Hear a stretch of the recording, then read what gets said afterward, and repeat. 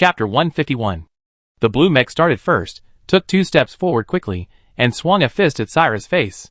The opponent stepped back to avoid it. Her palm suddenly closed and transformed into a fast-spinning cutter, cutting a wound on Cyrus' head. She continued to move forward, and the laser cannon attacked the wound, hitting his head, but unfortunately it failed to open his head directly. The mech was modified by her own hands, and it fits her perfectly. It caught Cyrus off guard at the beginning. Cyrus held down the buzzing head and avoided Jijioshu's attack again. She turned sideways and grabbed her calf and pulled forward. She pressed one hand on the opponent's shoulder and released her mental power. He did not react and continued to press her down and punched her with the other hand. Mental counseling is similar to mental power attack. The mech can resist mental power attacks and cannot break Cyrus's defense line in a short time. Jijioshu flew up into the air and turned around. His other foot kicked him in the chest. He was forced to let go and took 2 steps back. Cyrus turned his head and loosened his wrist. The shell exploded on his body, and a slightly sticky liquid flowed down from his chest.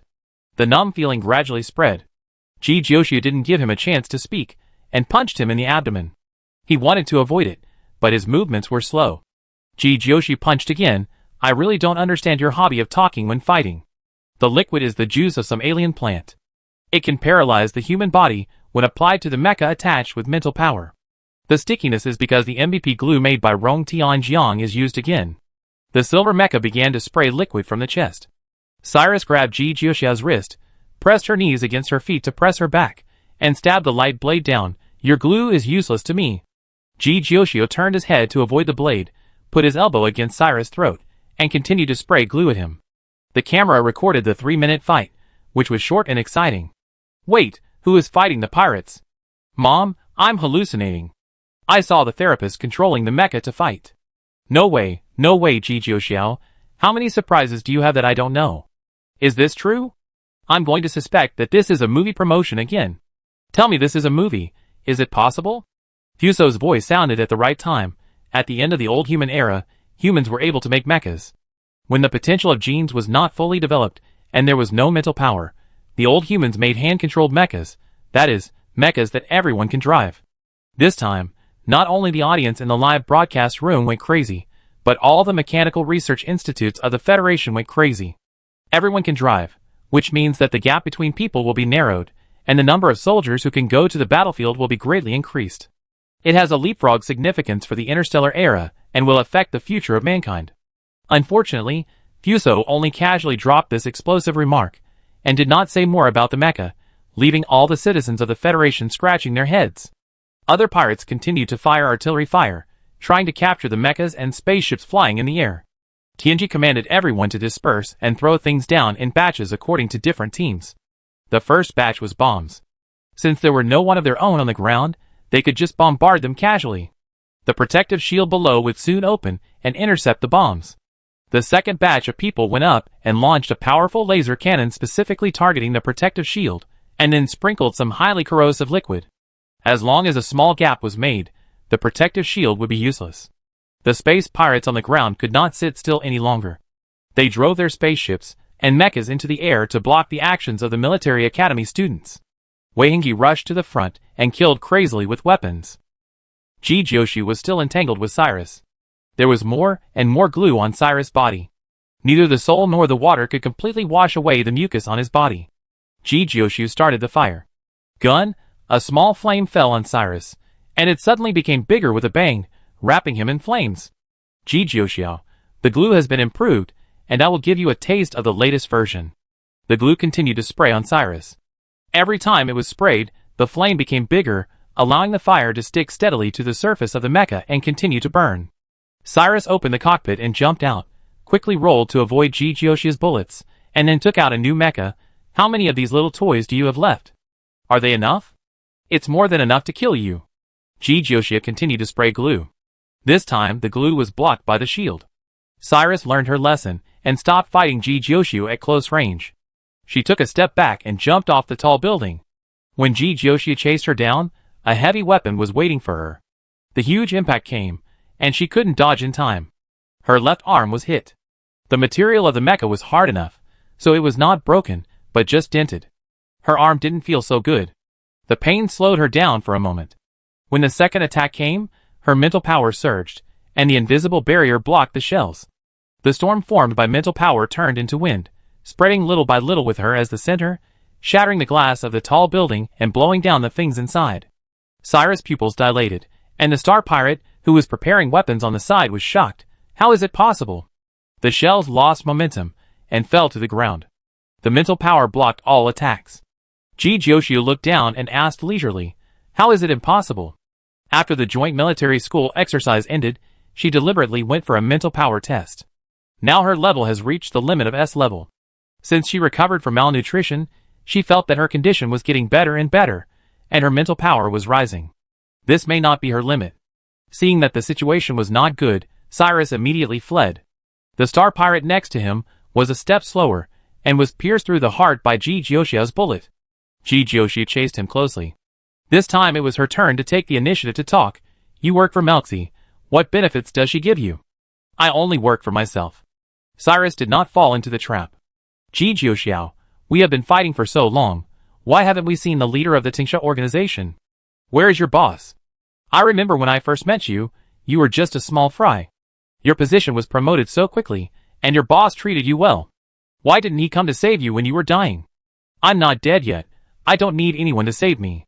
Cyrus changed the subject. "I had many opportunities to kill you, but unfortunately I didn't do it." "Don't flatter yourself. You didn't kill me because you couldn't kill me." Jijioshu shot him in the back. Cyrus staggered, and the light blade immediately attacked his back. He turned around in time, and grabbed Jijioshu's arm.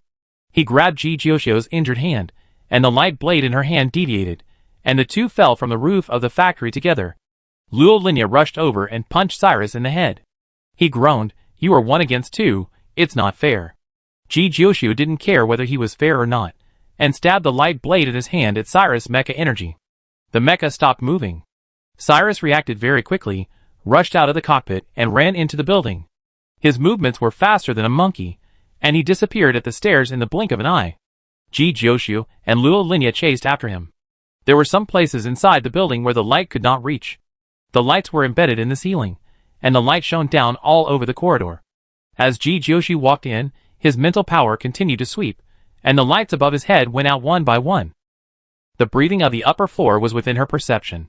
She walked forward all the way, and the gun in her hand hit a star pirate who came out to attack. Everyone's actions were under her eyes. Although she could not clearly perceive the outline of the person, there was only a vague black shadow, but she could always hit it with one shot. Luo Linya fired another shot, and no one survived wherever she passed. Cyrus ran quite fast. The star pirates seemed to have received the news and no longer approached the two of them, but concentrated on running to the top of the building, and they also sped up. The two were still a step too slow. There was a passage between the buildings, and the door was tightly closed. Half of the space pirates in the building ran away. Jijioshu bombarded the door, but the quality of the door was quite good, very thick, and it could not be broken. When she was about to go out to help others, she saw Luo Linya's body shaking and stretched out her hand to the wall. Luo Linya pressed her head with one hand. "I feel a little dizzy." The sixth sense made Jijioshu's back run cold. She broke the glass next to her without hesitation and pulled Luo Linya down. The next second they left, a huge explosion sounded behind them. The aftermath of the explosion pushed the two people down faster, and the glass shattered and splashed, cutting the clothes on their backs.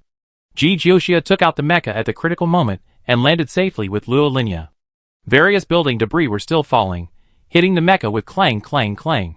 Jijioshu pulled Luo Linya into the mecha and controlled the mecha to stand up away from the exploding building. Luo Linya realized that Jijioshu could actually control the mecha, and was shocked. Jijioshu explained, "This is the mecha of Blue Star, and it can be controlled without mental power." Although she is indeed using mental power to control it now, she doesn't want to stand out too much. An old human identity is enough, and there is no need to let too many people know about mental power.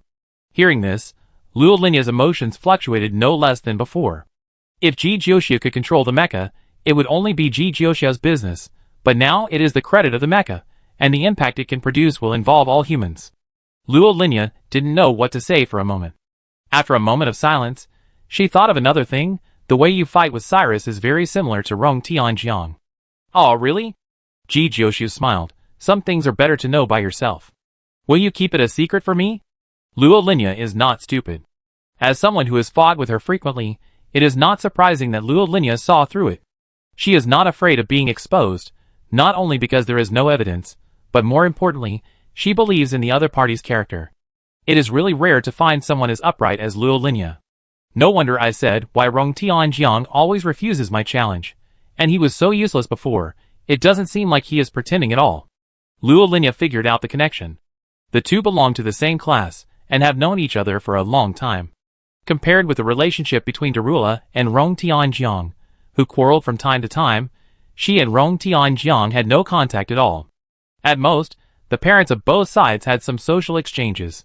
He has made some progress in the past 2 years. He is no longer the last one. His professional performance is very good. Ji Jiuxiu saved Rong Tianjiang's face. I know, otherwise I would not believe that he was fighting before. Luo Linya nodded, a little depressed. I praised him in front of my parents before, but it was in vain. My dad even said he wanted to compete with him. Ji Jiuxiu was a little confused. Your dad? Luo Linya. Yes, my dad likes to compete with others and often fights with me. Ji Jiuxiu, She silently lit a candle for Rong Tianjiang in her heart. She thought that she could dispel Luo Linya's idea of competing with Rong Tianjiang by talking to Luo Linya. Who would have thought that there was a Luo Linya's father? Rong Tianjiang, who was tinkering with mecha weapons to kill the star pirates, sneezed. What happened? He felt a chill on his back. With the unremitting efforts of everyone, the protective shield finally couldn't hold up. A crack appeared, and then broke apart. Various shells avoided the building and bombarded the factory area crazily.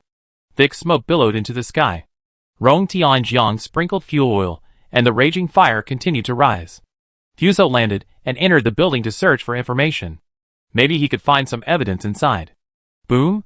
A building next to it exploded. Cyrus, who had been hiding, appeared again, hovering around the tall building in a spaceship, and constantly shooting into the building. There was a colorless and odorless gas floating in the building. It would explode when it came into contact with Mars. The explosions were connected in series, making people's ears buzz, and they couldn't hear anything. The ground shook, countless dust and smoke flew together with building debris, and the building slowly collapsed. Ji Jiuxiu and Luo Linya escaped from the range of the explosion. When they turned around, they saw Fuso rushing into the building. Luo Linya subconsciously went back to save people, but Ji Jiuxiu stopped her. Fuso went in. Luo Linya said anxiously. Ji Jiuxiu, it's okay. She will run away when she encounters danger. The building is about to collapse. She can't run away. Luo Linya climbed out of the mecha and sneezed repeatedly because of the dust outside. Ji Jiuxiu looked at Cyrus in the air. She will find a place to hide. It is more important to kill these pirates outside first. She controlled the mecha to fly up, and Cyrus ran away as soon as he saw her. There were many spaceships in the air, and after she smashed 2 of them, there was no new one. Not everyone can drive a spaceship. Even if the Tingsha organization is different from other pirates, it can't gather so many talents who can drive combat spaceships. The spaceship moved away, and the mecha moved forward. They did not fight Ji Jiuxiu head-on, but avoided her and ran around. The main target was still the building below. The more they did this, the more it showed that there was indeed some information in the building that should not be seen. Ji Jiuxiu cut off the energy source of the mecha in front of him with a knife. They didn't even care about their lives, and were determined to destroy the building. I really don't know how Melchior did it, so that these vicious star pirates would rather give up their lives to keep the secret. The high-rise buildings were blown up one by one, and the star pirates began to retreat and entered the spacecraft to run out. Ji Jiuxiu received a message from Fuso that the computers and other equipment in the building were severely damaged. It can be said that there was no body left, and the data inside was probably not saved. Ji Jiuxiu, forget it, clean up these people first. The data was destroyed as expected. Melchior would not leave such a big flaw. Even if it was not destroyed, relevant materials would definitely be found. At the same time, Jiangju outside the planet also sent a message that more star pirates were approaching from the outside, and only 1/3 of the people left outside the planet were about to collapse. Ji Jiuxiu made a prompt decision and asked everyone inside the planet to retreat and stop the pirates outside. Someone asked, what should we do with the pirates inside? Just leave them alone? Ji Jiuxiu looked around and said 2 words, poisoning. This battle was the first stop of Delilah's expedition, so she had to win the next battle. Anyway, the pirates were going to die, and the way they died was the same. Everyone entered the spaceship to evacuate the planet, and go outside to help others. The mechanics deployed signal jammers on the periphery of the planet in advance to ensure that all electronic equipment on the planet could not transmit information to the outside. The live broadcast room was closed for a short while and then reopened. The person holding the camera changed from Fusang to Ji Jiuxiu. She was in the spaceship driven by Delilah. There were only the two of them here. She switched the public channel to the private channel, and after confirming that everyone had evacuated, she said to Fusang, "Let's start." The planet was completely blocked, and the pirates could not escape. A huge green explosion slowly expanded like a mushroom cloud, and a pungent smell spread. The raw materials of poison gas are extracted from plants without too much chemical processing. They are natural poisons. They will automatically degrade after a period of time and will not affect the ecological environment of the planet. Ji Jiuxiu stood by the window and looked down. For such a large planet, one poison gas bomb was not enough, but the real killer was Fusang, who stayed on the ground. Although the murderous star pirates could be regarded as non-humans and must die, Fusang, who stayed on the ground to do the finishing work, still insisted on her bottom line, and others were willing to continue to protect her principles. The thick green smoke was the best disguise. No one could see that a tree was growing rapidly, with branches flying, wrapping up the fleeing star pirates, pulling them back to the center of the poison gas bomb, and removing their gas masks. The poison gas will not kill the pirates, but it will interfere with their brain nerves and make them demented, so that Fusang's secret will not be exposed. Later, all these pirates were brought back to the Federation for public execution as a deterrent to other pirates. Extraordinary times require extraordinary means. The policy of appeasement is not applicable to the current situation. Severe punishment must be used to have the effect of killing the chicken to scare the monkeys, and it is also a memorial to the countless souls who died at the hands of the Tingsha organization. The trunk continued to rise upwards and became a towering tree. More green exploded to cover her, and all the pirates could not escape her eyes. Outside the planet, Ji Jiuxiu and others came to support and confronted the other pirates, who rushed over. All the things about pirates on the planet were destroyed, especially those factories that continuously produced weapons. Melxi must have been seriously injured. Fusang's voice came through the headphones. Ji Jiuxiu threw the live broadcast equipment to Rongtianjiang and drove a spaceship alone back to the interior of the planet to pick up people. When she landed, Fusang had completely turned into a tree and could not be seen as a human. The tree was 100 meters high, with a trunk diameter of more than 10 meters. The giant tree swayed in the wind, and green mist interspersed between the treetops, like dancing silk. This scene was particularly shocking. Ji Jiuxiu, you are so big that the spacecraft can't carry you. The leaves turned yellow little by little, and fell with the wind. Starting from the trunk, the giant tree continued to wither and shrink, like a balloon filled with water, starting to release water, and getting smaller little by little at a speed visible to the naked eye. Ji Jiuxiu landed on the ground, and while waiting, he looked through the piled-up space pirates one by one, looking for the figure of Cyrus. Cyrus squeezed in the middle of the crowd, and like the others, his eyes were dull, and his mouth opened and closed, making a sound of breathing. She brought the man out, so there was no need to bring Cyrus back. She would not feel at ease unless he died in front of her. As soon as she pulled out the gun, her wrist was twisted. Cyrus grabbed her hand and twisted it back. She was pulled forward without noticing it. Her already injured left arm was injured and became numb. Cyrus took off the gas mask on her face. She immediately held her breath, kicked his heart with her heel, and reached out to grab the mask. Cyrus spat out a mouthful of blood, coughed continuously, threw the gas mask away, and then hugged Ji Jiuxiu's legs tightly to prevent her from moving. His strength was so great that Ji Jiuxiu could not struggle for a while. "If I am going to die, you might as well accompany me." Cyrus grinned. His lips turned pale, and his arms couldn't stop shaking. The poison gas did not have no effect on him. Cough, cough, cough. The green poison gas was floating, and Ji Jiuxiu began to cough. "You better go by yourself. It's true that the scourge has been around for thousands of years. Even in this situation, Cyrus can still survive, and his vitality is comparable to that of a cockroach." The green branches reached out and wrapped her head. Although this scene was a bit scary, it was very good at isolating the poison gas and providing her with fresh air to breathe. The green leaves gradually became transparent. If it weren't still connected to the green branches, it would be exactly the same as a breathing mask in space. The gun in Ji Jiuxiu's hand was knocked away by Cyrus at the beginning, and she pulled out a dagger and stabbed him in the heart. Cyrus used up his last strength to hold the blade, and blood gushed out of his palm and dripped down the tip of the knife onto his chest. "You can't kill me. I can help you identify the person behind the scenes." At such a critical moment, he still didn't directly say Melx's name, and used it as a bargaining chip to make a request to Ji Jiuxiu. Ji Jiuxiu, I don't trust you. As long as Cyrus is alive, he is a threat. She will not believe anything he says. Fusong turned back into a human, and one of his hairs was still a branch, continuing to provide oxygen to Ji Jiuxiu. Wait! Cyrus lay on the ground, pushing the dagger up with all his strength. We can still talk, you can have whatever you want. Ji Jiuxiu, I want you to die. Her hand pressed down hard, and Cyrus could no longer support himself. His bent elbow was completely flattened, and his hand fell down with the dagger. The dagger pierced his heart, and blood spread. His body twitched a few times, blood gushed out of his mouth and nose, his pupils were dilated, and his breathing gradually stopped. Just in case, Ji Jiuxiu also stabbed him in the left chest. Who knows if his heart will grow on the left side?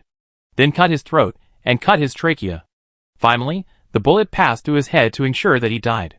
Ji Jiuxiu packed up the remaining pirates and took them away. There were too many people, and the spaceship could not accommodate them. He selected those who were obviously small leaders during the battle, and took them away. The remaining people had their brain nerves damaged, and could no longer pose a threat. The spaceship started, and Ji Jiuxiu inhaled some poisonous gas. Now his head was dizzy. He sat in the co-pilot holding a gas tank and breathing the purified medicine. Fuso drove the spaceship away from the planet. The battle outside the planet was still fierce. The military academy students retreated as soon as they were injured, and were not allowed to continue to go to the front line, so that the military academy students were forced to retreat step by step. Ji Jiuxiu told Wei Hingji about the situation on the planet, and asked everyone to evacuate quickly. The purpose of this battle has been achieved. There is no need to fight them to death. The healer takes the wounded away first, and the individual soldiers cover behind. The live broadcast room is closed here. There is no need to show everyone how they fled in a panic. The pirates behind him are chasing him closely, like a wasp that has been pierced through its nest. What's more troublesome is that there are also pirates coming from the front. The spaceship they were driving was not the same style as the Tingsha organization, and there was no snake pattern on the surface. It was likely that other scattered small pirate organizations heard the news and came here on purpose. The Federation and the pirates have always been in a deadly hostile state. The pirate organizations that have always disliked each other are rarely united at this time, and are very willing to participate in activities to add insult to injury to the Federation. This galaxy is the range of pirate activities. Spaceships and mechas are densely packed throughout the universe. The roads in front and behind are blocked, surrounding the cadets. Chapter 152. Noisy sounds came from the outer reaches of the galaxy, mixed with flickering lights, and Ji Jiuxiu and Diawila's optical computers simultaneously received communication requests. Ji Jiuxiu answered the call from Shuangwebai, whose background was inside the spaceship. Through the window behind him, he could faintly see the flickering light. You dare to provoke the Star Pirates with such a small number of people. I thought you brought a whole army. Shuangwebai spoke first. Ji Jiuxiu was a little surprised. Why are you here? Because Yunfei was particularly worried about you. He couldn't eat or sleep, so he came. Shuangwebai smiled. The spaceship blasted away the Star Pirates blocking the front, like a sharp sword tearing a crack in the encirclement. There were many spaceships behind her, and at first glance, there were quite a few. Really? Ji Jiuxiu also smiled. But it's a pity, I like you more than him. Shuang Yunfei on the side was helpless and interrupted the conversation between the two women. Can you stop the meaningless chat and do business first? Ji Jiuxiu raised his eyebrows. Given your relationship with the Federation, I'm not sure who you are here to help. The light brain screen shook slightly, and the spaceship where Shuangwebai was attacked. Shuang Yunfei walked to the end of the cabin and prepared to go out. She opened the cabin door and smiled at the camera. Of course, whichever side has more benefits will follow. Facts have proved that her initial strategy was very correct. She firmly placed her bets on Ji Jiuxiu, and would rather suffer a little loss and spend more money to maintain a good relationship. Based on the relationship between Ji Jiuxiu and Diawila, as long as Diawila wins this battle, Ji Jiuxiu will have a bright future. The appearance of Shuang Yuebai's brother and sister is a timely help. They solved the miscellaneous Star Pirates. On the other side, the person who contacted Diawila was Huda. He led a team to help and broke the encirclement of the Star Pirates from another direction, which greatly relieved the pressure of Ji Jiuxiu and others. He has rich combat experience. Because of his son Husi, he established a relationship with Diawila early on. Compared with some newcomers who came later, his relationship and interests with Diawila are closer. The arrival of the two reinforcements turned the situation around. If it was a random fight, there was a black market organization that was as good as the Star Pirates. In terms of tactics and discipline, there was an army led by Huda, and the balance of victory tilted towards Dairula. The silent battle lasted for a long time. This was a tug-of-war. Jijiushi wanted to leave but couldn't. In the end, both sides were exhausted, and Wei Hingji chose a planet to rest temporarily. The subsequent development was unpredictable. Fortunately, preparations were made in advance, and Huda was arranged to wait outside the galaxy. If they didn't return after a certain period of time, he would come to help. Everyone landed to rest, but they couldn't stop completely. They had to prepare for defense to avoid being attacked, and they had to treat the wounded. Jijiushi gave Jiangju mental counseling and put the black crystal necklace back on his neck. As soon as the necklace was buckled, a slight heat spread. Jijiushi was stunned for a moment and looked at the necklace in the palm of her hand. The heat was radiating from the black crystal. An inexplicable intuition came over her. At this moment, her hair stood on end. Her body reacted faster than her brain. She pulled the necklace off again, wrapped it around the barrel of the gun, and threw it far away. The necklace itself was too light to be thrown far. After adding the weight of the gun, it was thrown forward about 200 meters, but this distance was still not enough. Before the black crystal necklace landed, a huge explosion exploded in the air. Jiangju entered the mecha the moment the necklace left his body, and stood in front of everyone to block the impact of the explosion. The aftermath raised dust and sand all over the sky. Things on the ground were overturned, and some lighter medical equipment flew all over the sky. Explosions came one after another. The small black crystal actually contained such a large amount of energy. If it was used as fuel for research, the level of interstellar technology could be taken to a higher level. Yusuin was not to be outdone, and also went up to resist the storm. The aftermath spread in waves, and more people stood up. The explosion seemed to contain a component that disturbed the mental power. The mental power overlapped and began to squeeze each other. This fluctuation stimulated Jijiushi. She felt a stinging pain in her head, and her eyes went black. She saw the boundless universe in the mental picture again, just like every time she was stimulated. The riot of mental power affected everyone, and even the healing mental power users felt dizzy and uncomfortable. This was no longer a shock that Jiangju could resist alone. Jijiushi stood up and released her mental power. The two mental powers with different operation modes collided in her body, just like the yin and yang tai chi that were incompatible, but harmoniously compatible. The mental power was released through the air, and all the soldiers in front felt relaxed and comfortable, just like soaking in water on a hot summer day. Slightly cool, without any aggression. Before this, even though Jijiushi's mental power had reached S level, she still couldn't give people mental counseling through the air like Darula, but this time she did it inexplicably. The blood in her body became boiling hot, and swam through every part of her body. Everything around her was clearly reflected in her eyes, and her perception continued to magnify. Her mental power strongly suppressed all the sweeping attacks and pushed them back. A hurricane was set off in front, blowing off several large trees, and all the fallen leaves and dead branches were lifted up. Time slowed down at this moment. The whistling sound of the wind filled everyone's ears, and the sky and the earth were shrouded by the wind. Perhaps it was a second, or 10 minutes, the black crystal necklace was completely turned into powder.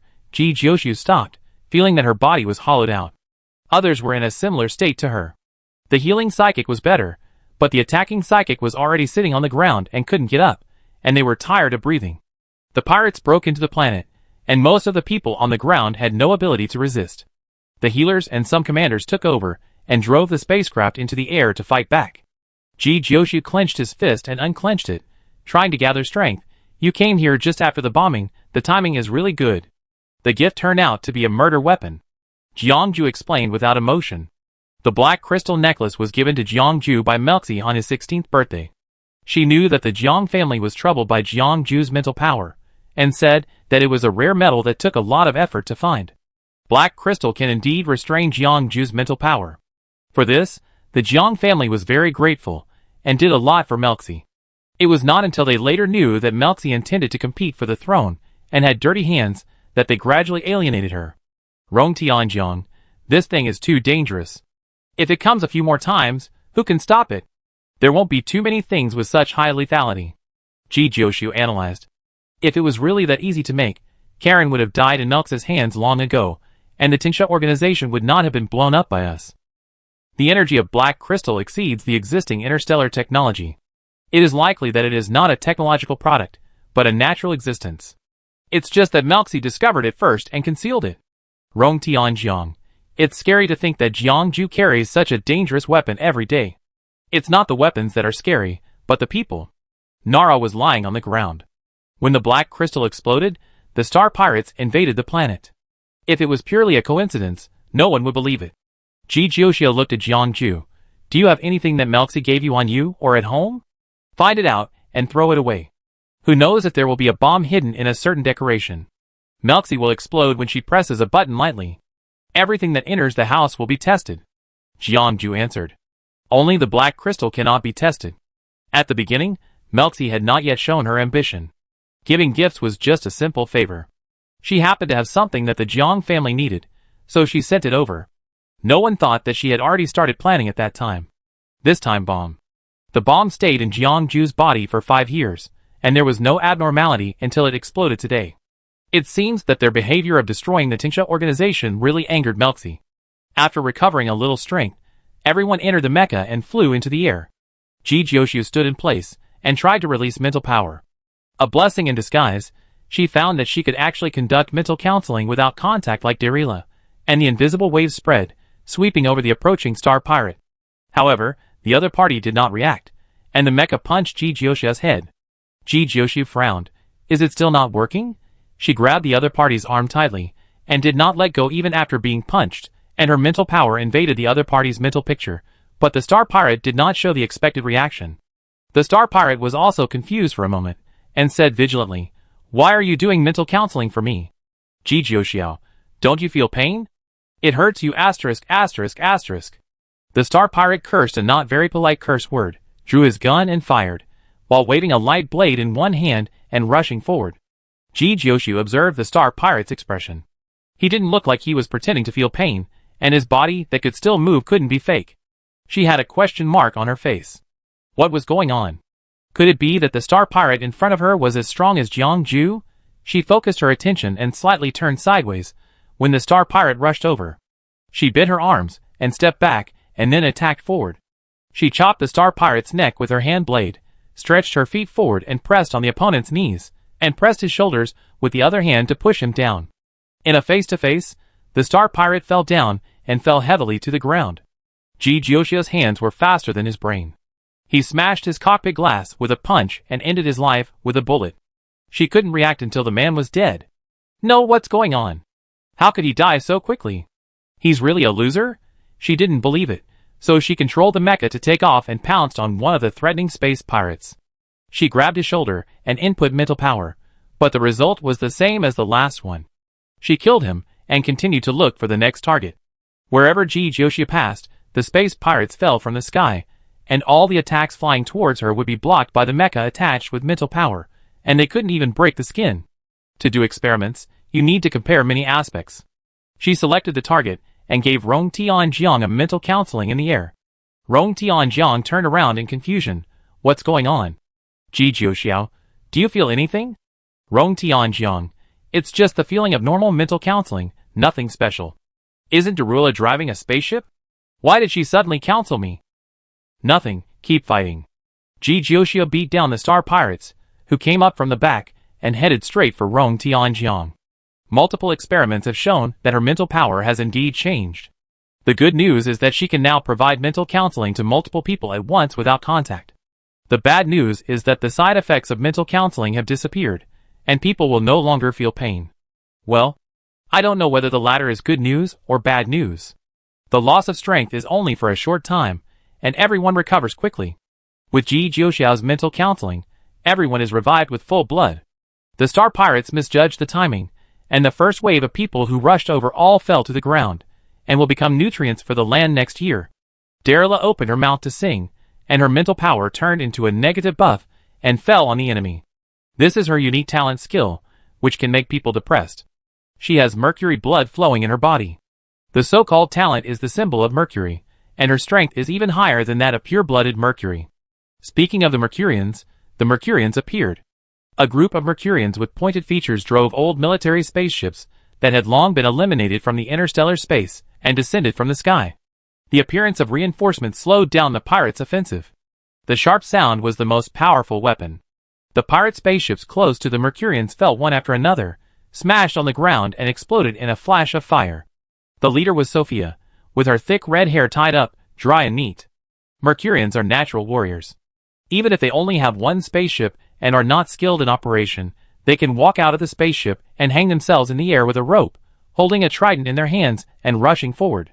The material of the trident is comparable to the hardest alloy in the Federation, so it is not a problem to pierce the cockpit glass of the spaceship. Dozens of Mercury people, driven by the spaceship, destroyed several pirate spaceships with just a primitive weapon. The harsh sound invaded the pirates' brains, causing a few seconds of blankness, which was enough time for everyone to counterattack. After the 5 members of G. Joshia's team left Mercury, Betty's plan and Darula's funding were put on the agenda. This group of people were all leaving Mercury to study in the Federation. Darula didn't expect them to appear, and was surprised. "Why are you here? I saw your live broadcast on the internet, and thought you might be in trouble." Sophia swung in the air, and jumped to the top of the spaceship. Liddy poked his head out. The world of the Federation is so wonderful, and the optical computer is so fun. He has now become an internet addict. Because his grades were at the bottom, Betty forcibly deprived him of the optical computer, and he is undergoing labor reform. Sophia ruthlessly exposed his past. G. Jioshu blew up a star pirate's head. Hearing Sophia's words, he always felt strange. Mercury people have learned a lot of knowledge. With the addition of Mercury people, the situation is completely under control. The Federation began to fight back, and ruthlessly beat the star pirates. Before they finished cleaning up the star pirates, a new group of people appeared. Their faces were unfamiliar, and there were complex patterns overlapping on the spaceship. The new team attacked the star pirates as soon as they arrived, which meant that they were not the star pirates' friendly forces, but no one came out to greet everyone. This group of people didn't know where they came from. "It's Liming." Xing Ran's news confirmed Ji Jioshu's guess. There are a group of people in the Liming organization who, like Xing Ran, have lost their families and people because of the star pirates. The leader of the Liming organization promised to let them take the opportunity to take revenge. The development of things was beyond Ji Jioshu's expectations, but it was not a bad thing. Every seed planted before has borne fruit at this moment.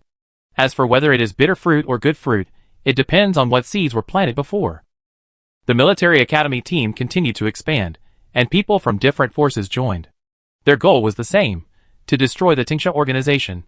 Mechas were shot down one after another, and the pirates could no longer hold on, and began to retreat. They killed Nancy, who was on top, and chased after them, taking 5 people away in one wave. Ji Jioshu hurriedly pulled the people back. The murderous aura on Nancy had not yet dissipated, and her eyes were still cold, as if she was carrying a suppressed smell of blood. The pirates fled in a panic, and everyone returned in one go without resting, so as to avoid the pirates coming back to cause trouble after resting. Wei Hingji and Ji Jioshu were on the same spaceship. They looked at the spaceships on the black market behind them, and they wanted to say something but stopped. In the end, they couldn't help asking, "These friends of yours? I didn't call them here." Ji Jioshu distanced himself from the relationship. "I don't know where they came from. Maybe they have a grudge against the Tingsha organization, and came to help." Wei Hingji shifted his gaze to Nancy. "What about this lady?" Nancy's murderous aura was restrained. She lowered her head, and stood quietly aside. After being called, she was a little embarrassed and her fingers were clenched together. When she was not in a combat state, Nancy looked like a quiet little girl, so Wei Hingji didn't understand why Ji Jioshu brought her with her at first. When she took action, she was as straightforward and ruthless as the veterans in the army. This was not the temperament she should have at her age. "Ji Jioshu, I don't know her well. She said she had a grudge against the star pirates, so I brought her here." Wei Hingji laughed angrily at the excuse full of loopholes and serious nonsense. "I didn't want to pry into your affairs, but just wanted to remind her that she has good physical fitness, and may be able to develop in the direction of military school in the future. Maybe it's a teacher's occupational disease. If they see a good seedling, they don't want to let it go. Ji Jioshu, it depends on her wishes." Nancy's current cultural level is similar to that of normal elementary school students in the Federation. Her age does not allow her to enter elementary school, and her grades do not allow her to enter normal high school. She is currently taking crazy tutoring, and has no normal study experience. If she wants to continue to go to school, her options are limited. Everything has to be done slowly. You have to wait until the current things are settled before you have time to consider more things. Before the spaceship returned to the Federation, Ji Jiuxiu received a message from the company's director Gray. The other party was temporarily staying on Blue Star to find inspiration. At this moment, Gray in the camera was a little nervous. The picture was aimed at the control room of the Blue Star machine. You can see that there are many red dots approaching on the instrument screen. If you enlarge these red dots, you can see the tongue snake logo on the spaceship. Gray, the pirates are coming. What should I do? Is it too late to call people now? Ji Jiuxiu frowned. The planet where the tongue snake organization is located has too few people. She guessed that Melxi took a group of pirates away to do things, but she didn't expect Melxi's target to be Blue Star. Press the blue button next to it to open the shield for a while.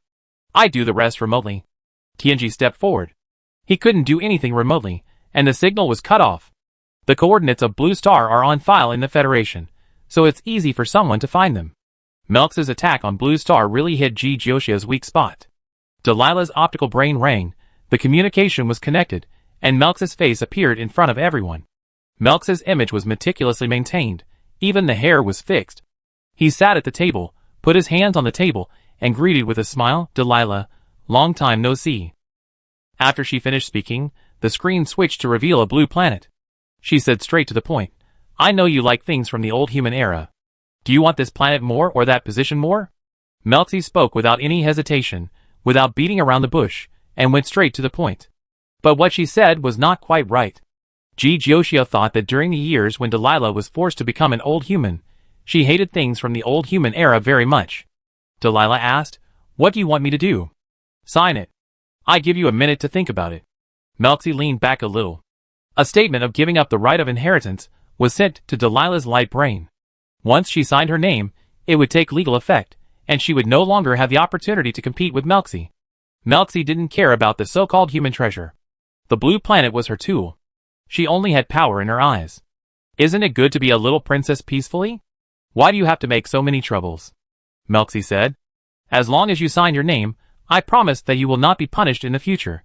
You will still be the innocent little princess of the Federation, loved by everyone, and I will also keep your homeland star for you. Homeland is the name Ji Jiuxiu gave to Blue Star when he first arrived in the interstellar space. These two words were said by Melxi in such a sentence, which was somewhat ironic. The planet is loaded with civilization from the human era. Don't you feel sorry at all? Delilah asked. Let the past be forever past. The only thing we can grasp is the future. Melxi didn't care. She reminded, there are still 30 seconds. The time was too short, and there was no chance to discuss. Melxi did things without leaving any room for negotiation. Delilah raised her hand to sign, and Ji Jiuxiu grabbed her wrist. She was stunned and looked up at Ji Jiuxiu. Ji Jiuxiu, if we rush over now, Blue Star may still be able to hold on. The underground base is the last refuge of the old humans, and it is not so easy to conquer. As for those things on the ground, if they are destroyed, they can be rebuilt at worst. If Melxi was just ambitious and resourceful, she might appreciate it, but everything the other party got was based on plunder. The matter of the Tingsha organization alone was enough to sentence Melxi to death. If Melxi really achieved her goal, she would definitely use any means to seize power. At that time, the government would become her one-man show, and the future direction of the Federation would be hard to say. How can we expect someone who can establish a star pirate organization to have a conscience? 1 minute is up, and when Melxi heard Ji Jiuxiu's words, he curled his lips and said coldly, Then I wish you good luck. The communication was hung up, and Melxi's face disappeared in front of him. The spacecraft changed direction and went to the Blue Star. The communication with Gray was cut off. They had no way of knowing the situation on the Blue Star now. It is vacation time now. Yanpei went to the Blue Star to meet his parents. In addition, there were Gray and some workers on the Blue Star. Yanpei was a mechanic, and should be able to control the weapons for a while. Ji Jiuxiu had moved a lot of weapons to the Blue Star before, just in case someone with bad intentions had evil intentions towards the Blue Star one day. It may not be so easy for Melxi to break through the defense line of the Blue Star. Tianji said faintly, Did you tell them the password of the console? Ji Jiuxiu, It seems not. Blue Star, Gray told Yanpei's parents and workers about the pirates and asked them to stay in the room and not come out. He took Yanpei to the control room and asked Yanpei to find a way to control these weapons to deal with the pirates outside. Yanpei's fingers paused after a while of operation. Gray said anxiously, You continue. What's the password? Yanpei turned to look at him. Gray, question mark. Gray, How do I know what the password is? TNG and G Jioshu didn't tell me. Then we can only try one by one. Yanpei turned around nervously. The password is in text format, a total of 2 words. He tried to enter TNG. Blue star. Jioshu. All failed, and then suddenly relieved. Gray was surprised. Do you know the password? I don't know. Yanpei shook his head. But there are 10,000 chances to try and make mistakes in the password. You can try slowly. Gray, Gray, by the time you finish trying, the grass on the grave will be 2 meters high. He looked at the screen, which showed that the Star Pirates had begun to bomb the protective shield. He didn't know how long it could last. If it couldn't hold up, he didn't think everyone could survive in the hands of the Star Pirates. Now he couldn't do anything. He was anxious and helpless. So he went out and decided to carve words on the wall and write a suicide note, and write it on the optical computer in case the optical computer was damaged and couldn't read it. As soon as he walked out of the door, he saw Feiju poking his head out, and he sighed. If the Star Pirates come in later, you should run quickly, otherwise the Star Pirates will not let you go. Feiju circled around him. He pushed it away, and said something to the alien plant. It couldn't understand human language. Feiju was pushed away, and after spinning in the air, he ran to the side of the vegetable garden, and the bamboo pole frantically pushed the leaves of the grass. Chapter 153. When Yanpei tried the 159th word, the shield of Blue Star was broken, and the pirates passed through the atmosphere and entered Blue Star. Everyone was crowded in the same house, trembling as they watched the black spots in the sky gradually grow larger. I go drive them away. Yanpei picked up the mecha and was about to rush out. Gray grabbed him. What's the point of you going out alone? Can you beat so many of them? It's better to hide. The chance of survival is higher. His mind was in a mess now, and the inspiration of the movie was madly splashing, messing up his mind. He held Yanpei tightly to prevent him from running out, and shouted to others to find a place to hide quickly. A green light flashed outside the window, and Feiju passed by. Gray cursed. Hide quickly, you don't want your life, right? While the pirates had not landed yet, he opened the door and wanted to catch Feiju. When he stood outside the door, he felt a shadow covering him. It was evening. The autumn sunset was as bright as fire. He looked to the left and saw only a huge pillar. Gray? ? What? Where did the pillar come from? He looked up and saw that the top of the pillar was split into 2 sides, and the shape was oval, and there were veins of leaves at the bottom. Why did it look more and more familiar? He mustered up the courage to approach the pillar, walked around the house to the vegetable field, and saw a cylinder with a very large diameter. Its bottom was white, gradually turning green upwards, and the oval thing that opened to the left and right was emerald green. Gray was stunned. Yanpei ran over and stood beside him, looking up with him, mouths open. The two tentatively poked at the pillar, and their nails pierced the surface of the pillar, and a little transparent liquid flowed out. A cotyledon, like a newly sprouted plant, grew on the surface of the pillar, round and plump, and slapped the two people's faces twice. It didn't hurt, just a little confused. Yanpei said with difficulty, "When did alien plants appear on Blue Star? Are you stupid? Don't you think the shape is familiar?" Gray's voice was floating. Feiju ran over and circled the pillar. The pillar treated it equally. The leaf slapped it, and Feiju lay on Yanpei's shoulder aggrievedly. The leaf disappeared in the cylinder, as if it had never appeared without a trace. The pillar was still rising, and the shadow had covered the entire city that had taken shape. Yanpei was stunned. This can't be grass? The grass that has always been said to be immature and unchanging has really grown up, but it is not growing new leaves, but is proportionally enlarged countless times. The pirate's spaceship approached. The two could not see the situation above, and could only judge from the shadow. New small leaves grew above the big leaves of the grass, connected by a thin stem, as thin as a bean sprout. The bean sprout hit the spaceship, seemingly lightly, and directly knocked the spaceship away. Not only did the spaceship fly away out of control, but a huge dent appeared on the surface. The pirates fired back with artillery shells, and the sounds of various weapons were intertwined. The grass was too big and was a very good target, and there were basically no empty bullets. However, this had no effect on the grass. The bullets penetrated its body, and were squeezed out from the other side.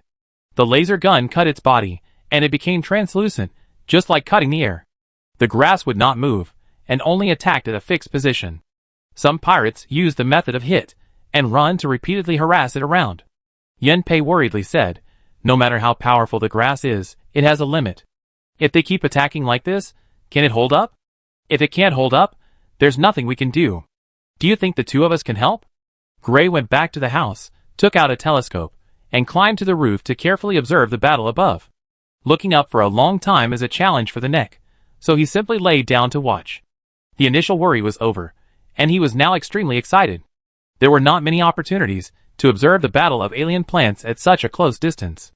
Yanpei, who also climbed to the roof, Is this the quality of a director who still observes in this situation? But Gray was right. If even the grass can't stop the Star Pirates, they can't. In addition to lying down and waiting, they can't do anything else. It's not appropriate to call it the grass now. It should be renamed the Big Grass. Its height is not clear enough to be seen with the naked eye.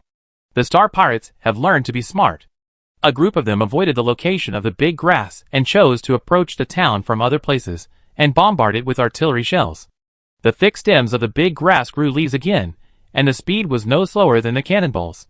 There was only a swaying afterimage in front of Gray's eyes, and the small leaves that were the same shape as the slaps on his face instantly caught the cannonballs. The Star Pirates were red-eyed and opened all the laser guns at once to sweep down. Wouldn't the broken alien plant become transparent? Let's see how it can stop the laser. The Big Grass can't stop the laser, but it can pull away the spacecraft. The small leaves growing on it can be infinitely extended, pulling away all the approaching spacecraft. As long as they exceed the range of the laser gun, they can't do anything. Yanpei's parents and workers walked out of the house, and also looked up at the Big Grass. Their acceptance level is higher than Yanpei and Gray. A plant always looks the same, just like a fake, and it is abnormal at first glance. With Feiju in front, it is not surprising that there is one more alien plant on Blue Star, not to mention that this is an alien plant that will protect them. The Star Pirates above are about to collapse. No matter how far they hide and run, the slender leaves extend as if there is no end. There are still many of them. Even if they use mechas to try to besiege from different directions, it is useless. The slender small leaves entangled the spaceship and the mecha, and swung them wildly in the air, making the Star Pirates inside see stars, and their legs so weak that they can't even stand. The small leaves stopped moving after entangled the mecha, hanging the person upside down in the air, and the other leaves continued to grab people, grabbing, swinging, and hanging at the same time. It seems chaotic, but in fact there is order in chaos. The people below were stunned. After a long time, they found that the Star Pirates could not pose a threat, and they went to do their own things, leaving Gray to continue to pursue inspiration and turn on the light brain to record the pictures. When Ji Jioshio and his group arrived at Blue Star in a hurry, 20 hours had passed. Ji Jioshio saw the cracked protective shield and his mood suddenly sank. The speed of the spacecraft has reached its limit and cannot be accelerated, but it still feels so slow.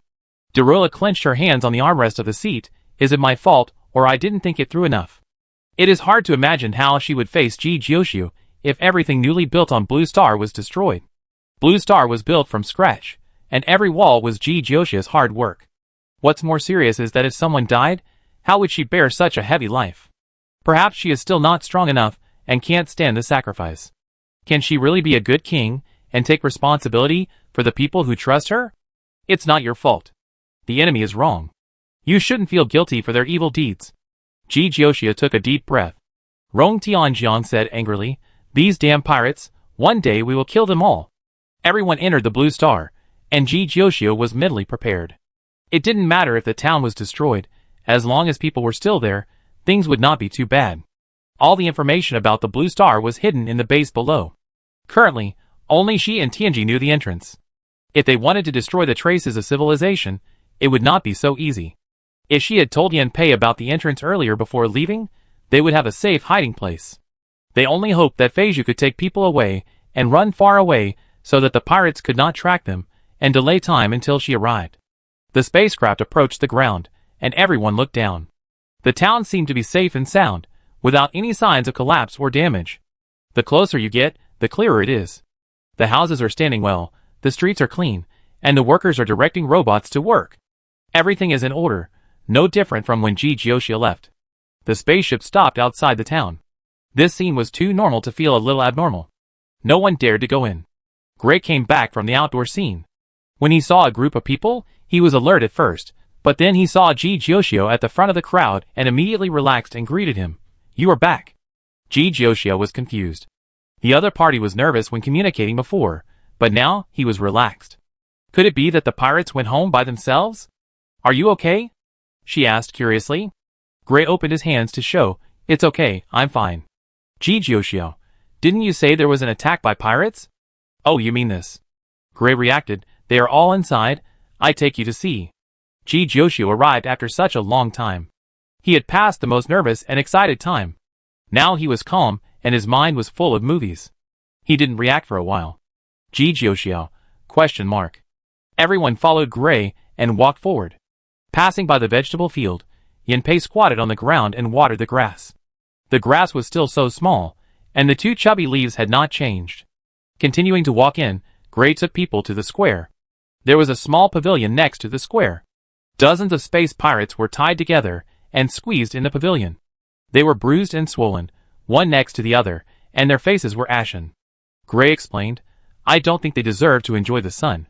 If they are locked in the house, I feel that they will dirty the floor, so I put them outdoors where they can't get the sun. After choosing and choosing, he finally chose this pavilion, and was very satisfied with it. By the way, those spaceships and mechas were moved to the machinery room by Yanpei. Gray added, there are quite a few, but they have been almost destroyed by Yanpei. It will be troublesome if the army wants to take the things away. Everyone, are these the key points? This is not what they want to hear. What about the process? How to defeat the star pirates and confiscate the supplies? Ji Jiuxiu asked everyone's questions. So how did you take them down? Don't you know? This shouldn't be the alien plant you raised. Gray looked like you were kidding me. Thanks to the big grass, we are safe. You didn't tell us that such a big alien plant was planted in the ground. I was shocked. With Vase in front, it was not a terrible thing that the big grass was an alien plant. It was just that Ji Jiuxiu didn't explain it in advance, which made him nervous at the beginning and afraid that the star pirates would break in. What big grass? Ji Jiuxiu was more and more confused. Why can't I understand what you are saying? Gray opened his mouth, but was stopped in time when he was about to say something, and winked at Ji Jiuxiu.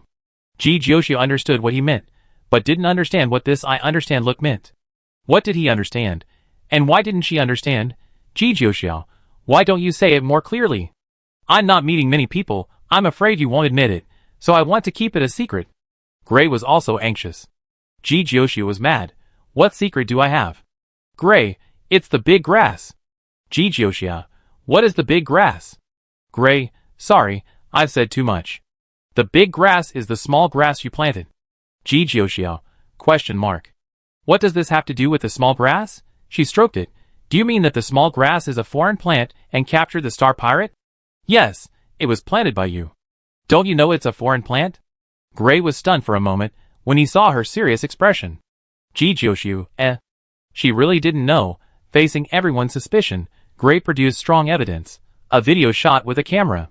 The small grass in the camera really turned into big grass. It was shot with a wide angle, but it still occupied 2/3 of the picture. The star pirate was only vaguely visible in a small area. The small grass showed its power, and the leaves growing on its body were thrown to the star pirate's spaceship. If you look closely, it has a sense of rhythm. With irrefutable evidence before her, Ji Jiuxiu was disheveled in the wind. This grass awakened in Tianji. It had existed on Blue Star before she was born. Over the years, she had never noticed anything unusual about it. Although the appearance has not changed, it may be that the species is born like this, and even Tianji has never doubted it. Ji Jiuxiu and Tianji looked at each other. They were the ones who had the most contact with Xiao Qiao, and at this moment, they were more shocked than anyone else. Fusang was a little surprised. It is actually a foreign plant. I have never noticed it. Ji Jiuxiu said faintly. Tianji and I have not noticed anything unusual for so many years, let alone you. The biological instinct of most foreign plants is predation. Even if some foreign plants do not actively hunt, they will move from time to change places, just like people will stretch. Which foreign plant will stay in the same place for more than 20 years, just like a frozen picture? Tianji blamed, it is because you feed it too much that it has become so lazy. You are more spoiled than me. When there was no plant nutrient on Blue Star, you buried the rotten vegetable leaves next to it. It was even more excessive after the plant nutrient was available. You never stopped watering it every day. Ji Jiuxiu argued with reason. Everyone left the Star Thieves and went to the vegetable garden to see Xiao Qiao. Yanpei was still squatting beside him and talking non-stop, but Xiao Qiao was still the same, without any reaction. A small leaf with a white stem suddenly grew out of the leaf, slapped Yanpei, who was mumbling, and then quickly retracted it. It was still, as if nothing had happened. Yanpei covered his face in confusion and said aggrievedly, Okay, I won't talk anymore. Dotsao is particularly annoyed by people who talk too much. Gray said, I told Yanpei, but he still didn't believe it. He was thinking about the movie next to Dotsao before, and when he was alone, he couldn't help talking to himself, and ended up being slapped by Dotsao. The facts were before his eyes. Ji Jioshu saw the small leaves sticking out and retracting on the blades of grass. He recalled the scenes of his long phone calls next to the grass many times. It seemed that the grass was not raised in vain. He was still somewhat tolerant of her. The grass in front of him was only the size of an index finger. It was hard to imagine that it would become so big. There was an unreal sense of separation. This trance did not disappear until it was dark and dinner. Now that Blue Star was safe, everyone decided to rest on Blue Star for a night before leaving. After a long period of infrastructure construction, many residential areas have been built in the town, and there are many empty houses, enough to accommodate everyone. The Dawn organization did not have any communication with Ji Jioshu and others.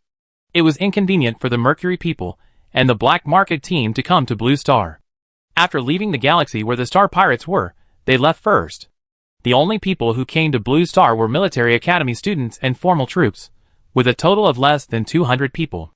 Everyone who came into contact with Blue Star for the first time would be shocked by the beauty of Blue Star. This is a natural and suitable planet that can survive without any mechanical transformation. The area is so wide that it is much larger than most planets in the interstellar. The point is that there is no invasion of alien plants and animals in such a large planet. Well, it is hard to say whether this is Xiao Cao's credit. Rong Tianjiang suggested, since Xiao Cao is so strong, why not let it go out to kill Melxi? This is a battle between humans. It is not appropriate for it to be involved. Ji Jioshu shook his head. Alien plants and humans have always been in a state of hostility. They not only have to win, but also have to pay attention to the influence of public opinion. After Xiao Cao's identity was exposed, someone in the official army found her privately and asked whether she should kill Xiao Cao. Because she didn't know that Xiao Cao was an alien plant before. Such a deceptive and lethal alien plant is very dangerous. A large number of soldiers died at the hands of alien plants, and some soldiers suffered from post-war trauma and hated alien plants extremely. They couldn't even accept some legal alien plants that were domesticated as pets in the Federation.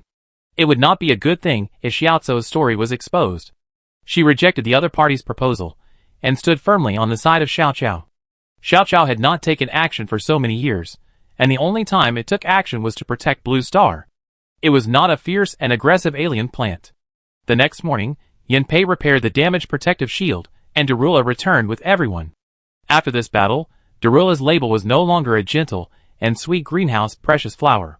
In the joint exercise of the military academy, she also showed her tenacity. The messy image and the combat uniform covered with yellow soil are more wild and vital than the exquisite and complicated long skirt. The news on the Star Network and the topics discussed by the public are all about Darula's extermination of the Star Pirates.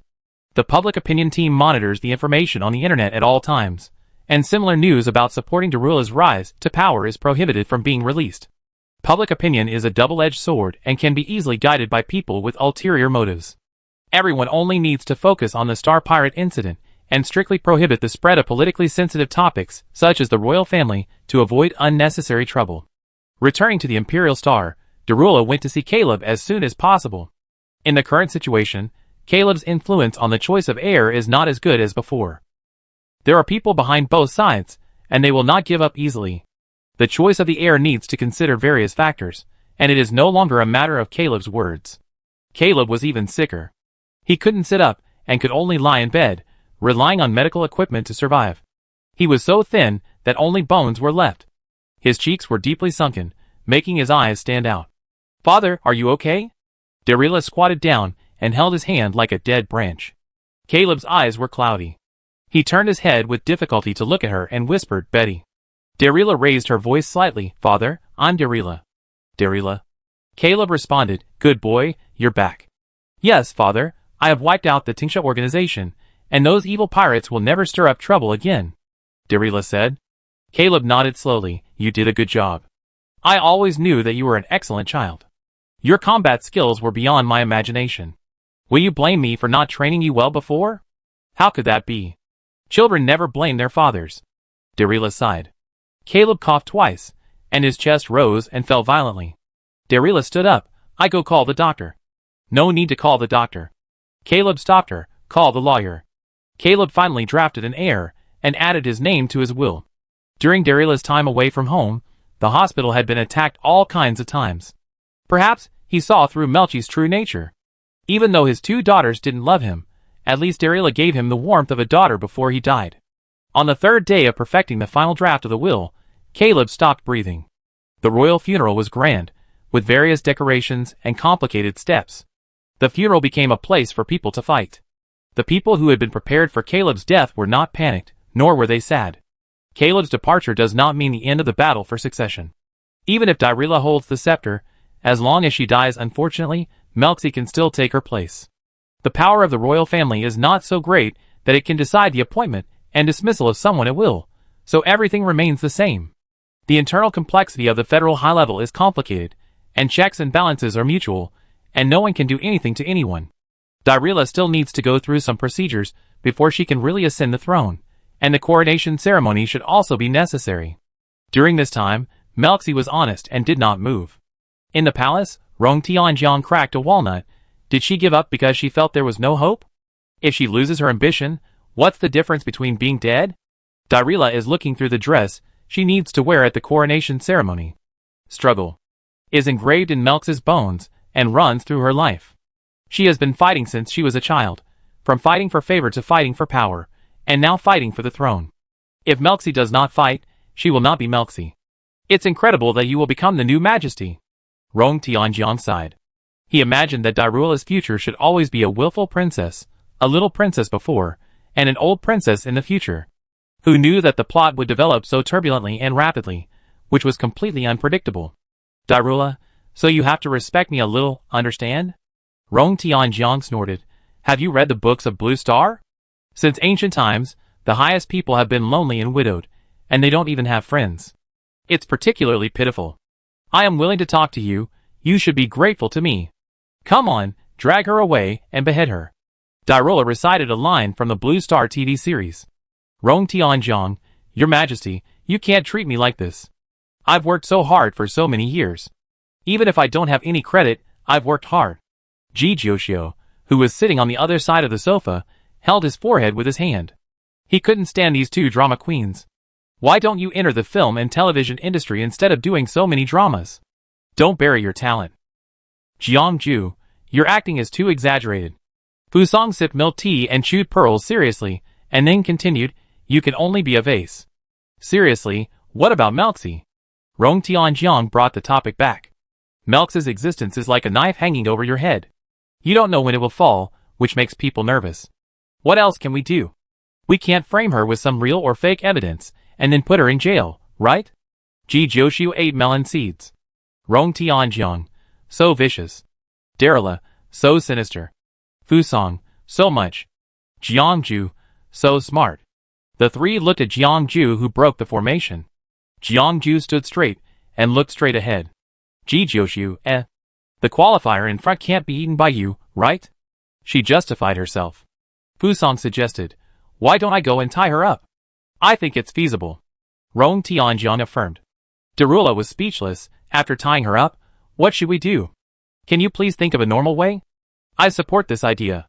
Ji Jiuxiu raised his hand. Tie her up first, lock her up, and the others will naturally lose their composure if they can't find her.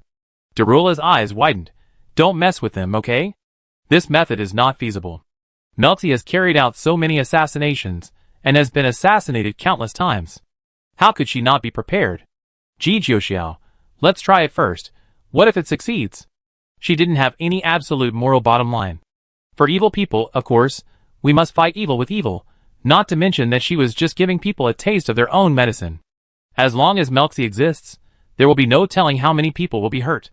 She has no expectations for Melchi's morality and conscience. What do you think? Darila couldn't persuade Ji Jiuxiu, and looked at Jiang Ju. Jiang Ju, I support Ji Jiuxiu's decision. This is obviously Fu Song's suggestion, right? Rong Tianjiang complained. In any case, the initial action plan was set. Chapter 154. Ideals are full, but reality is skinny. Fuso's lurking plan ended just as it began. Melchi's residence was so airtight that not even a mosquito could fly in. The 5 people gathered again in Dariella's palace. She has not yet officially held the coronation ceremony, and still lives in the original place. Fuso talked about the defense of Melchi's residence.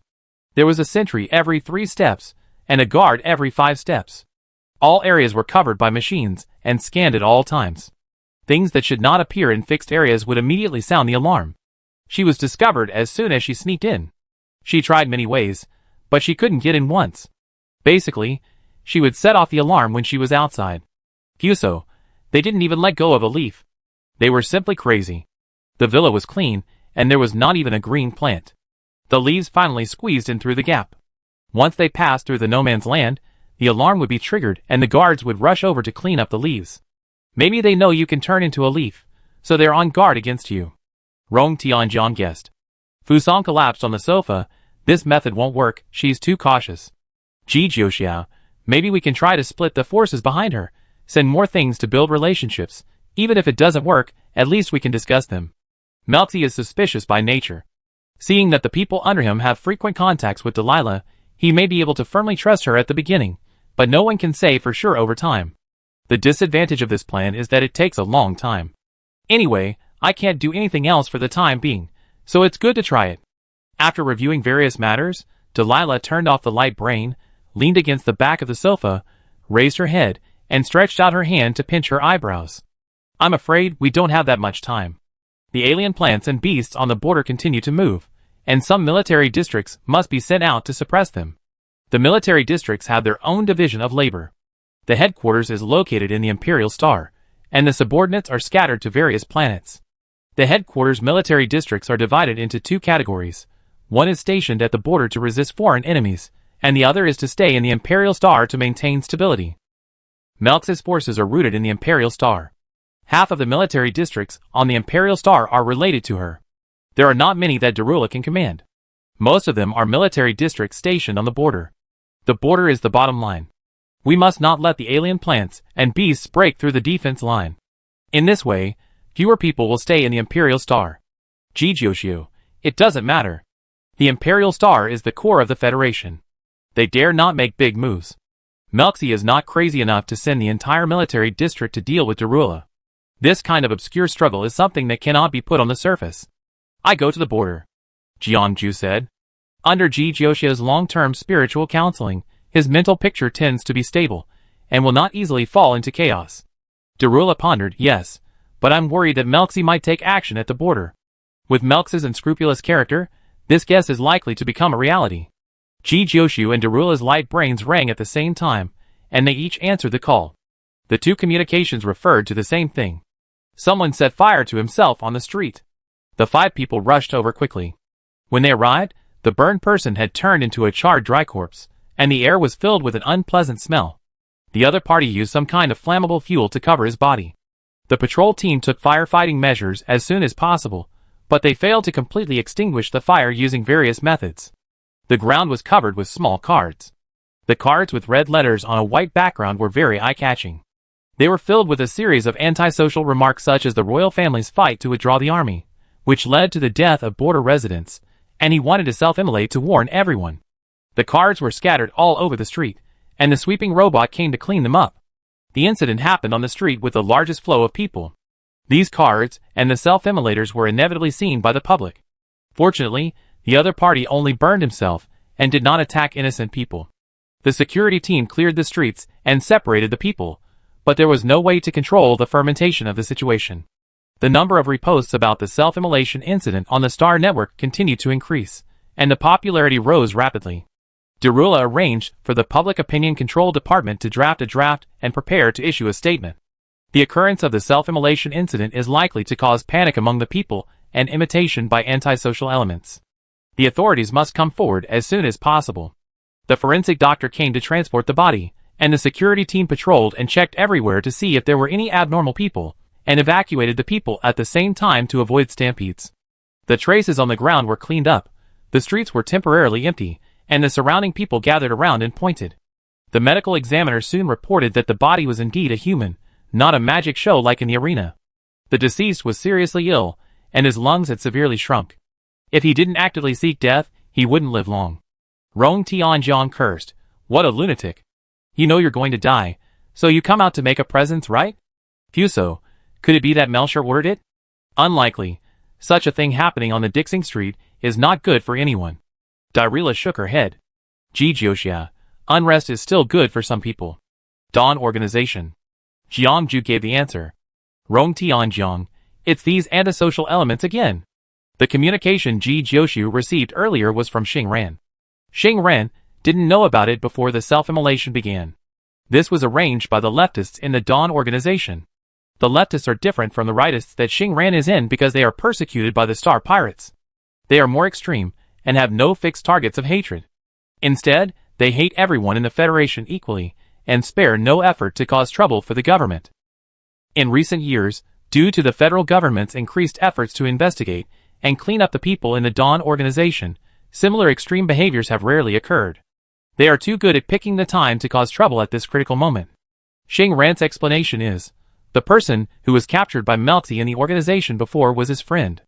We couldn't find a chance to rescue him, so he used such extreme means to provoke you. The place is controlled by Melxi, whether it is a residence or a prison, are like iron barrels. There is no way to sneak in to rescue people. It's Melxi and the Dawn Organization again, there is no time to stop. Rong Tianjiang said irritably. Dirula, first, we should release a statement to the public. We must not slack off in investigating and rectifying the Dawn Organization. We have to divide some of our energy. If we want to arrest people, maybe Xingran can help. Jioxiu suggested. The official statement on the self-immolation incident is not advisable to cover up the truth. The statement did not use any spring and autumn style, but objectively and concisely explain the incident and how it was handled. It stated that in the future, the inspection efforts will be increased in crowded places, and the crackdown on criminal gangs will also be intensified. The latter occupies a large space, almost a declaration of war to the Dawn Organization. The federal government still has a certain degree of credibility among the people. The people are willing to believe in the government. There is not much negative public opinion about the government. Most of the comments are scolding the people who self-immolated for being mentally ill. Jioxiu contacted Xingran. The last call was hung up in a hurry, and I didn't get to know the details. This time, I can have a good talk. I won't betray Kono. Xingran refused Jioxiu's invitation to join hands to overthrow the Dawn Organization. Kono was the original founder of the Dawn Organization. Although the other party trained her and Xinghe just to let them work for him, he did help them. If Kono hadn't funded the purchase of those overly expensive drugs, she might not have lived to know Jioxiu today. Jioxiu, then why do you still provide me with information? Xingran, I just don't want to see anyone die, and I don't want to cause public panic and aggravate everyone's stereotype of the Dawn Organization. The public's view of you is not a stereotype at all, but a fact, okay? Jioxiu was speechless. Assassinating federal officials, brainwashing children whose values have not yet been formed, secretly preaching, and detonating explosions in crowded public places. Bomb. What the Dawn Organization has done is enough to be sentenced to death. Xingran, not everyone is the same. The right wing knows who their enemies are, and has never hurt innocent people. But as long as you haven't completely split up, you are the same organization in the eyes of the federal government. What do you think the future of the Dawn Organization will be? Jioxiu asked. Xingran was silent. The Dawn Organization is not like the black market, which has a place that belongs to them completely. As long as they still live on federal land, they cannot develop like the black market. It is even more impossible to develop on a remote planet like the Star Pirates. The Federal Army is not stupid. The transportation of materials and the transfer of weapons are not easy. The Tingsha organization can succeed because of Melcher behind it. Jioxiu continued to ask, you have no hatred for the Federal Army, so you and Kono are destined to be different people. Have you thought about your future with Xinghe? What will you do in the future? Will you continue to be torn between Dawn and the Federation? After a long time, Xingran said, I haven't thought about it yet. If the ideology is not in line, it will split sooner or later. Now it is divided into the left and the right. Is it far from becoming two organizations? Jioxiu made an objective analysis. Xingran, I don't want him to die. Jioxiu gave her an idea. I can help you plead for mercy and sentence him to permanent imprisonment, or you can take him to the black market after the organization is destroyed. As long as he is not in the territory of the Federation, he will not be caught. I am just a small character. I don't have the ability to overthrow Dawn. Xingran laughed at herself. Now is a sensitive period. The act of self-immolation is a slap in the face of the Federation. The search for Dawn will continue to intensify.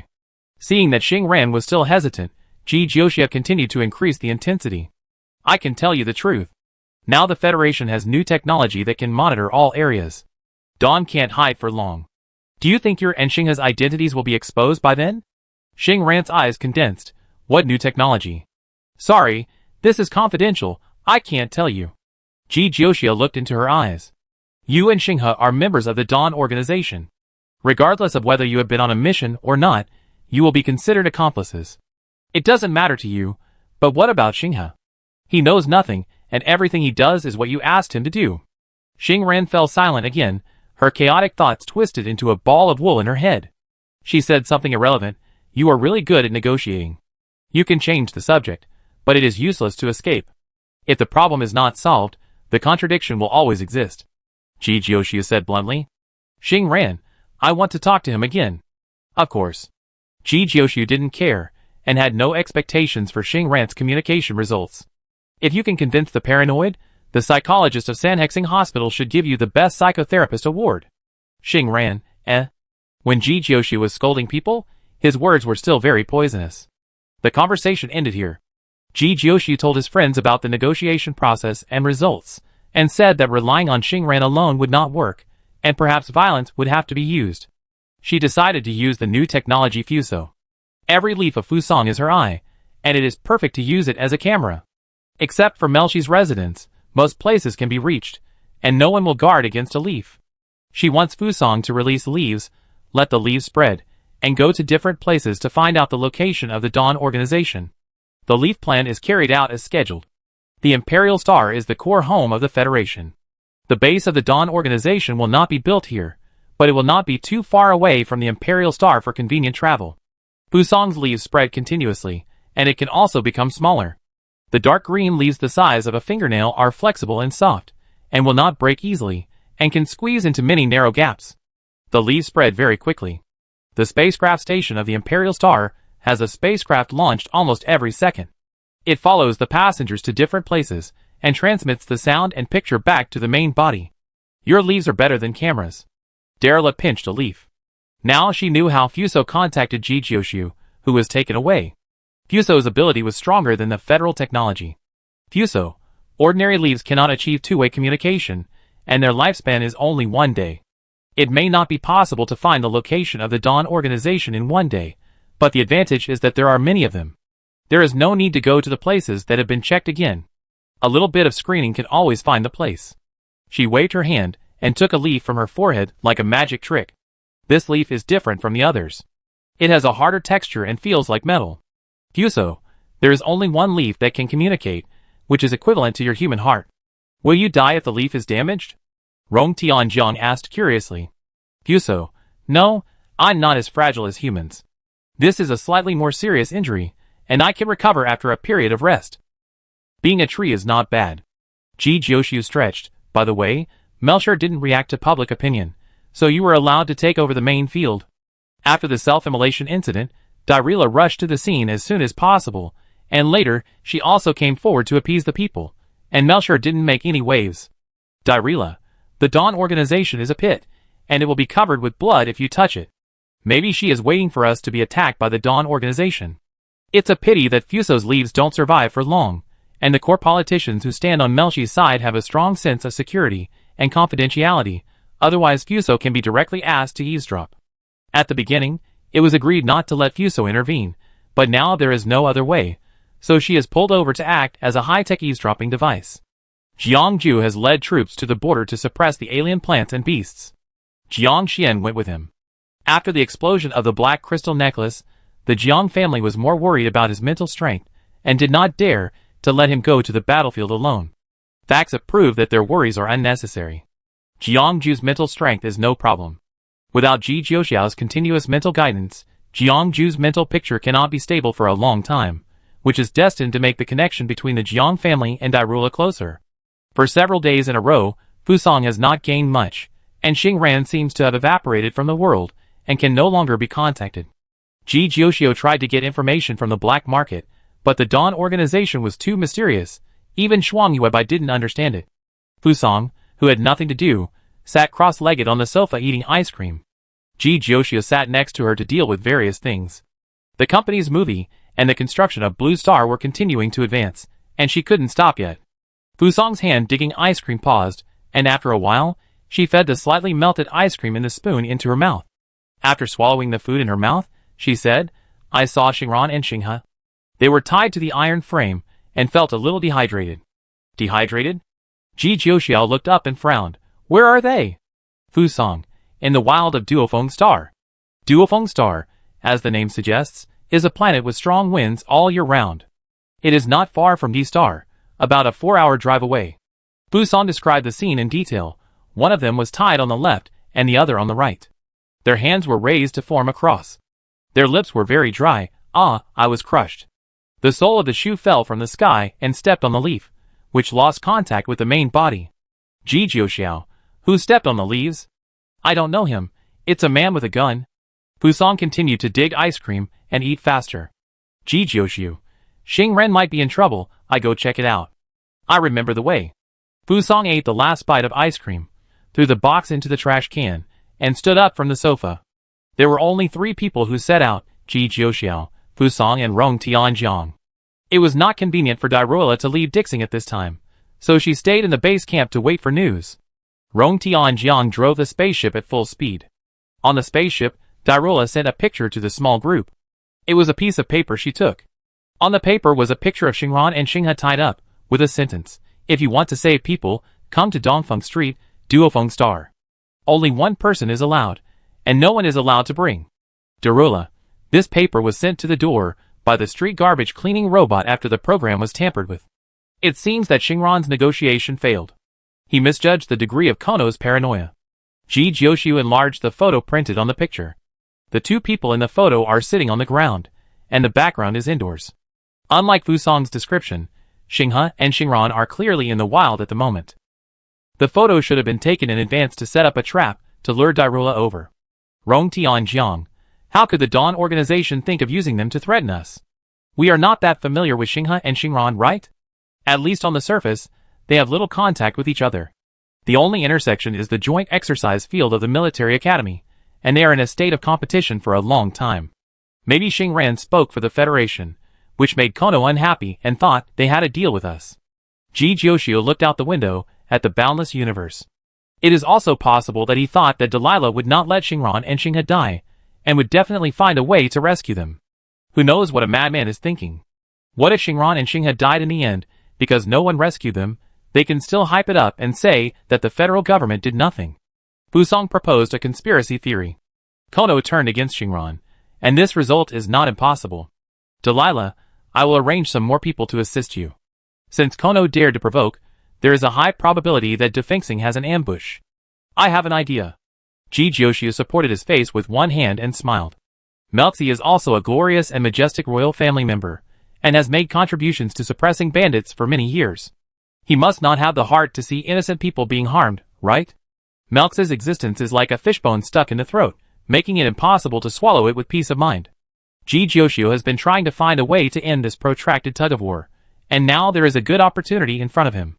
Dairuola left the Imperial Star in a low-key, but not so low-key manner. The trip was supposed to be secret, but it was leaked accidentally. Everything that should and shouldn't be known was known. She traveled alone, without anyone, not even a driver, and personally drove the spaceship away from the port of the Imperial Star. No one knew where she went, but if someone wanted to find out, they could still find out. The camera above the street took a picture of the paper in the robot's hand, and the paper was enlarged to see the words on it. Her Highness Dairuola valued friendship since she was a child, and couldn't bear to see the suffering of the world. This is well known. Children who grow up in happiness always have softer hearts. Melxi had a rare opportunity in front of her. Delilah went out alone without a bodyguard, which was a good opportunity for her to die. It was like a ripe fruit appeared in front of her eyes, making Melxi eager to move. Her naive sister handed her such a good knife that it was hard for her not to be tempted. This opportunity appeared so cleverly that the people below quarreled into 2 factions. One side believed that if Delilah died on the Windy Star, the crime could be put on the head of the Dawn organization. The other side believed that this was a trap set by Delilah to deliberately lure Melxi to take action, and the sweet coating was wrapped in poison. Both sides insisted on their own opinions, and no one could convince the other. Melxi, who was at the top of the meeting, said, "Some of us have been shaken recently." The meeting room was silent, and even the breathing was lightened. Someone wiped his sweat and explained in a low voice, "I was wooed by the Jiang family, but I definitely didn't have any other thoughts. The interest connection is stable, and a little unstable. The benefits given by this side can be given by the other side. Therefore, many times, some handles that can be used to control people are needed. I know what kind of person you are, so I trust you very much." Melxi smiled and changed the subject. "Does anyone know about the Dawn organization?" Someone answered, "Since His Majesty Caleb launched a crackdown 10 years ago, the Dawn organization has been in a slump. It is probably because of all the things that have happened recently that they have made a comeback." Melxi, "Why do they target Xingran and Xinghe?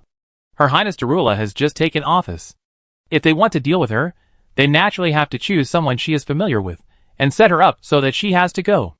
Others are not as easy to deal with as Xinghe and his sister." The person on the lower left answered. Melxi, "Yes, so this is not a trap aimed at me. Darula is also in the game. Even if it is a trap, will I lose?" The conversation was led by Melxi. "She has absolute sovereignty, and no one spoke." Melxi, "Count the personnel, and we should also care about the poor 2 military academy students. The longer the time drags on, the more disadvantageous it is for her. Darula has enough time to slowly grind. When the other party gradually controls the royal family, and its influence penetrates into the Federation, she will only become more passive. There is an excellent opportunity in front of us, like a beautiful cake, exuding an attractive luster. Even if there are risks, people can't help but want to taste it. Her good sister is too young, impulsive, and doesn't know how to cut off the extra sympathy. She doesn't understand that the superiors don't need kindness." Melxi stood by the window, looking down at the aircraft coming and going under the high-rise building. Emperor Star, Tianji orders ingredients as usual every day. It rarely goes out. It stays in Darula's palace every day and only shows up when signing for the ingredients. It seems that Darula really went alone according to the requirements of the Dawn organization, and even Tianji was not brought along.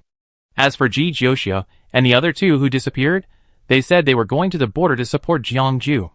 In the backyard of the Rong family, a spaceship slowly started. The pilot was Tianji, and Nancy sat next to it and fastened her seat belt. Nancy asked, "Will the fake robot you made really not be discovered? I just collect vegetables every day. Who would find something wrong?" Tianji drove into the universe. "In order to be this substitute, I haven't left the house for a whole half-month, and I'm almost suffocating." Nancy, "Will robots also suffocate to death?" Tianji, "Metaphor. Do you understand metaphor? How many points did you get in the language test?" Nancy, "My linguistic score is excellent." Tianji, "That can only mean that the future of the Federation is doomed." Grains of sand gathered on the windy star, and undercurrents surged. Chapter 155. Ji Jiuxia and the other 2 landed on Duofeng Star. When they left the spaceship, they immediately put on miniature masks to avoid being discovered by the people of the Dawn organization. Then they immediately rushed to the suburbs. Fu Song's Li's explored the way in advance and confirmed that Xingran and Xinghe were still in the original place without moving. The news that Kono wrote to Darula was false. Xingran and Xinghe were not in Dongfeng Street, and he did not intend to let them go. The spaceship was not convenient to drive above the city. Rong Tianjiang bought a new aircraft with speed as its signature and rushed directly to the wild. There was a strong wind in the wilderness, without a machine to block the wind. The speed of the aircraft was forced to slow down after they went out for a while. It was impossible to drive fast in a headwind. After driving forward for a distance, the positive wind turned into a crosswind. Now it was even more impossible to drive fast. If the speed was fast, the aircraft would faintly show signs of overturning. The plants on Duofeng Star have evolved. Along the way, no tree was seen to be more than 3 meters high. The leaves were mostly smooth and thin pieces to minimize the impact of the wind. The wind was too strong, so the aircraft had to fly at a low altitude. Fortunately, the ground was green, and at least there was no flying dust. The wind was getting stronger and stronger, and the aircraft was twisting and turning. In the end, it was almost impossible to move forward. It was blown off the route by the wind and had to stop temporarily. Rong Tianjiang, "How far is it?" Fuso, "About 50 kilometers. When will this wind stop?" Rong Tianjiang complained, "Now I know why the fastest aircraft on Duofeng Star is so slow." The aircraft stopped on the ground, and the wind caused a slight vibration. The things inside clattered and bumped together. The aircraft with localized design was heavier than other models. After landing, there should be no risk of being blown over, right? The mecha was not specially windproof. The larger the area, the more wind it was exposed to. Moreover, the higher the altitude, the slower the movement. The three of them did not plan to use the mecha to hurry. Jijioshu, there is no weather forecast in the wilderness. I just have to wait and see the wind. Fusong, it might be faster to walk there. People will be knocked over if they go out. The wind was too noisy, and the sound insulation was not good enough, so Rong Tianjiang increased the volume. Fusong glanced at him. I'm not a human. Rong Tianjiang, It made sense, and could not be refuted. Fusong opened the door, and the strong wind blew in, blowing Rong Tianjiang back a few steps by the door, but Fusong stood there motionless. She grabbed Rong Tianjiang's arm, and stretched out her other hand to Ji Jiuxiu. She walked in front to block the whistling wind and walked out with the two of them. Ji Jiuxiu and Rong Tianjiang grabbed Fusong's arms, one on each side. She was like an old hen with two chicks. The strong wind blew up the hair of the three people, and their clothes bulged and whirred. Fusong raised her feet and walked forward. Every step was very solid. The wind could blow up her hair, but it could not shake her branches. She walked leisurely. The other two needed to borrow her hand to continue moving forward. The wind was so strong that people could not open their eyes. Fusong was the only one who led the way. Not only did she walk steadily, but she also walked fast. After the initial adaptation, she moved forward with her long legs, almost dragging the two people forward. The surrounding trees grew close together, huddled together for warmth to avoid being broken by the wind, but there were occasional exceptions, such as a large tree that was isolated from the world right in front of them. Before they had time to admire the character of this tree, it was blown off in the middle, and fell straight towards the three people. Rong Tianjiang shouted, "Ah, it's coming! It's too fast to dodge!" As soon as the voice fell, the tree had already flown in front of him, and he couldn't run away even if he wanted to. Fusong carried the two people and jumped, stepped on the trunk of the flying tree and walked forward, easily solving the small difficulty. At first, Ji Jiuxiu tried to struggle and tried to reduce Fusong's burden. After seeing this scene, he thought that he should just give up. Fusong still led too much water in the Joint Military Academy exercise. With this strength, it is not a problem to beat the Military Academy students in the entire arena. With Fusong's lead, the three of them took an hour to approach the destination. A vague black can be seen in front. When you get closer, you can see Xingran and Xinghe in black clothes tied to the rack, with their heads lowered, and the situation is unclear. I don't know what material the rack is made of, so it is firmly fixed to the ground in such a strong wind without any shaking. There were two men in black standing next to them. They were talking, cursing the weather, and complaining about their bad luck in being assigned to do this job. Fusong, I do it. I don't want to kill anyone. Ji Jiuxiu shook her head. If Fusong was seen by the two men, they would not be able to survive. She tried to reduce the practice of killing people, and avoid it becoming a habit. In modern civilized society, we still have to abide by the law, not to mention that she can handle these two people. Ji Jiuxiu raised his hand and fired, but the strong wind affected the accuracy of the bullet, and the bullet passed by the target. The attack alerted the two men in black. The man on the left picked up the gun in his hand and turned around. Before he could see who it was, his hand had automatically pulled the trigger. In the strong wind, a rich green appeared in front of him, and he opened his mouth in surprise. Fusong held a broken tree in her hand and smashed it at the two people. It is said that the longer the weapon, the stronger it is. Her weapon is long, strong, and big. The thick, short tree that the two people could not hug was swung back and forth in her hand like a child's toy, slapping the two people like slapping a fly. The tall man reacted faster and dodged to the side, but the short man was not so lucky. He turned around a step slower, and it was too late to dodge.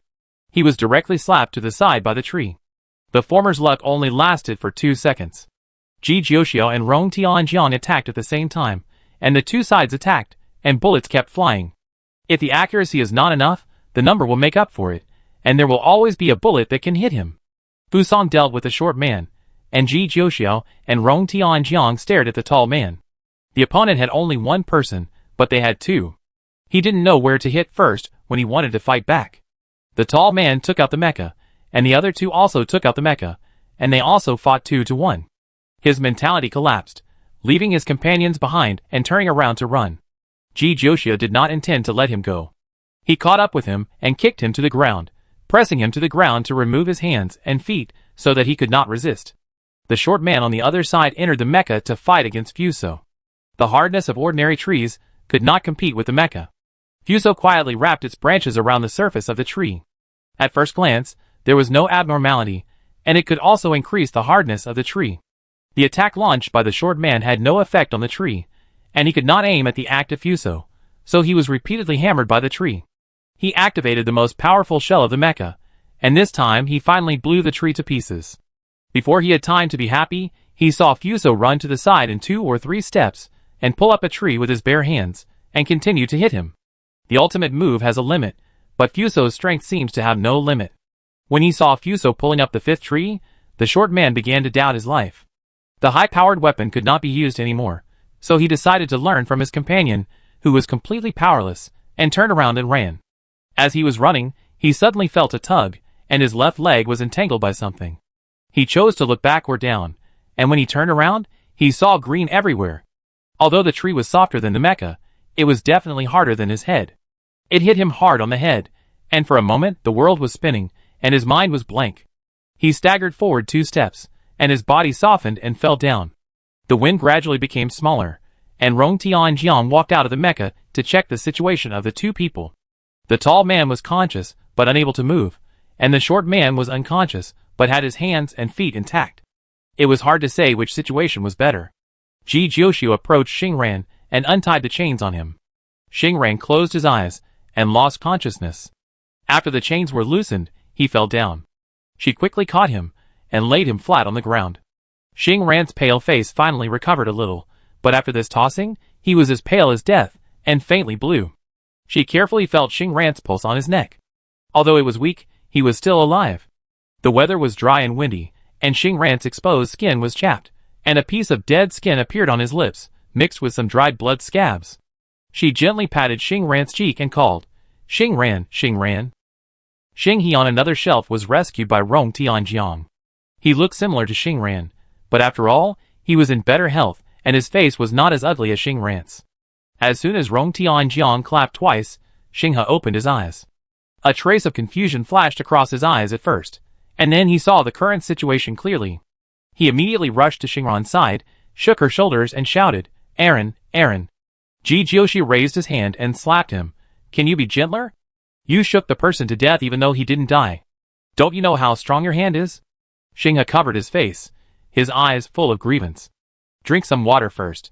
Ji Jiushi took out a 600 milliliters bottle of water from his bag, put it aside without any pause, and took out a 100 milliliters mini mineral water bottle and handed it to Xinghe. 100 milliliters was only enough for Xinghe to take a sip. He squatted on the ground and looked at Ji Jiuxiu eagerly. Ji Jiuxiu gave him a nutrient solution, and he sipped it again. It was gone, and Ji Jiuxiu ignored him. Their bodies had been away from water for too long, so they couldn't drink too much water at once. Xinghe could only bear it no matter how uncomfortable it was. She took out the medicine bag and found a cotton swab to wet Xingran's lips with water. Now Xingran couldn't drink water, so he could only take this little bit of infiltration method. This area was very empty, and the trees grew together in groups. Ji Jiushi took people under the trees, which could block the wind a little. It is unknown how long the Dawn organization has been rooted in Windy Star. They cannot rush into the urban area now. The portable scanner scanned Xingran. Her body had reached moderate dehydration. No other internal or external injuries were found. Ji Jiuxiu breathed a sigh of relief. They came in time. If they were a little later, Xingran would have almost died. She wet Xingran's lips again and again. The sky gradually darkened. Xingran's eyelashes trembled and slowly opened his eyes. "You?" Xingran's voice was weak. Ji Jiuxiu answered, "Kono sent your photos and threatening information to Darula, saying that you were in Dongfeng Street. Kono didn't know we were here." Xingran looked up and looked for Xinghe eagerly. He saw Xinghe squatting obediently beside him, his stomach rumbling. She breathed a sigh of relief. Okay, don't talk now, take a good rest, there's no rush." Ji Jiushi opened the mineral water and fed her a little bit. The play couldn't start until the characters were fully on stage. Xingran had to swallow all the words and drink the water obediently. The water was salted and tasted a little salty. Darula sent a message saying that she had arrived at Duofeng Star, and Tianji arrived 10 minutes later than her. Darula was in the light, Tianji and Nancy were in the dark, and the latter two were enough to ensure Darula's safety. Darla was probably targeted by the people of the Dawn organization, and the two sides could not meet openly. Tianji and Nancy would pay attention to her safety. Night fell, and the good show just began. In the city, Darla did not go to Dongfeng Street, but went to the mall to shop, leisurely bought a lot of things, and asked the mall to deliver them directly to the hotel where she was staying. The two people who were secretly observing Darla were confused and suspected that she was waiting for someone, so they quickly reported their whereabouts to Kono. The green-haired man followed the instructions to buy a flower, wrote a note, and stuffed it into the flower, and hired a child to take the flower to Darla. They watched Darla take the flower and pull out the note, and glanced at the words on it. She stared at the note with an unchanged expression, then crushed the petals, and stained the flower juice with her nails, wrote a line of words on the back of the note, and put it on the trash can at the door. She threw the remaining flowers into the trash can, wiped her hands clean, and continued to walk forward as if nothing had happened. The two hurried over to pick up the note, and on the front was the green-haired man writing in black pen, "If you reveal the secret, you will never see them again." On the back of the note, 3 words were written in a light pink handwriting: "It doesn't matter." The two looked at each other, not understanding what Darla meant for a moment, and quickly sent a message to their superiors. Kono received a video of Darla strolling in the mall. The new emperor was more indifferent and elusive than he had imagined. He arranged for people to attack Darla. The entire Duofeng Star was a trap. Whether she went to Dongfeng Street or not, she could not escape the predetermined death. Who made her hold the most honorable scepter, but still naive without knowing the severity? At the same time, the report about a large number of people entering Duofeng Star was also passed to him. There are people from the Dawn organization in the Federation. The news received is that Darla did not tell others about Xingran and Xinghe. She did go to Duofeng Star alone, but her whereabouts could not be completely concealed, so there are still people who secretly enter Duofeng Star. Come, the more the better. Don't think about leaving once you come. A clerk of a dessert shop stood at the door with a sample. When Darla passed by, she was enthusiastically invited. The small bread in the clerk's hand was exquisite and beautiful, and exuded a strong aroma. When the clerk saw her eat the bread, he promoted it more enthusiastically. "Try our new cantaloupe cake, it's sweet but not greasy. You are the first customer, so you can get a 50% discount."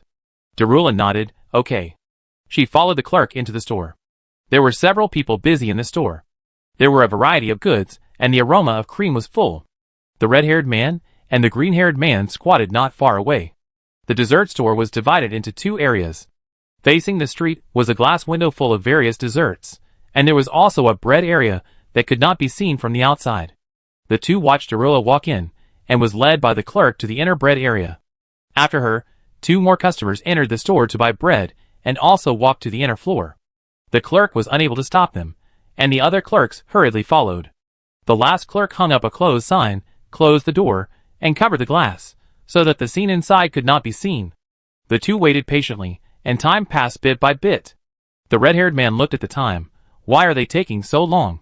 Are they still dawdling? The green-haired man, after all, they are members of the royal family. They should have some sense of security. It is probably not easy to catch them. What kind of sense of security is that? If Darla had that, would she come to Duofeng Star? The red-haired man was disdainful. A little princess like her who has been well-fed and well-clothed since childhood doesn't know the suffering of the people. Wasn't she pushed to her current position because the federal leaders behind her thought she was easy to control, so they wanted to create a puppet?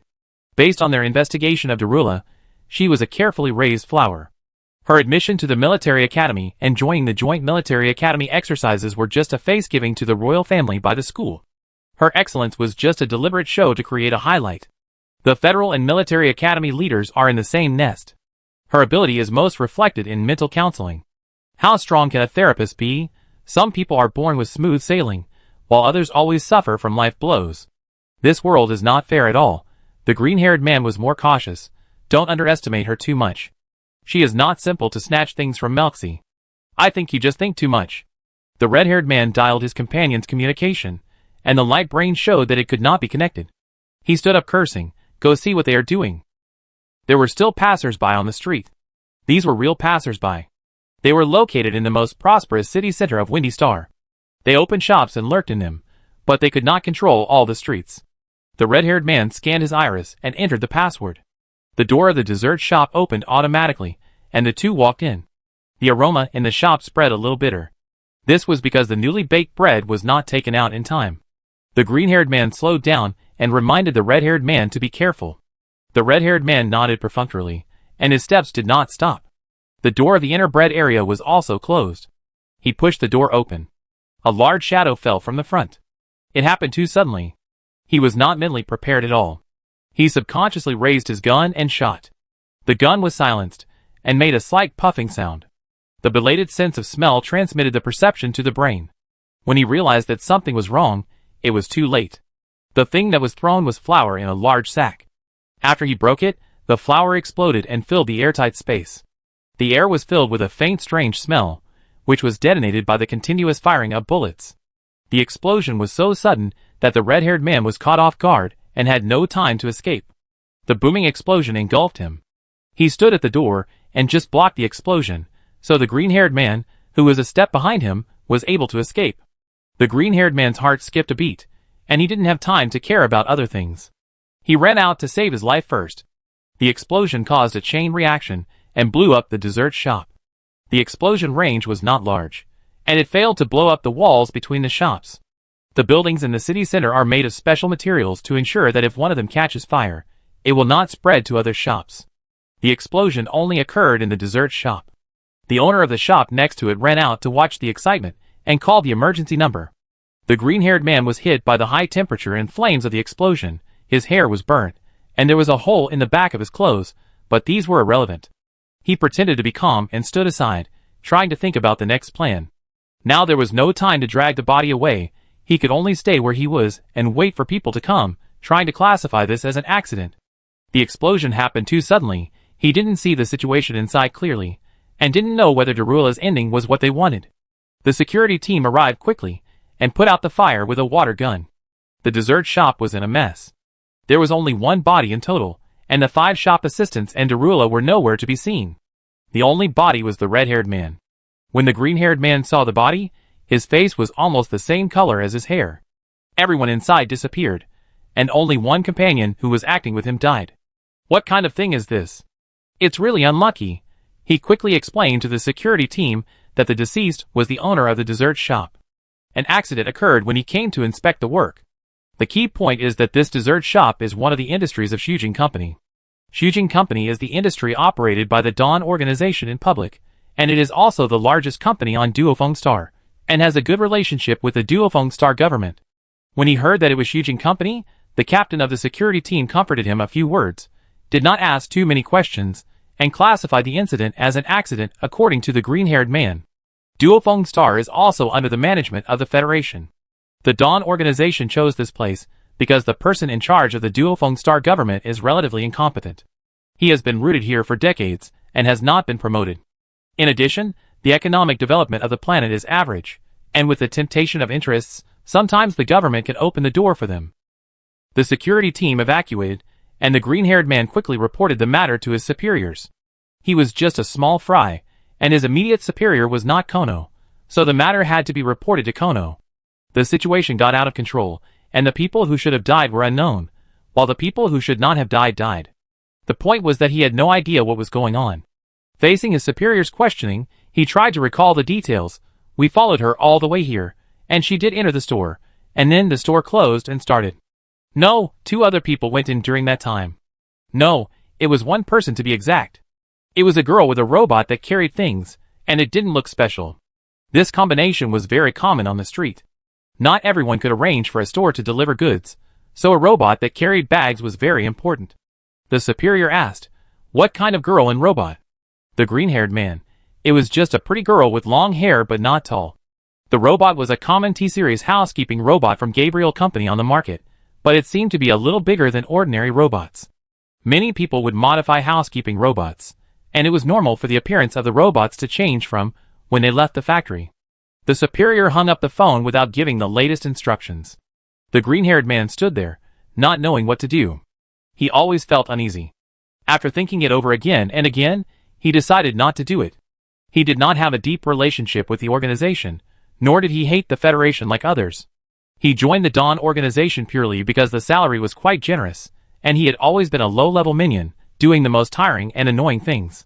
He had previously done tracking, inquiring, and cooperating, which were not very dangerous, and were all mid-level people charging into battle, but the death of the red-haired man broke his mind. This job is really terrible. First, replace the optical computer and all the accounts, dye your hair black, buy a miniature mask and put it on, and buy a ticket to leave the Windy Star as quickly as possible. In a small office under the federal government agency, 5 clerks were locked up, and Darula was sitting in the office drinking tea. Tianji was removing some iron sheets from his body. Some simple assembly and disassembly can be completed without mental power. Darula turned her head away. Watching Tianji dismantle herself always gave her a sense of horror, as if someone was performing surgery on herself. She took a sip of hot tea and saw Ji Jioxia on the other end of the optical computer connected to the communication. She asked, "I will remain missing for the time being? Stay for now. It's better to disappear than to be stared at all the time." Ji Jioxia's background was still the wilderness with strong winds, and the sound was a little unclear. "Darula, how are Xingran and Xinghe?" Ji Jioxia turned the camera around. Xinghe and Xingran were sitting on the ground. Their bodies were still weak, but much better than before. "Ji Jioxia, has Melxi arrived?" "Not sure." Darula shook her head. "She came secretly. Just like she can't monitor me, I don't know her whereabouts." "Ji Jioxia, the next plan is to let the Dawn organization and Melxi fight. I will spread the news that Melxi has come to Duofeng Star." Darula nodded. "They are fighting each other, and we are the fishermen who benefit." Halfway through, the captain of the security team returned to the office and reported to Darula about the situation in the dessert shop. One person died. He was a small follower at the bottom of the Dawn organization. "I let his companion go." "Very good, a small soldier is nothing. We want to catch big fish, and can't alert the snake." Darula smiled. "By the way, it seems that the highest governor of your Duofeng Star has not changed for a long time. It seems that my father's management is a bit inadequate. I wonder what the situation is with your security team commander." The commander-in-chief of the security team in the city center is at a very high level. He usually participates in meetings related to the planet, and has a lot of contact with the governor. She said several roundabout ways. The captain wiped the sweat off his face, wondering what the ancestor in front of him meant, and smiled awkwardly. "He's fine." Darula smiled. "Don't be nervous, just a simple chat. I think Dufengxing needs some fresh blood. What do you think?" The captain didn't dare to speak, and continued to laugh. "Darula, go and call the commander-in-chief. I haven't seen him in such a long time. He is really hard to see." The captain ran out quickly. Nancy helped Tianji dismantle the iron sheet, and listened to the conversation between the two with her ears perked up. Maybe Darula didn't know how to fight, but she was an excellent politician. Chapter 156. Ji Jioxia sat in the wilderness, and took out a self-heating instant food from her bag. The taste was not as good as freshly cooked food, but it was very good to have this in the wild. While waiting for the rice to heat up, she sent the draft to Tianji, and asked it to start its countless small accounts to spread it online. The food smelled fragrant, and the news about Melxi's inspection on Duofeng Star also spread far and wide. The few words were all praising Melxi for his sense of responsibility, and the picture was a slightly blurred side profile picture. The picture was real, but the person in it was not Melxi, but a picture that Tianji found that looked most like Melxi in the online data. As for the title, it was not wrong. Melxi did come to Duofeng Star.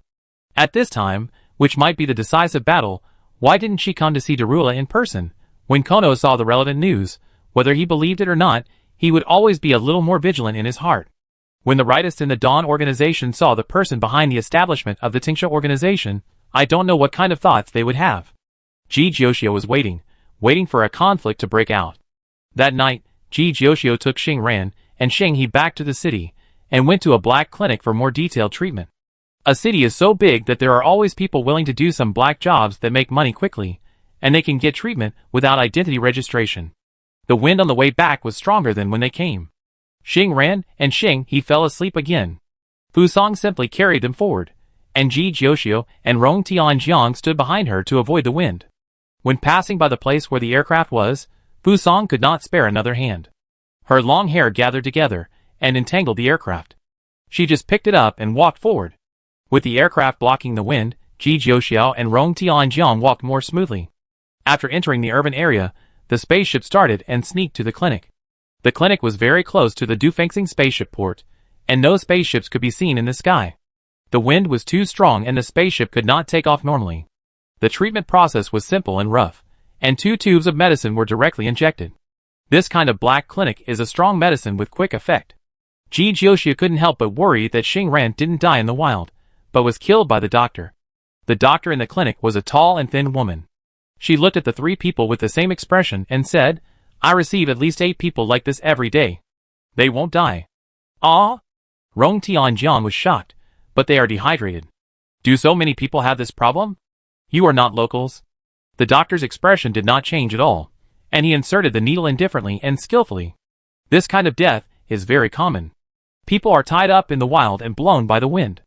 The climate of Duofeng Star is dry. If you are lucky, you will become dried human flesh.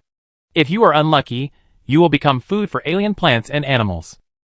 3 people, Fusang, people are so cruel. No matter how ferocious the alien plants and animals are, they will kill their prey on the spot. Only humans like to torture their own kind in various ways of slow death. This situation is not unique to humans. For example, cats will repeatedly tease mice before eating them.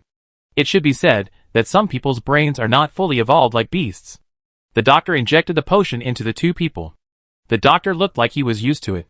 He ran a black clinic and saw more monsters than a regular clinic. Ji Jiuxiu had never seen this kind of potion before. It should be a product unique to Duofeng Star, just like dried human flesh. Just like dried human flesh, this planet was more chaotic than they imagined. The inaction of the planetary governor led to the breeding of a lot of darkness. After taking a tube of medicine, the effect was visible to the naked eye. Xinghe opened his eyes first, jumped up, and did a few fitness exercises, trying to restore his perception of his limbs. 2 knocks sounded at the closed door, and the person outside pushed the door and walked in. Give me a bottle of tranquilizer. The voice stopped abruptly after seeing the people in the clinic. Xinghe, Xingran, Rong Tianjiang, Fusang, Ji Jiuxiu, he knew each of them. How could they appear here? The clinic was very small, with only 2 beds and an operating room. The living room was full after Ji Jiuxiu, and others were put in. Ji Jiuxiu stood by the door, watching the cuckolded man who came in quickly turn around and wanted to go out. She moved faster than her brain, subconsciously grabbed the other party. The cuckolded man struggled hard, and was knocked to the ground by her punch. The green-haired man yelled, What are you doing? I don't know you. Ji Jiuxiu, I don't know why, I just don't like you. The unreasonable reason made the green-haired man speechless. He twisted his body to escape from Ji Jiuxiu's hands. Ji Jiuxiu grabbed his arm, and twisted it back, and pressed it on his back. He gasped in pain. 10,000 star coins, specializing in anxiety. The doctor took a bottle of tranquilizer, and stuffed it into the green-haired man's hand. Green-haired man, do you think I'm still anxious now? The doctor ignored the green-haired man's words and continued, Also, if you want to fight, my house is too small to accommodate you. You will be compensated 10 times for the items you break. The green-haired man endured it, lowered his head, covered his face with his arms, and said softly, I'm so sorry, I disturbed your treatment, I'm leaving now. Do you think 100,000 mental damages are enough? He almost left the Windy Star, but all the spacecrafts were shut down because of this damn weather. He was really afraid that his superiors would find out about his abnormality, and send someone to arrest him. His anxiety made him unable to think calmly, so he thought of buying some medicine to calm down. Who knew that he was so unlucky that Xinghe was also here? He didn't want to know how the other party escaped, he just wanted to leave quickly, but Ji Jiuxiu, this crazy woman, was completely unreasonable. Ji Jiuxiu held him down and shouted, Xinghe, come and see who this is? The green-haired man struggled even harder when he heard this. Rong Tianjiang stood at the door to prevent other people from coming in, and to prevent the green-haired man from running out. Xinghe came over and squatted in front of the green-haired man. Aiden, are you here for treatment too? Yes, I didn't expect it to be such a coincidence. Fortunately, you are fine. Aiden's mind turned rapidly. I heard that you were taken away.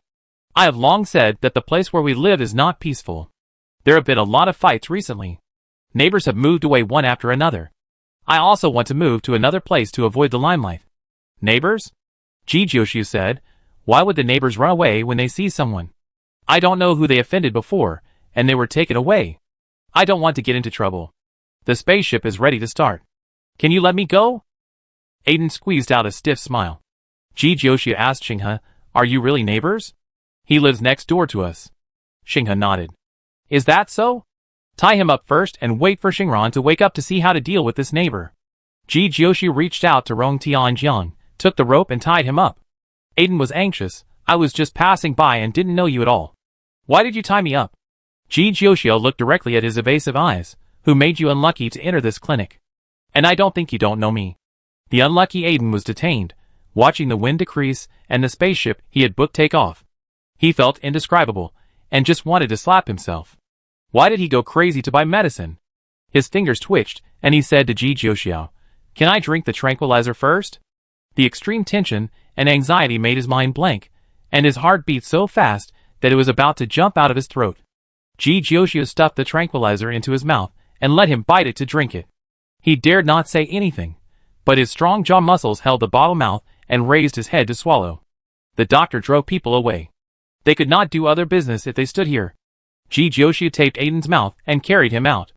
Xinghe carried Xingran on his back and followed Ji Jiuxiu. Now Xingran was not awake, and he didn't know where to go. The group went to the aircraft. It was uncomfortable to rest here, but it was very convenient to run away. They could escape immediately if there was any slight movement. Xingran hadn't woken up yet. Ji Jiuxiu took out a blanket and threw it on the ground without hesitation. He lay down and fell asleep.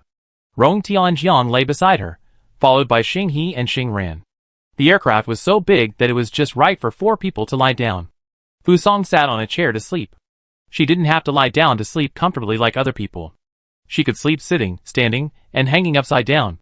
Late at night, there was no sound of wind in the city. Everything was silent.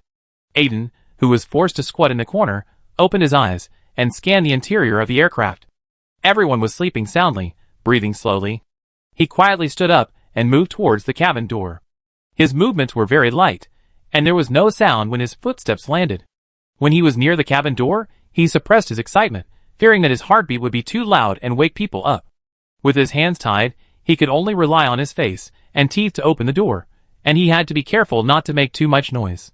He tried his best, and finally pushed the door open a little bit. He smiled and rubbed the saliva that flowed down his chin on his shoulders.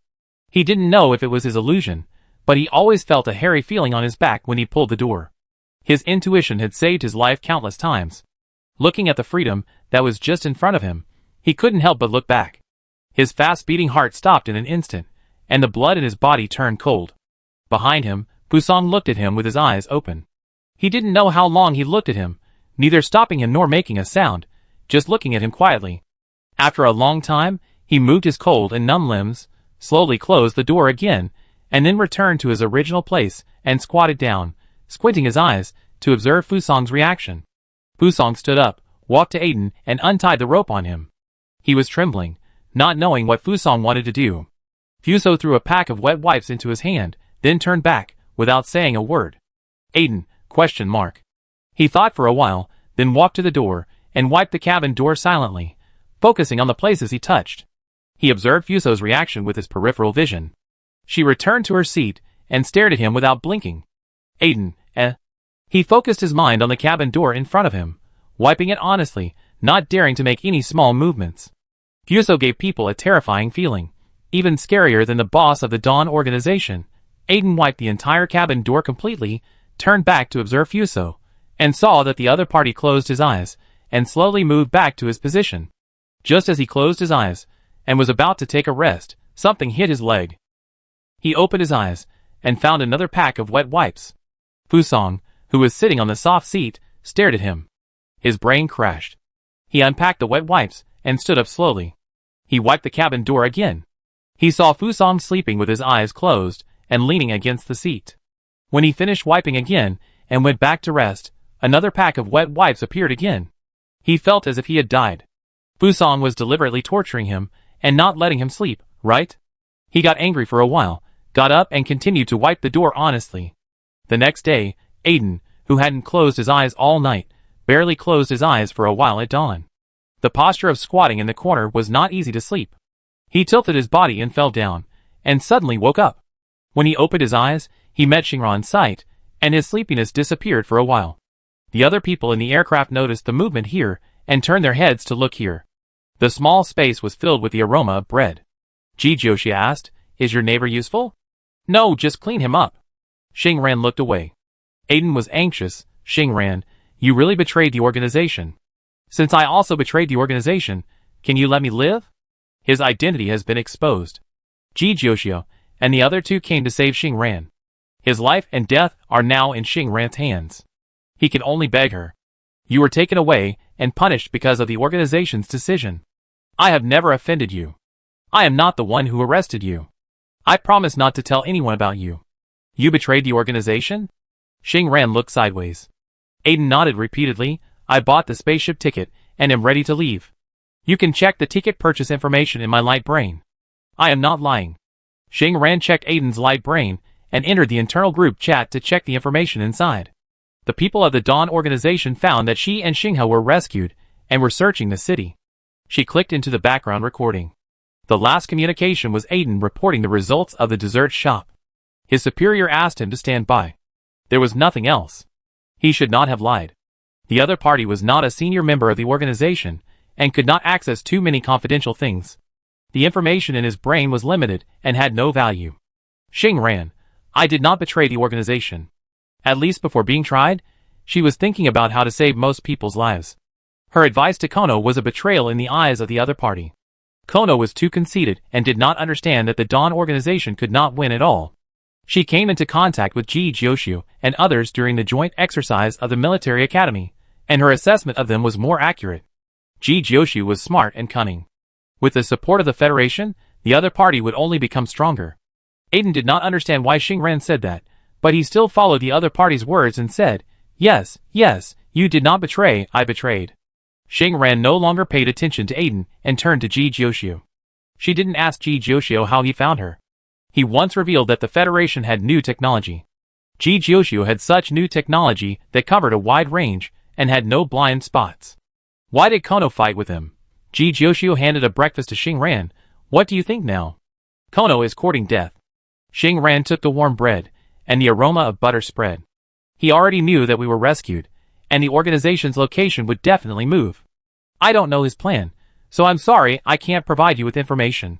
Ji Jioshu smiled. It doesn't matter, we can take the initiative to send him some news. There are many strictly controlled areas on Duofeng Star, and the leaves of Fusong cannot be involved, but the location of Melxi can be inferred based on some moving and unexplored areas.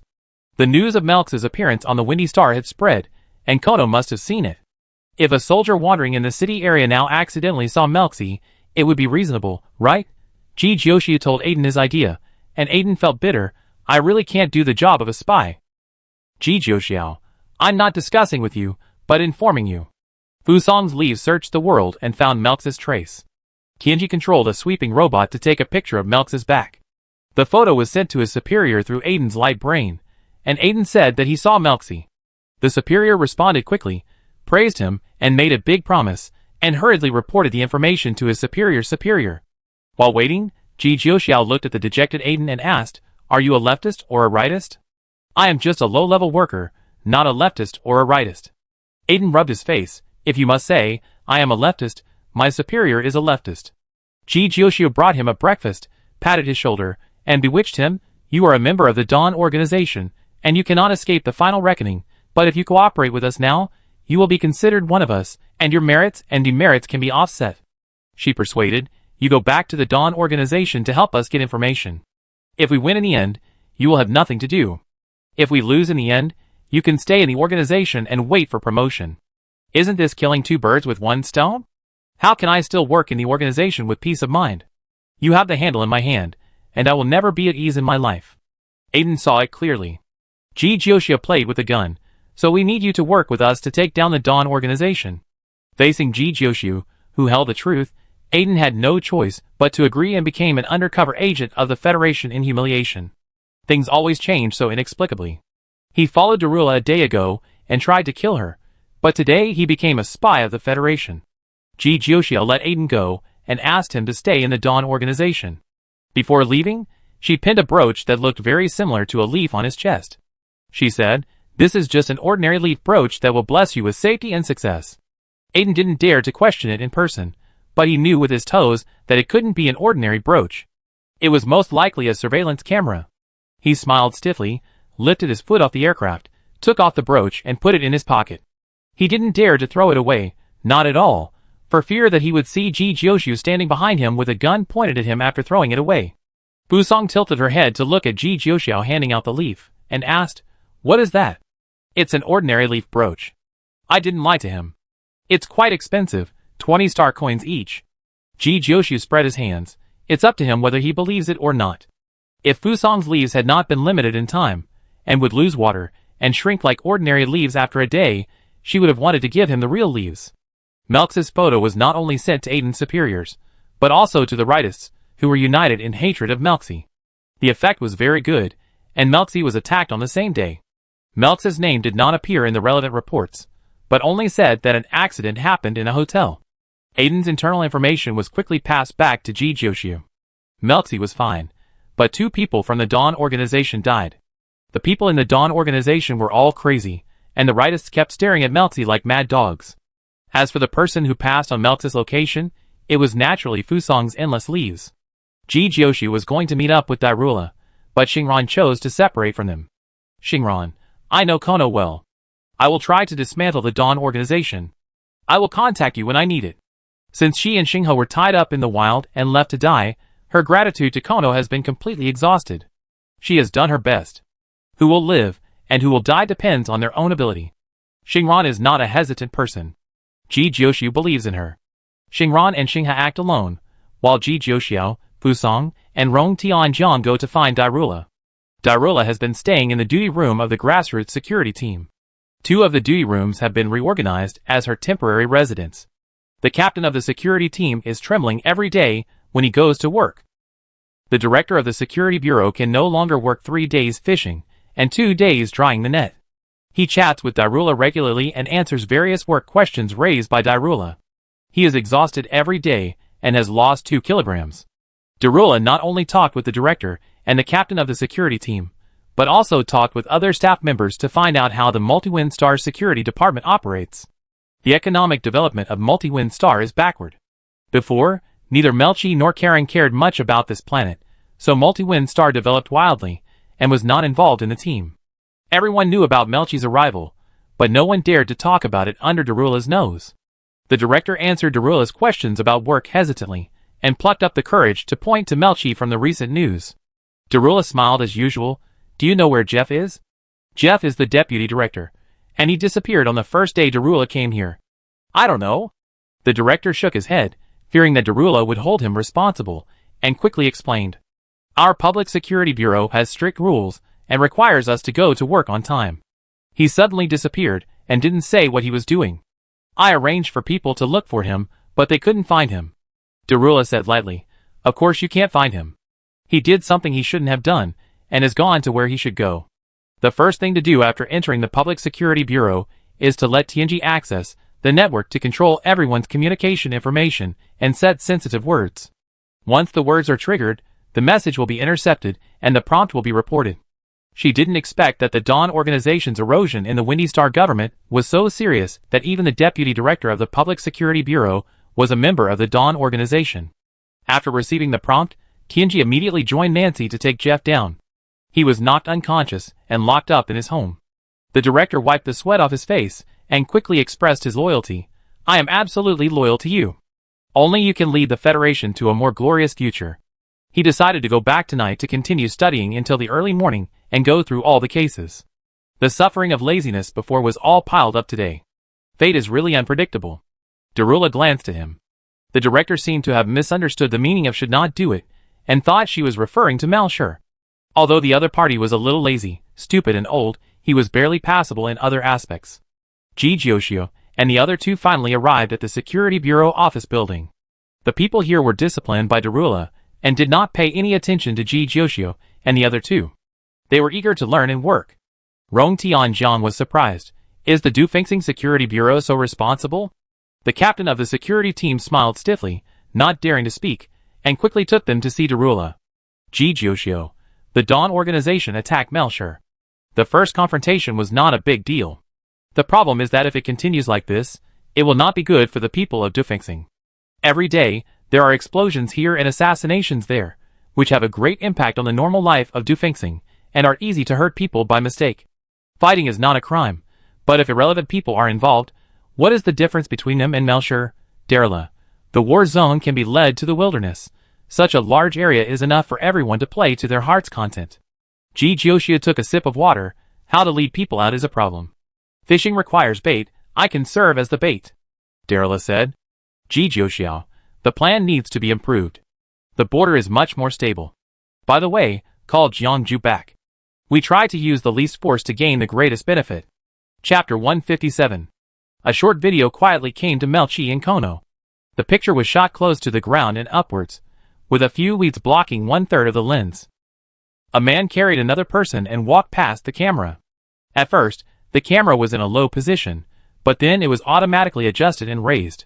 The man was wearing a hat, so his face could not be photographed. The person on his shoulders drooped, his face was blocked by the man's clothes, his red hair fell down, and his arms swayed with the man's footsteps. He seemed to have lost consciousness. When the man was about to walk out of the picture, the photographer immediately followed him. After walking a short distance forward, a simple stone house appeared in front of him. At first glance, it was just a pile of stones piled together. The camera shot from low to high, capturing all the scenes in the house, which was equivalent to the photographer entering the house and hanging on the roof. The whole process was very stable without any fluctuations. It can be seen that the person being photographed was not a person, but a miniature camera. The man put the redhead on a large flat stone in the room, and covered the stone with a sheet, barely calling it a bed. When the redhead was put down, her face was revealed, and it was Darila.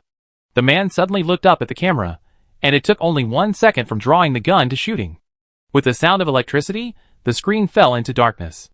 Zooming in the last picture, you can see a butterfly-shaped tattoo on the man's wrist. Using this as a clue, they finally locked on a wanted criminal of the Federation. The last news about him was that he fled to the black market as a mercenary. Darila, who had disappeared for 3 days, appeared in the hands of a strange mercenary, and the other party's purpose was unknown. Darila had no obvious wounds on her body, but was unconscious. A video made everyone confused. They didn't even know who filmed the video.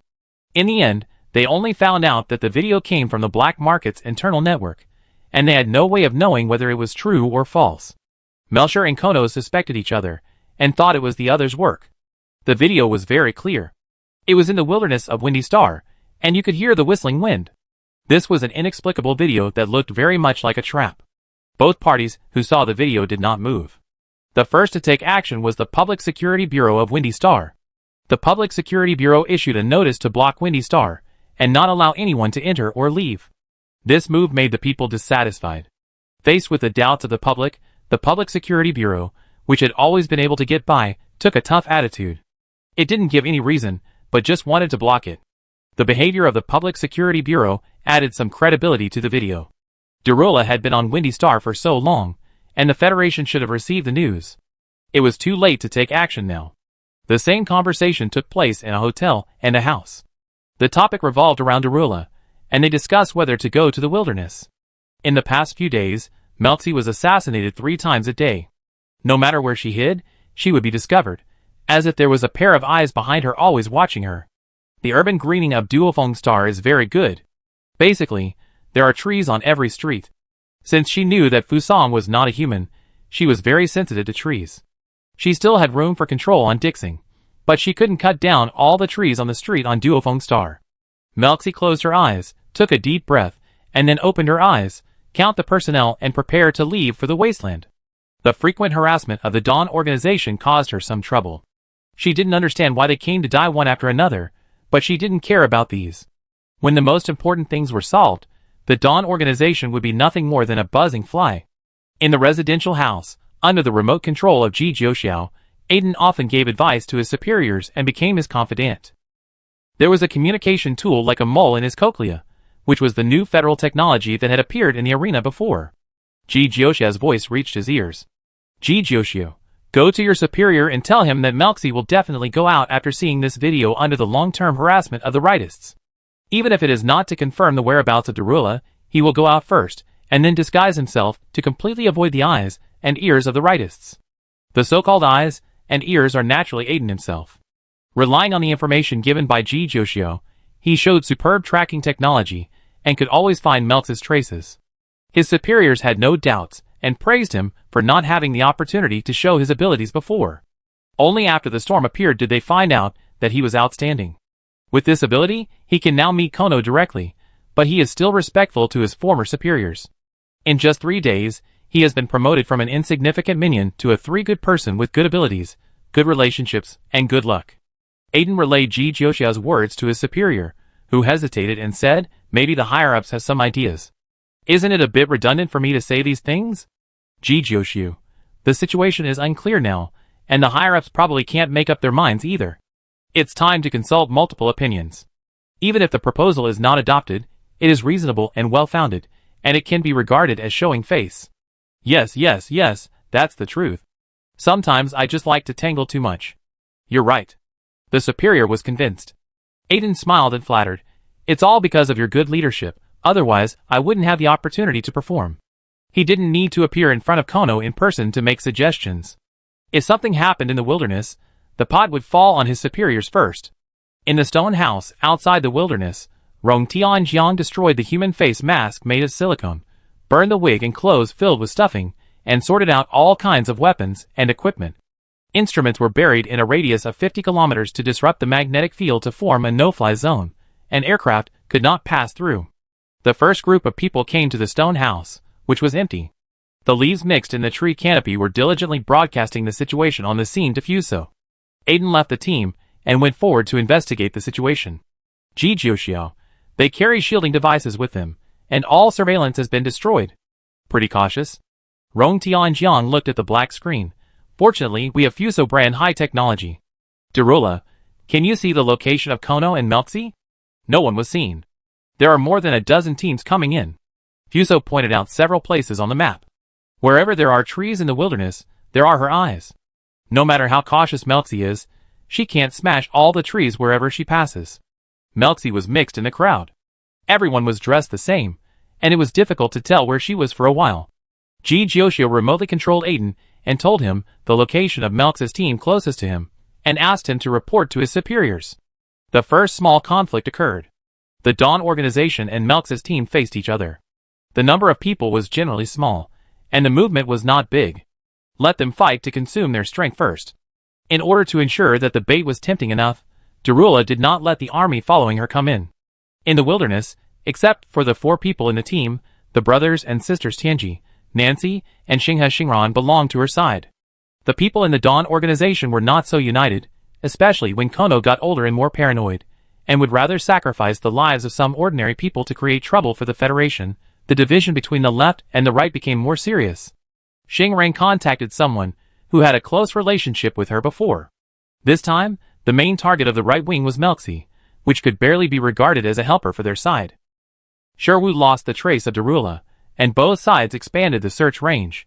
The aircraft and all flying machines could not take off, so they could only search manually. The machines that disrupted the magnetic field hindered their search and narrowed the range for them.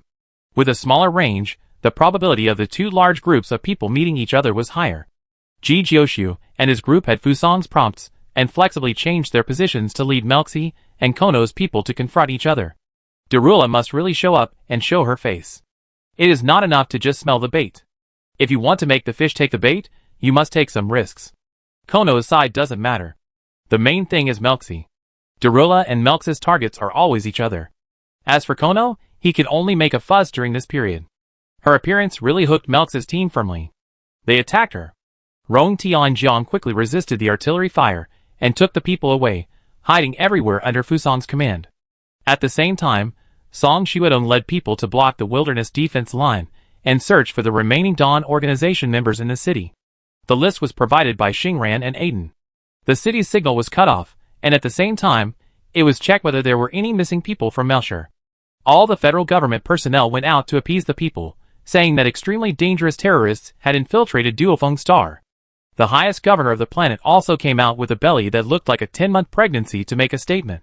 It is necessary to come out, otherwise the official hat on the head will be in danger. In the Imperial Star, the attack on Melchi's forces kicked off. Before, Darula's methods had always been gentle. Even the attack on Carlin was based on the vicious backlash he had done. Afterwards, he did not target the family standing behind Carlin. This inaction made her gentle and almost weak, but now, the seemingly harmless kitten bared its fangs, making people realize that she was never a cat, but a ferocious tiger. Darula was on Windy Star, and she contacted Song Xuedong and the people of Emperor Star in the city of Windy Star at the same time, and arranged them one by one in an orderly manner, When the people of Emperor Star realized that something was wrong, it was too late. The people of Emperor Star asked Melxi for help. Melxi brought too many people out, and the main force of Dyrula was almost all on Emperor Star. The people of Emperor Star had no power to fight back in the face of threats. Melxi received the news and clenched her fists. She still underestimated this sister too much. The other party was bolder than she thought. Melxi, speed up and take him down. The target appeared in front of her. It was too late to rush back to Emperor Star. As long as Dyrula was taken down, the things of Emperor Star could not threaten her. Before entering the wilderness, she checked the number of people entering and leaving the wilderness from the city, and deduced that even if Delilah brought people, it would not exceed 20 people. Since the other party dared to gamble, she would let Delilah lose the bet completely. Delilah sat in the co-pilot seat of Rong Tianjiang, looking back at the pursuers behind her, who were like flies, and could not be shaken off. Ji Jiuxiu and Nancy jumped out to intercept. With their abilities, it was not a problem to stop this team. They had to show effort and difficulty, fight and run, and lead the pursuers to Kono. Ji Jiuxiu asked Aiden, "Where is Kono? How do I know the news of the superior?" Aiden wandered alone in the wilderness, avoiding both his own people and Melxi's people. Ji Jiuxiu, then do you have someone you really hate? I will help you deal with him. I hate my superior. Aiden said immediately, he always steals my credit, makes empty promises, deducts my rewards, and verbally suppresses me. Ji Jiuxiu, very good, give me a position. Aiden said his superior's position, sneaked closer, and hid in a tree canopy to watch from afar. 3 mechas rushed out from the edge and collided with his superior's team. Ji Jiuxiu was followed by a team of no less than 100 people. The 3 parties met, and chaos suddenly occurred. Aiden widened his eyes, hid behind the leaves, and looked forward. Watching Ji Jiuxiu fight 10 crazy swordsmen and cut his superior's head, he reached out and rubbed the goose bumps on his arm. Brutal, too brutal. The 3 fleeing mechas were mixed in the battle and were drowned by the crowd. Ji Jiuxiu kicked away the mecha blocking the road in front of him and blew up the opponent's mecha energy with a punch. Unfortunately, although her mental power has been improved, it has lost the side effect of causing pain. Otherwise, it would be easy to take down these people with a wave of release from a distance. In the 3-way melee, whoever they saw was hit. Ji Jiuxiu began to take it seriously. Everyone who approached her fell down, and a small open space was cleared next to her. Nancy and Rong Tianjiang mixed in the crowd. The former's ability is unquestionable, and the latter is not so strong in close combat, but can help contain the attackers. Nancy will make up for it, and the two cooperate well. Xing ran, and Xing, he did not appear here, otherwise it would be easy to pull away the hatred value of the Dawn organization. Tianji walked out of Ji Jiuxiu's cockpit, and Ji Jiuxiu hurriedly called on others to retreat. Tianji's move was huge, and the thermal weapons kept bombarding the enemy mechas. The protection of mental power was limited. Not everyone was S-level, and one mecha after another fell under Tianji's hands. Vase flew out, and the legal alien plant had no risk of being exposed. Moreover, it was not like other pet alien plants in the interstellar space that lost their attack ability after long-term domestication and breeding. As a pure wild alien plant abducted from the arena, its ability to exert mental influence was not weak at all. Under multiple attacks, Ji Jiuxiu's side had the upper hand. The movement here was not small, attracting more teams. Ji Jiuxiu saw Melxi controlling the mecha and rushed over immediately. Melxi was one of the outstanding graduates of the Imperial Star Military Academy. She had also shined in the joint exercises of the previous military academies. She was really capable, unlike Karen, who was just a show-off with only a false name to support the scene. The mechas collided with each other, and the laser cannon hit Melx's cockpit, leaving no trace on it. Melx's eyes shifted from Delilah in the passenger seat to Ji Jiuxiu's face. Cyrus mentioned you to me. I underestimated you too much. You can go and reunite with Cyrus. With me as a topic, you should be able to have a good chat. Ji Jiuxiu swung his fist down. Melxi turned her head to avoid it, her feet rubbing against the ground, bringing up a layer of grass debris mixed with soil, the smell of grass blended with gunpowder. The light blade slashed down. Ji Jiuxiu liked to take the initiative. Melxi blocked her attack with her elbow, and her palm turned into a hole to launch a cannonball to attack Ji Jiuxiu's abdomen, which was the most complicated part of the mecha route. Melxi, I am the new king now. Do you know what crime it is to assassinate me? Delilah spoke, trying to distract Melxi's attention. Melxi had a blank expression on her face, and her thin lips bumped up and down. I still like the way you call me sister. Isn't it good to be your little princess forever? I was so good to you before, but you betrayed me. She twisted Ji Jiuxiao's arm and pulled it forward, pressing her knee on Ji Jiuxiao's knee, forcing Ji Jiuxiu to half kneel on the ground. Darla tilted her head to look at her. If you hadn't formed the Tingsha organization, you might still be my dear sister. How many evil deeds have you done? Does the Federation still have a future in your hands? She was ambitious, and this was undeniable. The initial ambition was just a small seed.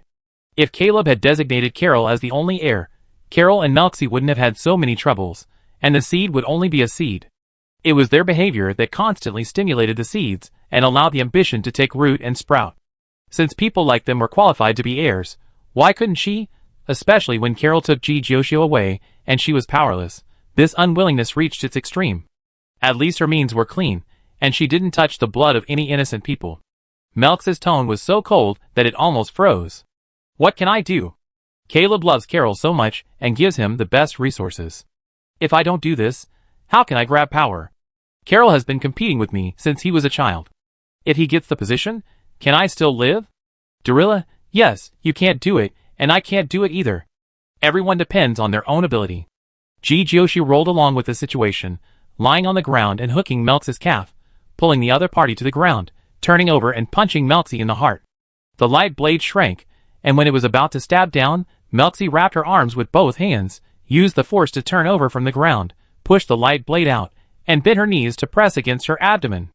Ji Jiuxiu took a step back. Melxie was one of the few people who could tie with her. The other party had means and courage, but unfortunately his intentions were not right. She called Nancy to help. The other party wanted to fight one-on-one, but she was not willing to risk her life. At this time, winning was more important than saving face. When the three fought 2 against 1, Kono approached the battlefield.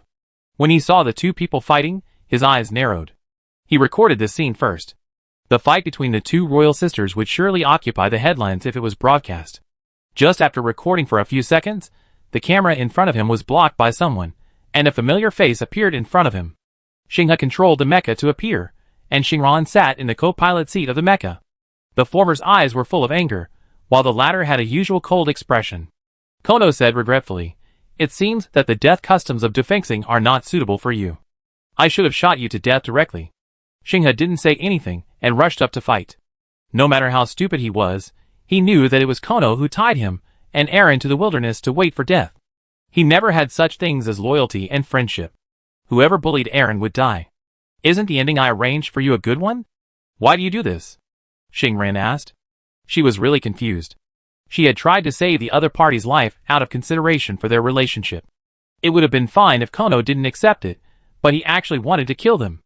After so many years of training, she thought they would have some friendship with each other, but it seems that she was just being sentimental. "Kono, you betrayed the organization. The moment you spoke for the Federation, the previous Xingran was already dead." He felt a little sorry for Xinghe. It was hard to find such a person with high martial arts value, but he cared too much about Xingran. Xingran must die.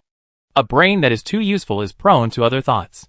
"Xingran, I'm not speaking for the Federation, I'm just analyzing the most likely outcome of the fight between Dawn and the Federation. Do you think you can win?" "Dawn can certainly win." Kono's voice was high. "The darkness will eventually pass, and the dawn will bring new life. The Federation will surely lose. I can never continue to hide like a mouse. I am the sun." The sun was knocked down by Xinghe with one punch, and quickly called others to stop Xinghe. Xingren felt it was ridiculous. "Have you seen the sun? I saw a word in a book from the old human era and used it as the purpose of the organization, but I haven't even seen the real sun, let alone the scenery of dawn." Kono was furious. "Why do you use such a contemptuous tone? Have you seen it?" Xingran, "I haven't seen it, but there will be a chance in the future. Have you forgotten that Ji Jiuxiao, whom you are targeting, is an old human, and she has a planet that is the origin of mankind?" Her tone was light, which made Kono angry. "Heretics! They are all heretics!" Kono shouted. "The old human should stand on our side. She was brainwashed by the Federation and made the wrong decision. She deserves to die. The origin star should not belong to her, but to Dawn." The people of the Dawn organization came to besiege the galaxy, and the scene was deadlocked for a while. The battlefield was getting bigger and bigger, and a steady stream of people came from all directions. After Melxie and Kono arrived, their people also gathered here. Aiden on the tree hurriedly ran farther, fearing that he would be affected. This group of big guys fighting is not something he, a small shrimp, can participate in. It's better to run as far as possible. Melxi and Kono brought almost everyone with them, and there were only a few people from Darula, which made him sweat. Joshua unethically pulled Nancy to fight 2 against 1. Melxi gradually became weaker. After being pressed down and beaten several times, she finally gave up her face, and called people to besiege the two together. Joshua and Nancy ran to both sides, and went into the crowd of the Dawn organization. There were so many people here, which made it easier for them to hide. It was impossible for both sides to take down Darula unanimously. Darula brought too few people. They would think that Darula was a piece of cake, and would deal with each other who was more threatening, giving Darula and others a breathing time. The fight between the two sides became more and more intense. In order to let them concentrate on fighting each other, Joshua pretended that he could not escape and turned back and forth in the crowd. She chatted with Delilah beside her. Who do you think will win? Melcher. Delilah replied, no matter how strong the civilian organizations are, they can't compare with the regular army of the Federation.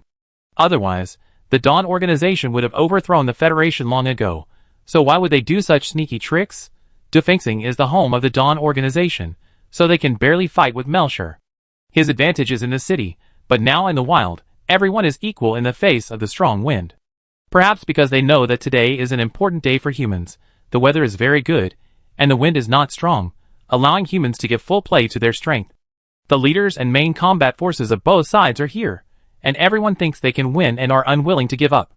Driven by this idea, they fought for 3 hours, and the people of the Dawn organization were the first to give up. The people led by Melcher are all elites in the regular army. After studying in the military academy and training in the army, they are more than twice as strong as the people of the Dawn organization with varying abilities. Shingha took the opportunity to finish off Kono with a punch on his back. Kono fell forward and was stepped on by Melchi. She stepped hard and Kono spat out a mouthful of blood.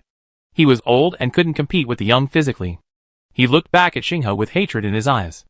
Shingron asked Shingha to step back a little and said, I didn't want to do this at first, but I suddenly thought it through, so you should just die. In Kono's eyes, she and Shingha were just tools. Tools didn't need any self-awareness, they just needed to be obedient. When tools started to think, even if they put forward some ideas that were beneficial to him, he couldn't accept them. Kono was captured, and the people of the Dawn organization fell down. Shingron helped up one of his own people who was ambushing Kono. The other party said with hatred, I still can't take revenge. Why are you in such a hurry? We can't deal with Melchi, and there are others. Shingron patted the other party on the back. As long as she is punished, it doesn't matter who did it. The right wing, under the influence of Kono, also hates the Federation, but hates Melcher even more. Melcher did something evil, but the Federation did nothing. One of the reasons Shingran convinced them was that Delilah would give them justice. Melcher kicked Kono away and glanced at Shingran. You seem to have some misunderstandings about your situation. Now that everyone on the field is hers, she is sure to win. Joshua and Delilah stood aside, and Melchi's people pointed weapons and light blades at them. The wind gradually grew stronger, and a mecha fell from the sky, and the ground was covered with dust. Jiangju, I hope I'm not late. Rong Tianjiang panted and rolled his eyes. Can you stop being cool and fight quickly? Chapter 158. Jiangju was not the only one who came. He brought a group of troops drawn back from the border. The border was temporarily stable. As soon as he received Joshua's message, he rushed back without stopping. Mental power can control the direction of the mecha. The disturbed magnetic field cannot affect the mecha. In order to save time, they all used mechas to fly on the road. At this moment, rows of soldiers fell one after another. Melxi did not receive the news in advance, and then she realized that the connection with the city was cut off. She stared at the people brought by Jiangju. There were not many people, and the number of people that could be drawn from the border was limited.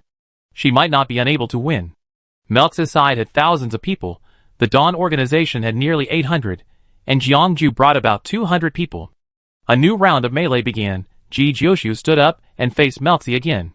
There was no green weeds on the ground.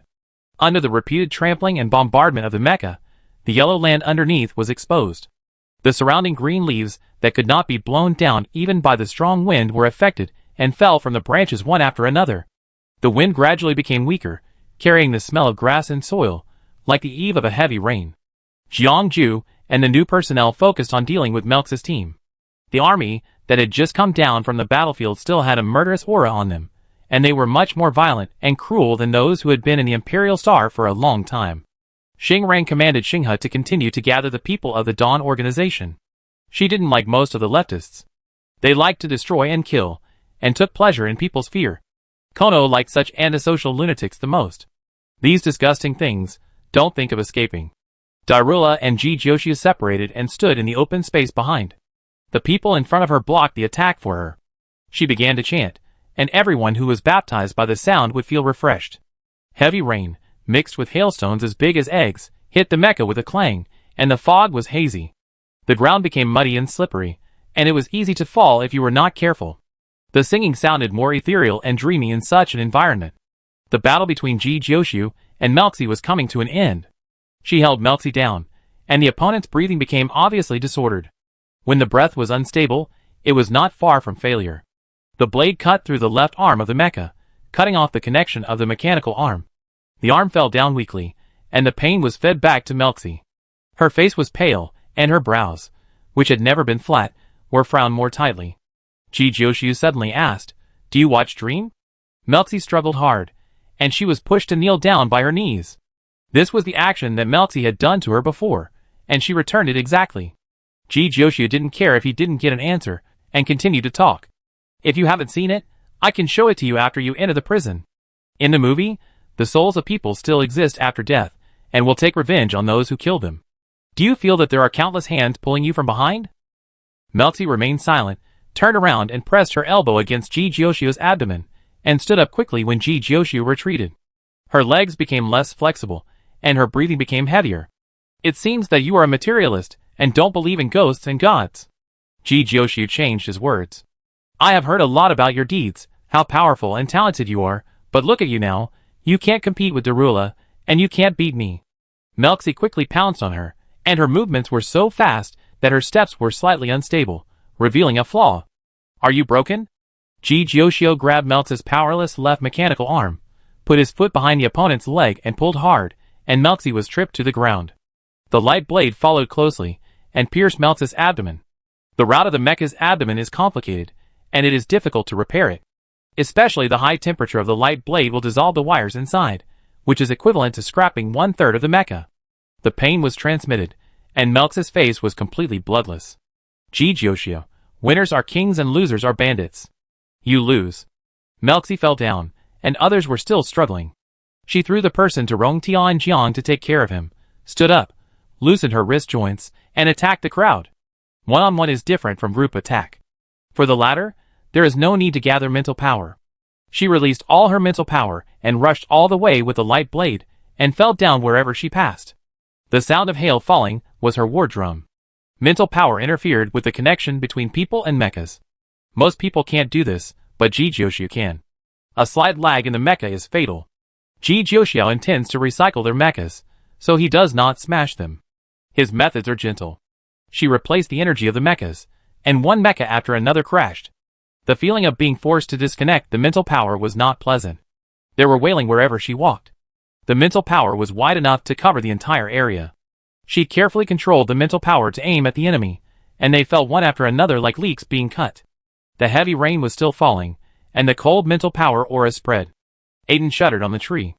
It was said that Jiangju could fight 100 people alone, but he had never seen it. But he would never forget the scene of Ji Jiuxiu fighting 1,000 people alone in his life. The god of death was materialized at this moment. The hazy fog and the chaotic mental power magnetic field were Ji Jiuxiu's chains. She shuttled through the crowd, and no one knew where she would suddenly appear. Jiangju and the others blocked the battlefield, not letting anyone escape. When the last person fell, the hail stopped and the heavy rain stopped. The debris on the ground was full of cold metal corpses. The people were not dead yet. It would take some effort to kill them. It would be better to make them lose their ability to move first, and then deal with them together. The army dragged the people out of the mecha. The right wing who followed Xingrant's arrangement arrested the people on the left wing under the watchful eyes of the army, putting the people in one pile and the mechas in another. The smell after the rain was a bit fishy. The only person who was wet was Darula, who was not in the mecha. She didn't look embarrassed at all. After being wet, she showed some mercury sharpness. She walked towards Melxi, who was tied up with others, and a little blood flowed from the corner of her lips.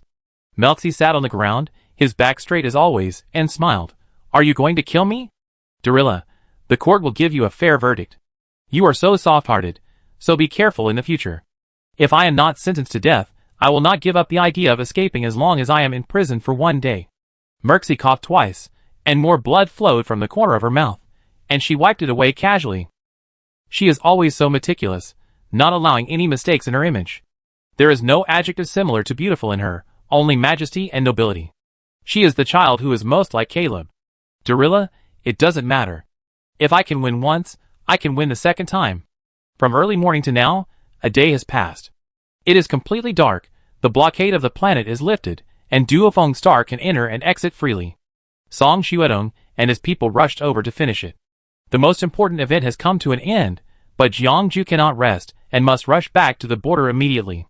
"Ji Jiuxiu, didn't you say that the border is temporarily stable?"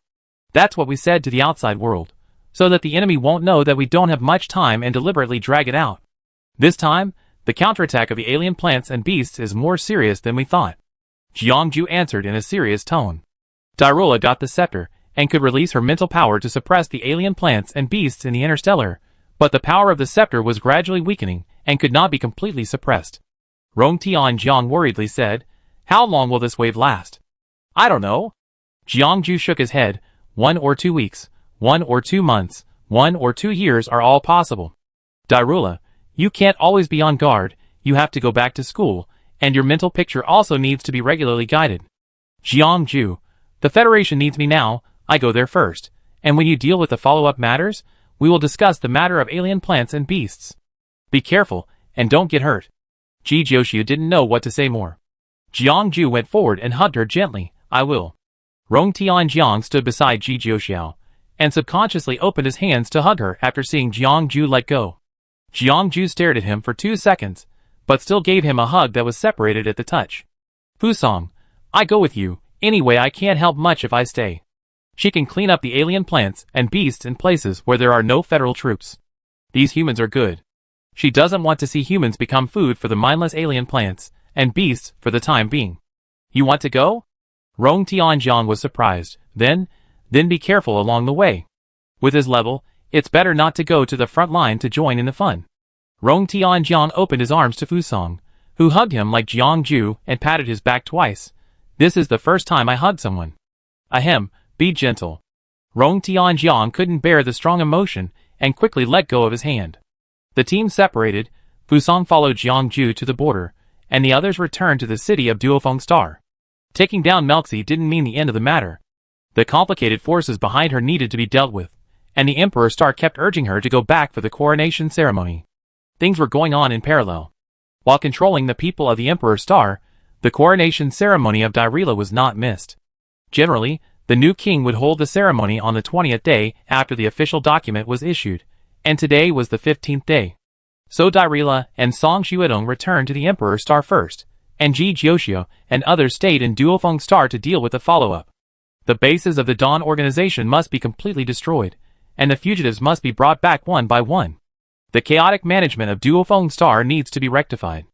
They stayed in Duofeng Star for 4 days, and returned on the 5th day just in time for Darilla's coronation ceremony.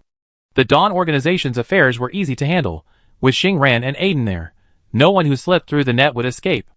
As for the government of Duofeng Star, Ji Jiuxiu had no idea where to start, as this was not her strong point. She could only discuss with Darilla how to deal with it during her busy schedule. The punishment of a planet's government personnel was not something that Darilla could decide alone. She told the federal high-level officials about the matter, asking them to put forward their opinions and think together. At least there needed to be some increase or decrease in personnel. The situation on Duofeng Star was not an isolated case. First, a pilot project would be conducted, and if it was feasible, it would be promoted to the entire galaxy and management would be strengthened. Ji Jiuxiu was temporarily granted federal law enforcement power to investigate the inaction of the leaders of Duofeng Star. The director of the Public Security Bureau sweated a lot, but he still couldn't keep his job. He was demoted to deputy director, and some people who had achievements and abilities but were suppressed were promoted. Ji Jiuxiu cut the Gordian knot quickly, and took action before others reacted. As for the subsequent more detailed matters, professional personnel and more time are needed to deal with them. On the morning of the fourth day, the personnel specially arranged by the Federation arrived at Duofeng Star. After Ji Jiuxiu simply handed over the work, he took everyone to the Emperor Star. Since Duofeng Star is not very stable at present, the people of the Dawn organization took them to the Emperor Star for interrogation. Ji Jiuxiu asked Xingran, "Do you want to go and see the scene of Dairula's enthronement? This kind of scene is probably only seen once in a lifetime." Xingran's face flashed a faint smile. "Okay." The night before the coronation ceremony, Dairula was very busy, but Ji Jiuxiu was free. There are so many people in the Federation, and there are people to take care of the affairs, so she doesn't have to worry about it. The investigation of Melx's establishment of the Tingsha organization has been clear, and he faces the same death penalty as Karen. The matter has not been spread on the internet. Only the senior people in the Federation know the truth, which can be regarded as saving some face for the royal family. The secret that the three have the same father and half-sister will be buried forever with the death of Melxi and Karen. The princess has recently helped Delilah arrange the coronation ceremony. After experiencing all kinds of messy things, the relationship between the two is closer than before when they were hypocritical mother and daughter. Ji Jiuxiu was lying on the sofa in Delilah's room and communicating with Fu Song. After tomorrow, Delilah will officially move into the palace. Fu Song went deep into the pile of alien plants and beasts. The camera was full of endless enemies, which was not a problem for her. No alien plant or beast passed by her. She was far away from the army where Jiangju was, and her inhuman appearance was not suitable for being seen. Jiangju told the situation on the army side. Everyone noticed Fu Song who was killing the enemy, but because they didn't know whether it was an enemy or a friend, they didn't dare to get close to observe. Jiangju told others that alien plants also have relatives. For example, some alien plants do not kill, but grow quietly by absorbing nutrients from the soil like ordinary plants. He wanted to change everyone's thinking in a subtle way, so that others could slowly accept Fu Song's existence. Maybe one day she can walk in the human field with her true identity. The coronation ceremony was carried out as scheduled. Ji Jiuxiu relied on his relationship with Darula to go through the back door and squeezed into a group of officials with a group of friends. He watched Darula step by step on the throne representing power and responsibility from the best position. There were countless people looking up below, and various fireworks special effects were set off in the live broadcast room. For the public, Karen's crime of manufacturing banned drugs has been determined, and Melchi has been involved with the Star Pirates organization. Only Dairula, who grew up with him, is forever sacred and beautiful. The patrol team shuttled among the crowd, and various cameras worked well. Their worries did not come true, and the coronation ceremony went very smoothly. Dairula wore a skirt crocheted with gold thread, royal patterns printed on her cloak, and a golden crown on her head, which was very suitable for her long red hair. Countless flashes were aimed at her, and she showed her usual smile, elegant and majestic, graceful and luxurious, no longer like a little girl with a delicate and innocent posture, but a completely polished and shiny pearl. She was reciting the oath, word by word, sonorous and powerful. Ji Jiuxiu received a message from Shuang Yunfei, which was a photo of the coronation ceremony of Dairula. She looked down, and there were so many people that she couldn't see where Shuang Yunfei was. Ji Jiuxiu, you actually came to the scene in person. You don't regret not revealing your identity to compete with Dairula, right? Shuang Yunfei, I haven't had enough good days yet. I won't ask for trouble. You are free in the black market, and you must be crazy to want to compete with Dairula for this broken royal family. Ji Jiuxiu talked about business. Do you have something to talk to me about? Shuang Yunfei, can't I talk to you if I have nothing to do? Then our relationship is too cold. I want to invite you to dinner together. Ji Jiuxiu, Shuang Weibai, is it fun to use your brother's number to send me a message?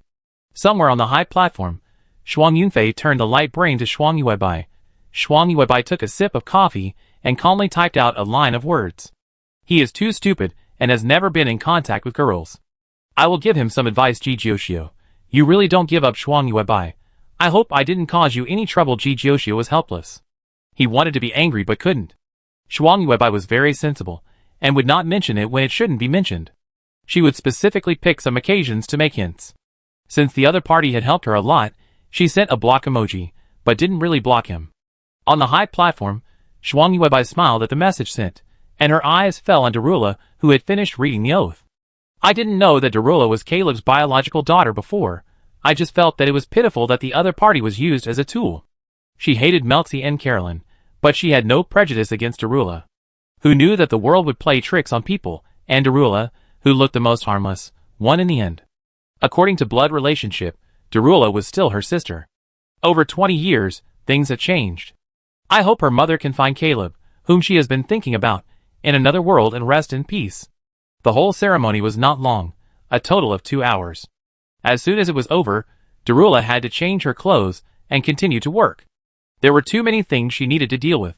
Ji Jiuxiu didn't have time to relax for too long. She took Tianji and Nancy back to Blue Star. She also had a lot of work to do. As for Xingran and Xinghe, she invited them. Xingran, who had nowhere to go for the time being, nodded in agreement. Ji Jiuxiu asked, "Do you want to see Kono? The execution will be carried out in a week. You won't see him next time you come." Recalling the first time she proposed that Xingran give up the Dawn organization, Xingran refused sternly, saying that Kono had educated and cultivated her. Xingran shook her head, no need. When Kono wanted to kill her and Xinghe, the kindness between them had disappeared. She mistakenly regarded Kono as a benefactor. From beginning to end, Kono only regarded them as tools.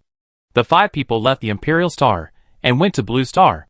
Now Ji Jiuxiu had enough money, so he shifted the focus of his work from the clinic to Blue Star to speed up the construction progress. After the spaceship landed, Ji Jiuxiu habitually looked at the grass in the field. It was still the same. No matter what happened, it remained the same. Ji Jiuxiu sighed, "If I had known you were so strong, I wouldn't have spent that much money to buy weapons to arm Blue Star." Each one was so expensive that her heart was bleeding. "Tianji, you can dismantle it and sell it. It's at least 30% off if you disassemble it, so you might as well keep it." Ji Jiuxiu poured the plant nutrient on the ground. "You can send it to the war zone. It can always help. Every laborer in this family must move. No one can be lazy." The direction of the 2 plump cotyledons of the grass changed from upward to downward, drooping down, and the surface wrinkled as if it lost water. "Ji Jiuxiu, what's the matter? Didn't you just feed it with nutrients?" The grass had this situation before because it had not been supplemented with fertilizer for a long time. "Why did it wilt after it was supplemented with plant nutrients, Tianji? Is it because it was supplemented too much and it was too weak to be supplemented? Then I will dig away the wet mud," Ji Jiuxiu said hurriedly. "Before you came into contact with the Interstellar, you didn't know the concept of alien plants. Even if it moved, you would not regard it as an enemy. Have you ever thought about why it never revealed its identity?" Xingran couldn't bear it anymore. Ji Jiuxiu's eyes were full of curiosity. "Why?" Xingran glanced at her. "Because not everyone, oh no, all the plants love to work like you. It was just a small plant that loved to lie flat. Once Ji Jiuxiu found out that it could not only work, but also work very well, the result was imaginable." Ji Jiuxiu paused in his action of digging the soil and poked its cotyledon. "You have been eating and living for free for so many years. You should do some work, and there is no point in pretending to be dead." The person in charge is confused, and the bystander is clear. In her impression, Xiao Xiao was a simple grass with congenital defects. She didn't expect it to be so scheming. Xiao Cao's thoughts were exposed, and she was so angry that she stretched out a leaf and slapped Xingran. Xinghe next to her hurriedly stopped her, so the leaf turned and slapped Xinghe on the head. Xinghe was anxious and stretched out his hand to grab the leaf. The stem that seemed white and tender and easy to break was flexible and strong. Not only was it not torn off by him, but it also split into another one, and slapped him on the head again. He fought with Xiao Xiao, but his advantage of being strong was completely gone in front of Xiao Xiao, and he ended the fight with being beaten into a pig's head. Xingran looked at the weak and harmless tender seedling and said coldly, "It has good combat power. If it goes to the front line, it will be a great force." Ji Jiuxiu nodded. "It's idle anyway. I tell Huida, who is going to the border to provide assistance. Give Xiao Xiao the title of Special Combat Talent and earn it as salary from the Federation." Xiao Xiao, who had just beaten Xinghe, was instantly depressed. Not only did the 2 cotyledons lose water and turn yellow, but the whole plant fell down limply, and yellow spots appeared on the surface.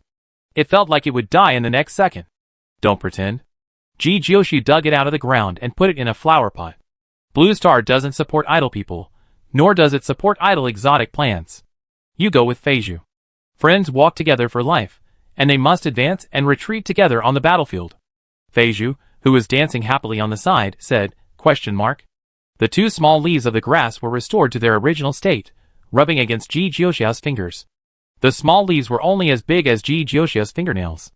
Ji Jiuxiu flicked its leaves. It's useless to act like a spoiled child. As a human being. As an alien plant, You have to be self-reliant and make money to support yourself. Countless leaves emerged from the grass, dancing wildly in the air, which made Ji Jiuxiu look confused. Feizhu joined in, making an attacking gesture, and the grass defended. Ji Jiuxiu understood now. Blue Star does not need your protection for the time being. The greater the ability, the greater the responsibility. There are places where you are needed more. She told Yan Pei's parents the password of the Blue Star weapon control room, and the defensive weapons were transformed into automatic mode, without the need for complex manual operations. As for the password, the answer is on the puzzle. The password is password. The person who set the password is Tianji, who is full of evil taste. Now all kinds of organizations that may cause threats have been cleared up, and it is estimated that they can't run so far to attack Blue Star. In addition, a group of historical researchers from the Federation came to Blue Star, and the bodyguards they brought can also ensure the safety of Blue Star. Xiao Xiao retracted all its leaves and turned back to the appearance of only 2 plump cotyledons, and the cotyledons were closed together. Ji Jiuxiu didn't understand this action.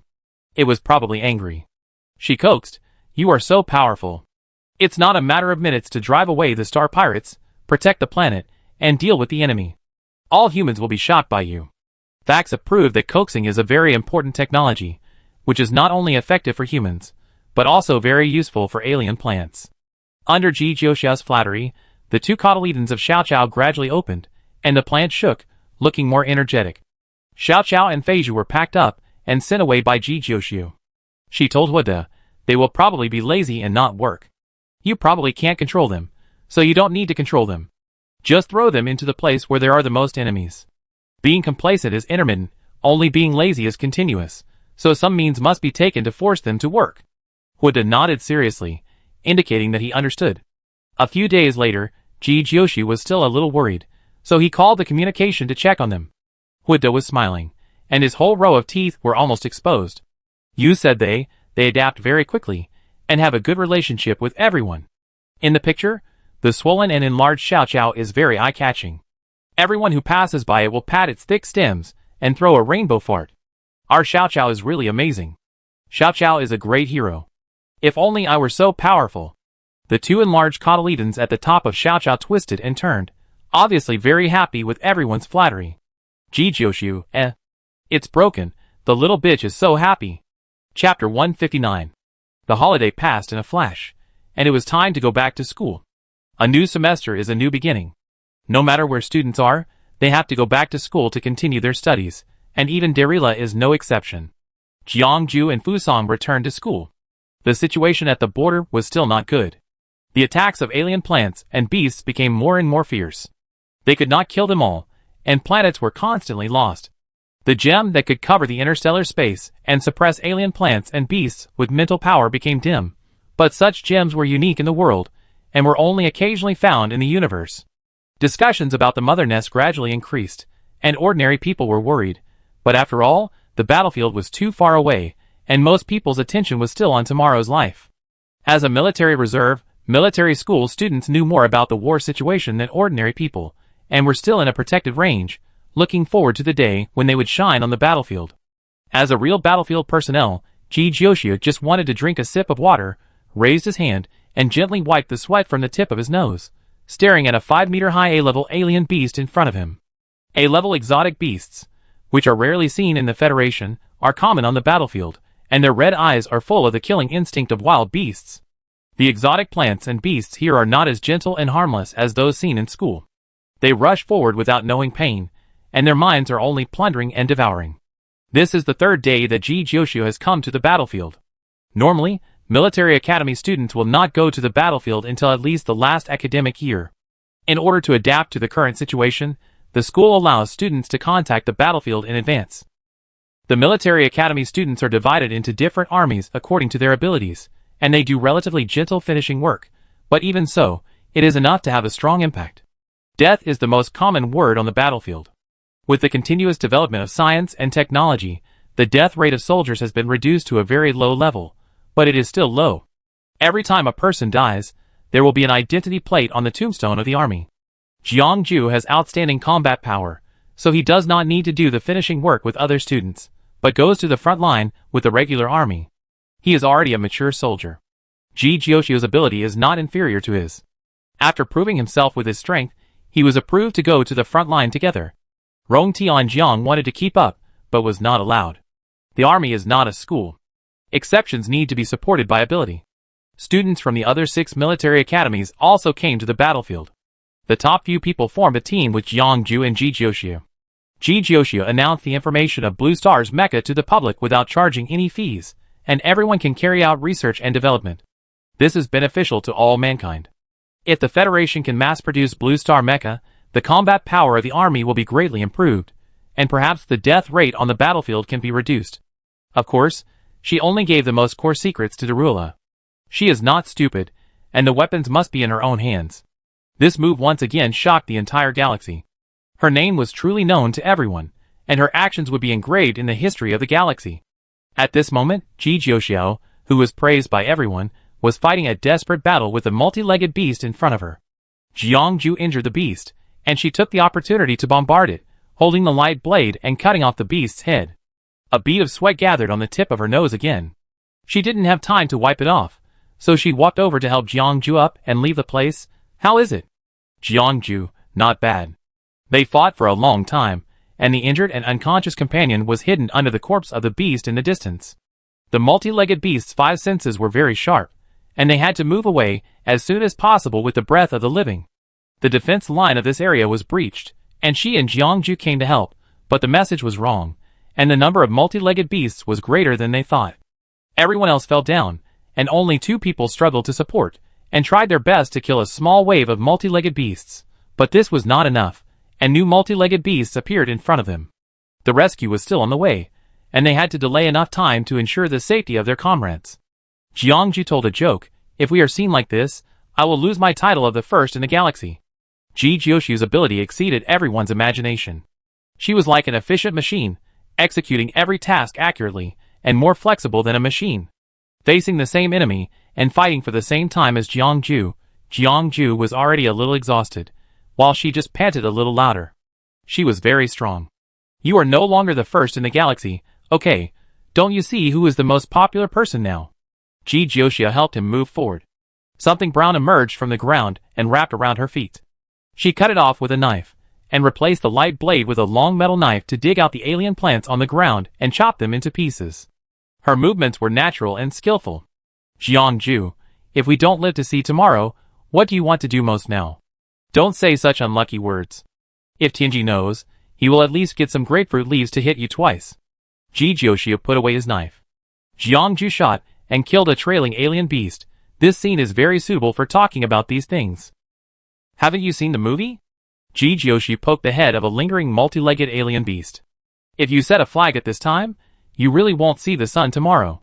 Jiang Ju coughed up blood. "I haven't seen the sun for a long time."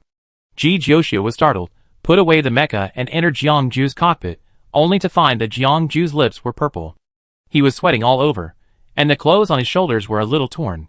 He took them off, and saw 2 black and swollen wounds on his left shoulder. He said intermittently, "I was accidentally bitten by a bug just now, and I left the body of the bug."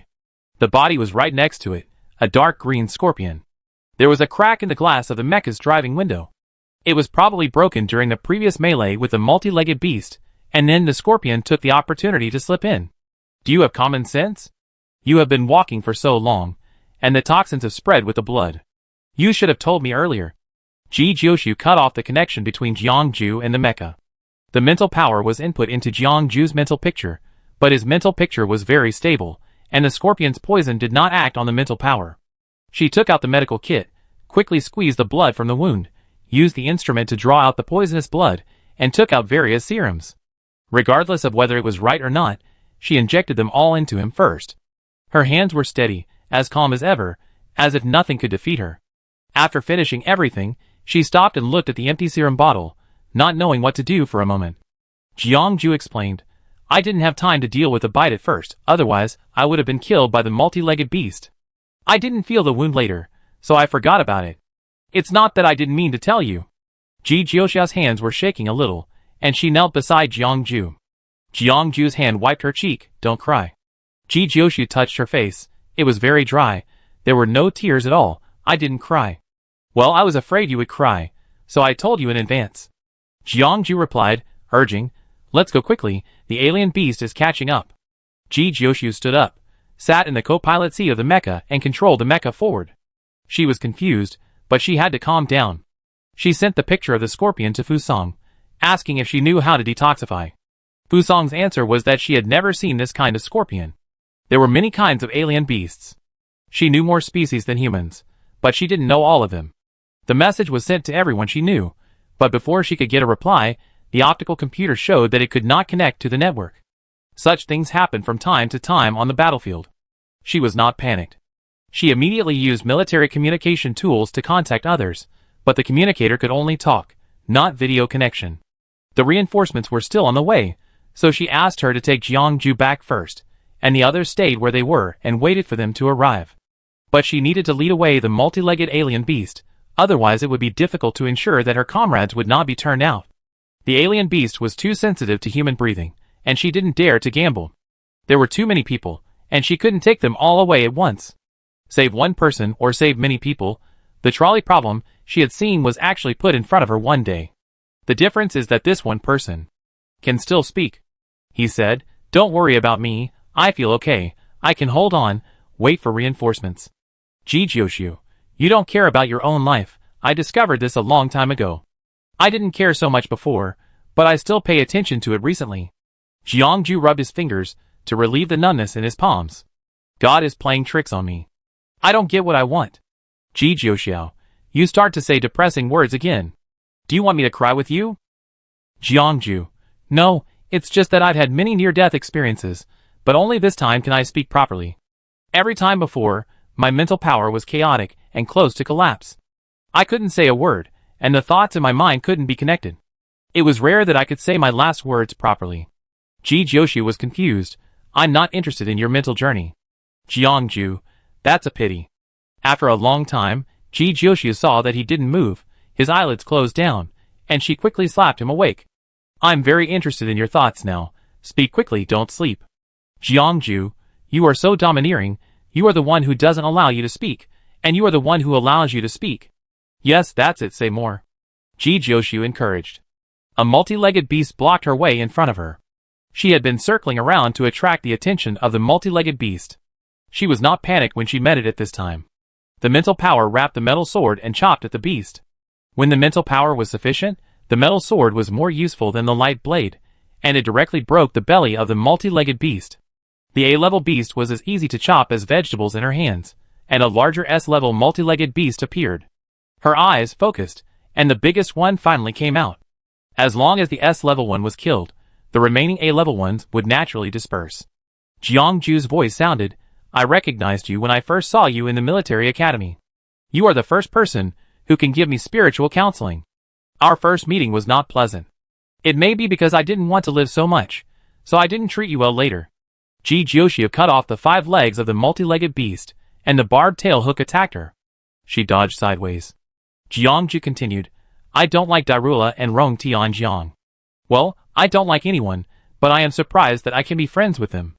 The multi-legged beast pounced again, and Ji Jioshu rolled under it, and cut off 8 legs again with a knife. The hard legs fell down like hail. Jiangju, my parents like you very much. It should be said that no one dislikes you. If there is, it must be the other party's problem. Are you too strict with my filter? Hearing this, Ji Jioshu finally couldn't help but answer. She turned over and climbed onto the back of the multi-legged beast, stepped on it, and stabbed the long knife into the other's head. Her hand was very steady, locking the multi-legged beast's walnut-like brain and stabbing it accurately. To avoid accidents, 2 more shots were added to blow it to pieces. The remaining dozen legs of the multi-legged beast struggled wildly at first, and then slowly stopped moving. Jiangju ignored Ji Jioshu's interruption and continued to talk. I like you too. Ji Jioshu's hand trembled. The surroundings were silent. Ji Jioshu turned to look at Jiangju. His eyes were bright, and he looked at her. He coughed twice. His head was drowsy, sleepiness and chaos invaded his brain. He tried to stay awake and began to recite an article for children's enlightenment. Each sentence was short, and the rhythm was catchy. The machine that controls the light source of this planet was broken by the alien beast, leaving only a faint light. Just like the end of the dusk when the sun just disappeared on the blue star, the scenery was hazy and blurred. There was no light in the mecha, and Jiangju's consciousness seemed to be a little scattered. He started to recite other books while reciting, a sentence here and a sentence there. As long as he stayed awake, it would be fine. Ji Jiuxiu shifted his attention to the multi-legged alien beast, and pulled the knife out of its head. Out. She jumped to the ground. Without the highest level beast leading them, the other beasts attacked in a scattered manner, and no longer attacked in groups. Rescue was still on the way, like a background in a novel, and it was delayed. The torment made her mood gurgle like boiling water. The communication tools had intermittent noises, making communication difficult. Human power was so small at this moment. She didn't know what to do, so she killed the beast frantically, turning her chaotic thoughts into weapons to destroy the enemy. Sweat slid down, she stopped to breathe. Her mental strength was not at the bottom, but her physical strength was limited, so she had to stop and rest for a while. The fingers that had been holding the knife for a long time were a little numb, and she couldn't spread them normally for a while. The surrounding beasts were cleared, and she returned to find other comrades, dug the people out from under the beast corpses and took a breath. Then she sat on the ground and opened the cockpit. Fresh air mixed with a fishy smell rushed into her nose. She suddenly realized that Jiangju had not spoken for a while, and immediately stood up and walked towards him. Jiangju closed his eyes, and opened them again when she approached.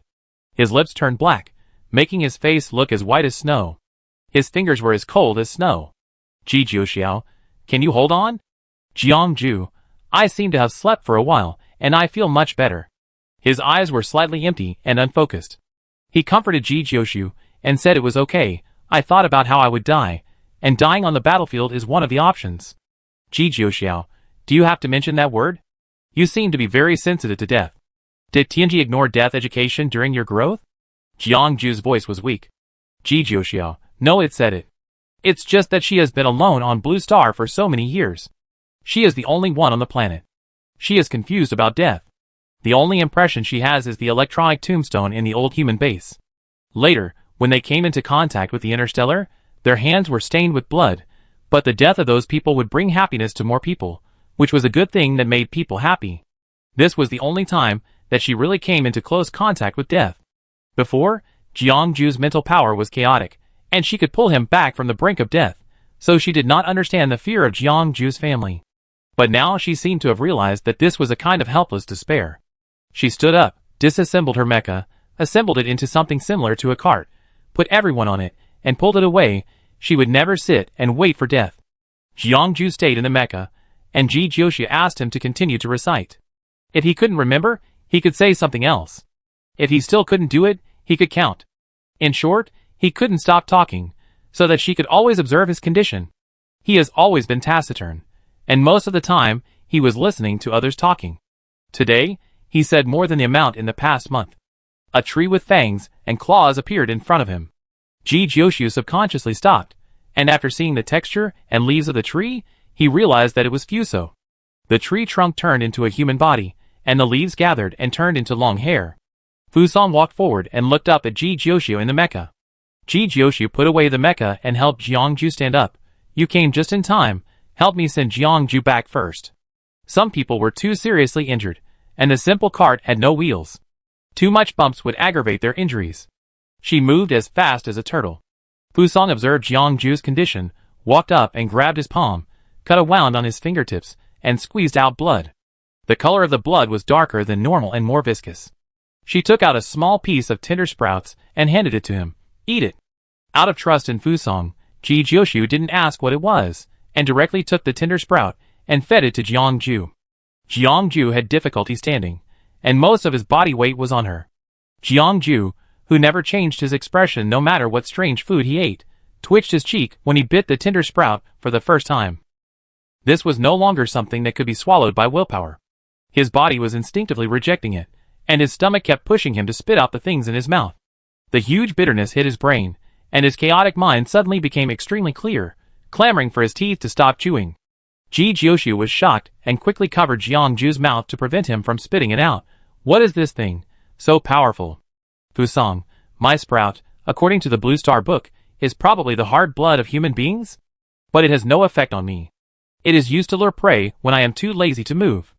It is highly poisonous.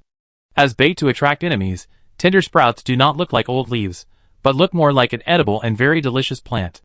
Ji Jiuxiu had no obvious reaction to the previous words, but the last 3 words almost made her unable to hold back. Are you sure that fighting poison with poison is feasible? She did not question the toxicity of Fusang, but was afraid that the scorpion's poison could not match Fusang. Jiangju would die from Fusang's poison just after the scorpion poison in his body was defeated. I don't know, I haven't tried it. Isn't it written like this in novels? A young bud emerged from Fusang's head and swayed from side to side. Besides, he is dying. How does the saying go? Give it a try. Give him random food. What if he is killed by the treatment? When I go back, I will delete all the novels in your light brain. Ji Jiuxiu was furious. She should have asked first, thinking Fusang would have some magic medicine, but it turned out to be a bad idea. Fusang, if I don't give him the medicine, he will die anyway. What's the difference? Ji Jiuxiu choked and emphasized, he won't die. Fusang, at worst, we can find a few blood-sucking beasts to suck out his poisonous blood. Although it can't cure the poison, it can at least alleviate the spread of the poison. Why didn't you mention this method just now? Ji Jiuxiu had a myocardial infarction. Fusang, because tender shoots are easier to find than blood-sucking beasts, and I think this treatment method is more efficient, don't you think? Ji Jiuxiu, No, not at all. Fusang asked Ji Jiuxiu to take Jiangju away first, and she dragged the others behind. The heavy metal cart was as easy as a toy car in her hands. I don't know if Fusang's poison took effect. Jiangju's condition did not continue to deteriorate. Sitting in the passenger seat, he tilted his head and looked at Ji Jiuxiu. His dark lips faded a little, and he looked less serious than before. He began to talk to himself inexplicably again. Jiangju, it's so bitter, I won't eat it. Ji Jiuxiu said perfunctorily, Okay, if you don't want to eat it, then don't eat it. Jiangju retched twice, but couldn't spit out anything. Perhaps his brain was confused by the poison. He began to mutter non-stop, using all his life's vocabulary to describe the unpalatable tender sprouts. Ji Jiuxiu didn't know that his language could be so rich. She handed Jiangju a bottle of water. She felt thirsty listening to so many words. Jiangju didn't take the water. He stood up from his seat and walked in front of Ji Jiuxiu. His sight was blocked, and Ji Jiuxiu pushed him away. The mecha turned on the flight mode and moved forward at full speed. Occasionally, flying beasts appeared in front of it. If you don't pay attention, you will hit them. At the current speed, it's no joke. She seriously suspected that Fusang's poison had a hallucinogenic effect before it killed people. Jiangju was already unconscious and repeatedly blocked her sight. She had to slow down, and then she almost had an accident. A bird flew in front of her, and she urgently avoided it and flew down. After the forced landing, she rolled on the ground. Jiangju didn't sit in his seat honestly. At this moment, he couldn't stand steadily. His body tilted and his head hit the cockpit glass. Ji Jiuxiu grabbed him quickly. After the mecha rolled around and lay on the ground, Jiangju's head still hit it, and a bulge appeared. She was about to scold, but suddenly found that his face looked much better. His body was better, but his IQ seemed to have dropped a lot. Ji Jiuxiu said unhappily, What are you doing? Jiangju covered the bump on his head. Why do you have 3 heads? Ji Jiuxiu, because I am the Oba. Jiangju, ? Ji Jiuxiu let him go, and in order to prevent him from making trouble, she stood up and found a rope to tie him in place. When she did it, Jiangju watched obediently and did not struggle. When Ji Jiuxiu bent down to wrap the rope around the back of the chair, he raised his head and kissed her cheek gently. Ji Jiuxiu lowered her head and pressed her fingers on the big bump on his forehead. He hissed in pain and curled up in his seat without moving. Ji Jiuxiu continued to rush forward. Although Jiangju's condition seemed to have improved, she could not guarantee whether the remaining poison in his body would affect him. Seeing his dementia now, she was a little worried that the sequelae would turn him into a fool.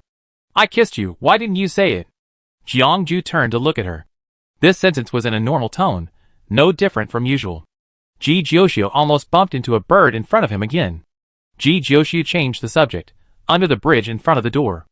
A group of ducks swam by. Jiangju immediately answered. It seemed that he was not awake yet. Ji Jiuxiu was too lazy to pay attention to him and concentrated on getting on the road. Even if he became a fool, his face was still expressionless. As long as he didn't speak, he was still very deceptive, and there was no abnormality. This classic nursery rhyme of Blue Star was very brainwashing. It was used by Tianji as an alarm clock to wake up, and it penetrated the hearts of everyone who had stayed in Blue Star. Jiangju continued to sing expressionlessly. Although it was inappropriate and immoral, Ji Jiushu still turned on the video function of the optical brain and aimed it at Jiangju. In the voice of come on, count 2 4 6 7 8, Ji Jiushu finally met the reinforcements, but it was useless to meet them now. They didn't bring any antidote, and they had to continue to send people to the hospital in the reserve area. The alien plants and animals on the road behind were all cleared, so they just had to speed up. She sent the people to the hospital. The doctors had already received the news and had seen the pictures of scorpions. She gave the scorpion's body to the doctors for research, and they pushed Jiangju into the operating room. Ji Jiushu remembered another thing and said, in addition to the scorpion venom, he also has another alien plant toxin. Doctor, what kind of alien plant? The alien plant that attacked Fusong before and made her grow a full heart. Ji Jiushu took out a small piece of alien buds of the Fusong variety. Fusong's blood is slightly different from that of ordinary people. This difference is justified by her accidental survival after being attacked by alien plants. The doctors of the Federation have studied her, but the project did not progress, and the matter was left unresolved. The doctor took the buds and entered the operating room. This long operation lasted a whole day. Because the source of the toxin was not familiar before, they could only start from scratch. During the period, the doctors paused and held several short meetings to discuss what measures should be taken. New detoxification experts entered the operating room one after another. Ji Jiushu had been sitting outside the door waiting. Later, Fusong came and waited with her. Then Rong Tianjiang also came. The three of them stood side by side against the wall like trees. Chapter 160. The lights in the reserve area were always on, making it difficult to distinguish between day and night. Time passed silently without leaving any trace. The hospital used a combination of multiple drugs to remove the toxins in Jiangju's body. He had been poisoned for too long, and there were still some residual toxins in his body that could not be cleared. He could only rely on the body's metabolism to slowly eliminate them. The doctors were tired for 2 days. After a short rest, they took turns to work. The battlefield was like this. There would always be endless patients. The conditions in the war zone were difficult, and the wards were all 5-person rooms. The ward where Jiangju was located was a poisoning area. There were many poisonous plants and animals, so a special department was opened. There were not many people poisoned recently, only Jiangju. There were enough beds in other areas, and the beds here were not occupied for the time being.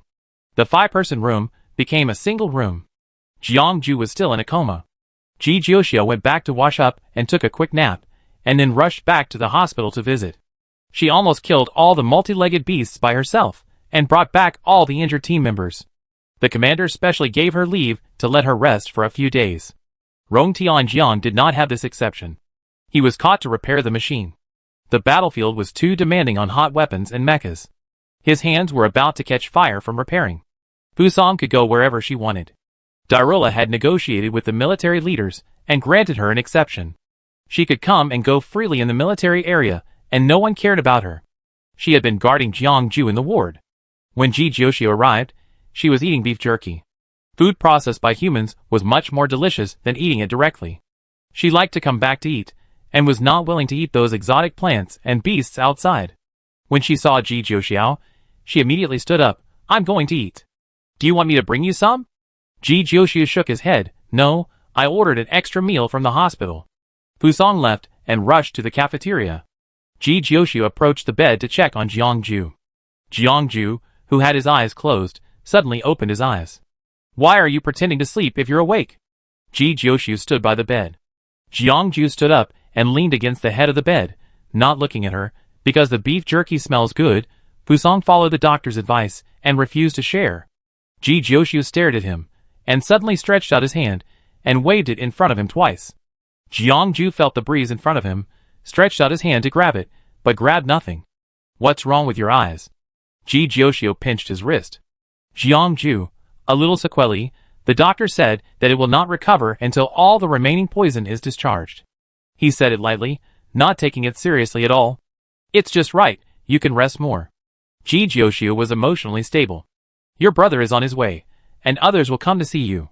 Do you want to hide it or tell the truth? Can I choose the former and apply for an accomplice?"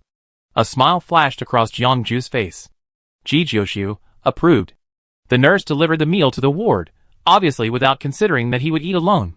The meal was white rice, scrambled eggs with tomatoes, beef brisket, potatoes, and loofah soup, which were not something a patient with eye disease could eat independently. When she objected to the nurse, she was surprised. Aren't you eating together?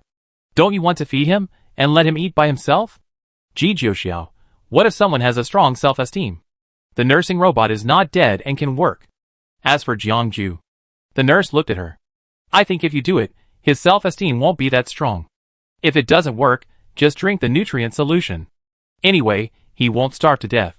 Everyone on the battlefield planet is very busy and has no time to take care of everyone's psychological needs. That's something to consider after leaving the battlefield. He said his eyes will recover after the remaining poison is discharged. Ji Jiuxiao thought of another thing. Nurse, he didn't lie to you. Don't worry. Even if the nerves of his eyes are damaged by toxins, they can be replaced or repaired by machines. We are a war zone hospital. That kind of disease can't be cured, but the plot of lying to avoid worrying the loved one only happens in TV dramas. The nurse said a lot of words and rushed to the next ward.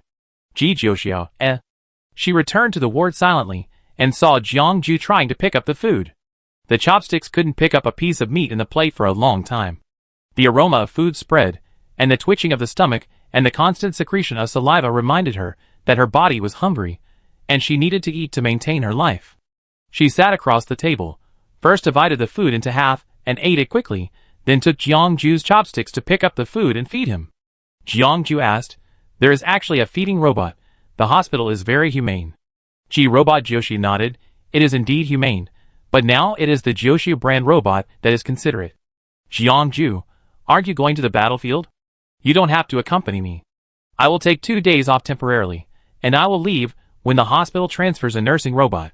Although I think that given the shortage of nursing robots, it would be faster to buy one myself and ship it here, Ji Jiuxiu said. During the time when Jiangju was temporarily blind, Ji Jiuxiu acted as his eyes, making it easier for him to deal with people coming and going to visit. The sound came from the earphones in real time, depicting the scene outside the darkness. Jiangju listened carefully. Ji Jiuxiu not only said who was standing in which position, but also described people's expressions. Many times he almost couldn't help laughing. Just like at this moment, she said, Your brother is looking down at you, looking like he is about to cry, with a very self-blaming expression, and a sense of substitution. Jiangju wanted to say Jiangxian never cries, but he had to hold back, and couldn't make a sound, so he could only cooperate to comfort his brother. Ji Jiuxiu stood outside the door, looking at the white walls and ceiling, thinking about the battlefield in his mind. The research on the mother nest is progressing slowly. Some people think that it is a place with chaotic magnetic fields, where countless alien plants and animals live. The chaotic magnetic field causes the alien plants and animals to go crazy. After flowing towards the interstellar direction, the mental power they carry will stimulate the crazy genes of local plants and animals. Some people also think that the mother nest is a channel connecting the universe outside the interstellar. In that universe, alien plants and animals are born like this. They accidentally pass through the mother nest and find the interstellar with rich food, so they rush in one after another. Regardless of which version is true, the alien plants and beasts came from the mother nest, which is beyond doubt. Humans thought about starting from the mother nest, but no one could reach the mother nest and return safely. Everyone who went there was swallowed up silently. Ji Jiuxiu touched the mecha installed in the compressed space. There was only one mecha of this material, even on Blue Star. She couldn't figure out what material it was made of, but one thing was certain, this mecha had unlimited potential. She was doing 2 things at once, paying attention to the situation in the ward. Rounds of people came and went, and the nursing robot was finally approved. Ji Jiuxiao, I'm going to the front line. Jiangju said something unrelated. So my family felt this way when they saw me on the battlefield, but they never said they wouldn't let me go, so I won't say anything either. I hope everything goes well for you. Ji Jiuxiu understood what he meant, and suddenly felt lonely leaving him alone, so she took out a comb and combed his messy hair that hadn't been taken care of for a few days. She comforted him, You should take good care of yourself, and come back to me when you're better. Jiangju didn't answer, didn't respond, and lowered his head in silence. Ji Jiuxiao went back to the dormitory to pack up her things, went downstairs and prepared to drive the aircraft to the front line. The commander had already arranged her mission, and she walked into the aircraft while thinking about the mission. As soon as she entered the door, she saw Jiangju sitting in the co-pilot. Ji Jiuxiu, who said Jiangju was obedient and sensible. Pull him out and give him 50 lashes. Ji Jiuxiu, give me a reason. Jiangju, I think you did a great job as my eyes. My blindness doesn't affect my physical and mental strength. When you point me in the right direction, I can still fight, and my fighting power is no less than before. Can't you just take a good rest? Ji Jioshu had a headache. Jiangju, no. Ji Jioshu said coldly, you've changed? You're not obedient now. You weren't like this before. Jiangju, yeah, when my eyes were fine before, no one would dislike me. You're changing the concept. I don't dislike you. Ji Jioshu retorted. Jiangju, that's great. Let's go. Ji Jioshu, Who did Jiangju learn to be bad from? If you want to go, go whenever you want. As long as you don't die, it's not a big problem. Otherwise, she is afraid that after his eyes are healed, he will have to go to the psychological hospital of Sanhexing again. Jiangju said that Ji Jioshu is his eyes, but on the battlefield, Ji Jioshu basically doesn't have to worry about his situation. His mental power can help him distinguish between friends and enemies, and he can still kill the enemy quickly and neatly. It's just that it's not very convenient to move during rest time, and Ji Jioshu needs to be with him all the time. He also needs to be fed when eating, otherwise he will get food stuffed into his nostrils. Darula took time out to go to the battlefield, and her singing with healing power spread. It was not seen in the joint exercises of the military academy before, but in such a crowded place, her ability is truly reflected. She can provide spiritual counseling for thousands of people at a time, and can turn a battle situation from defeat to victory. She eats and lives with the soldiers. The battlefield makes her skin rough, but her smile is more sincere.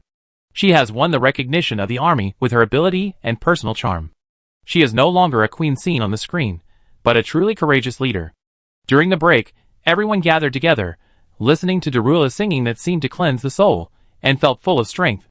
Yusuin, who thought he was Jiangju's old rival, lost all his strength after fighting several battles.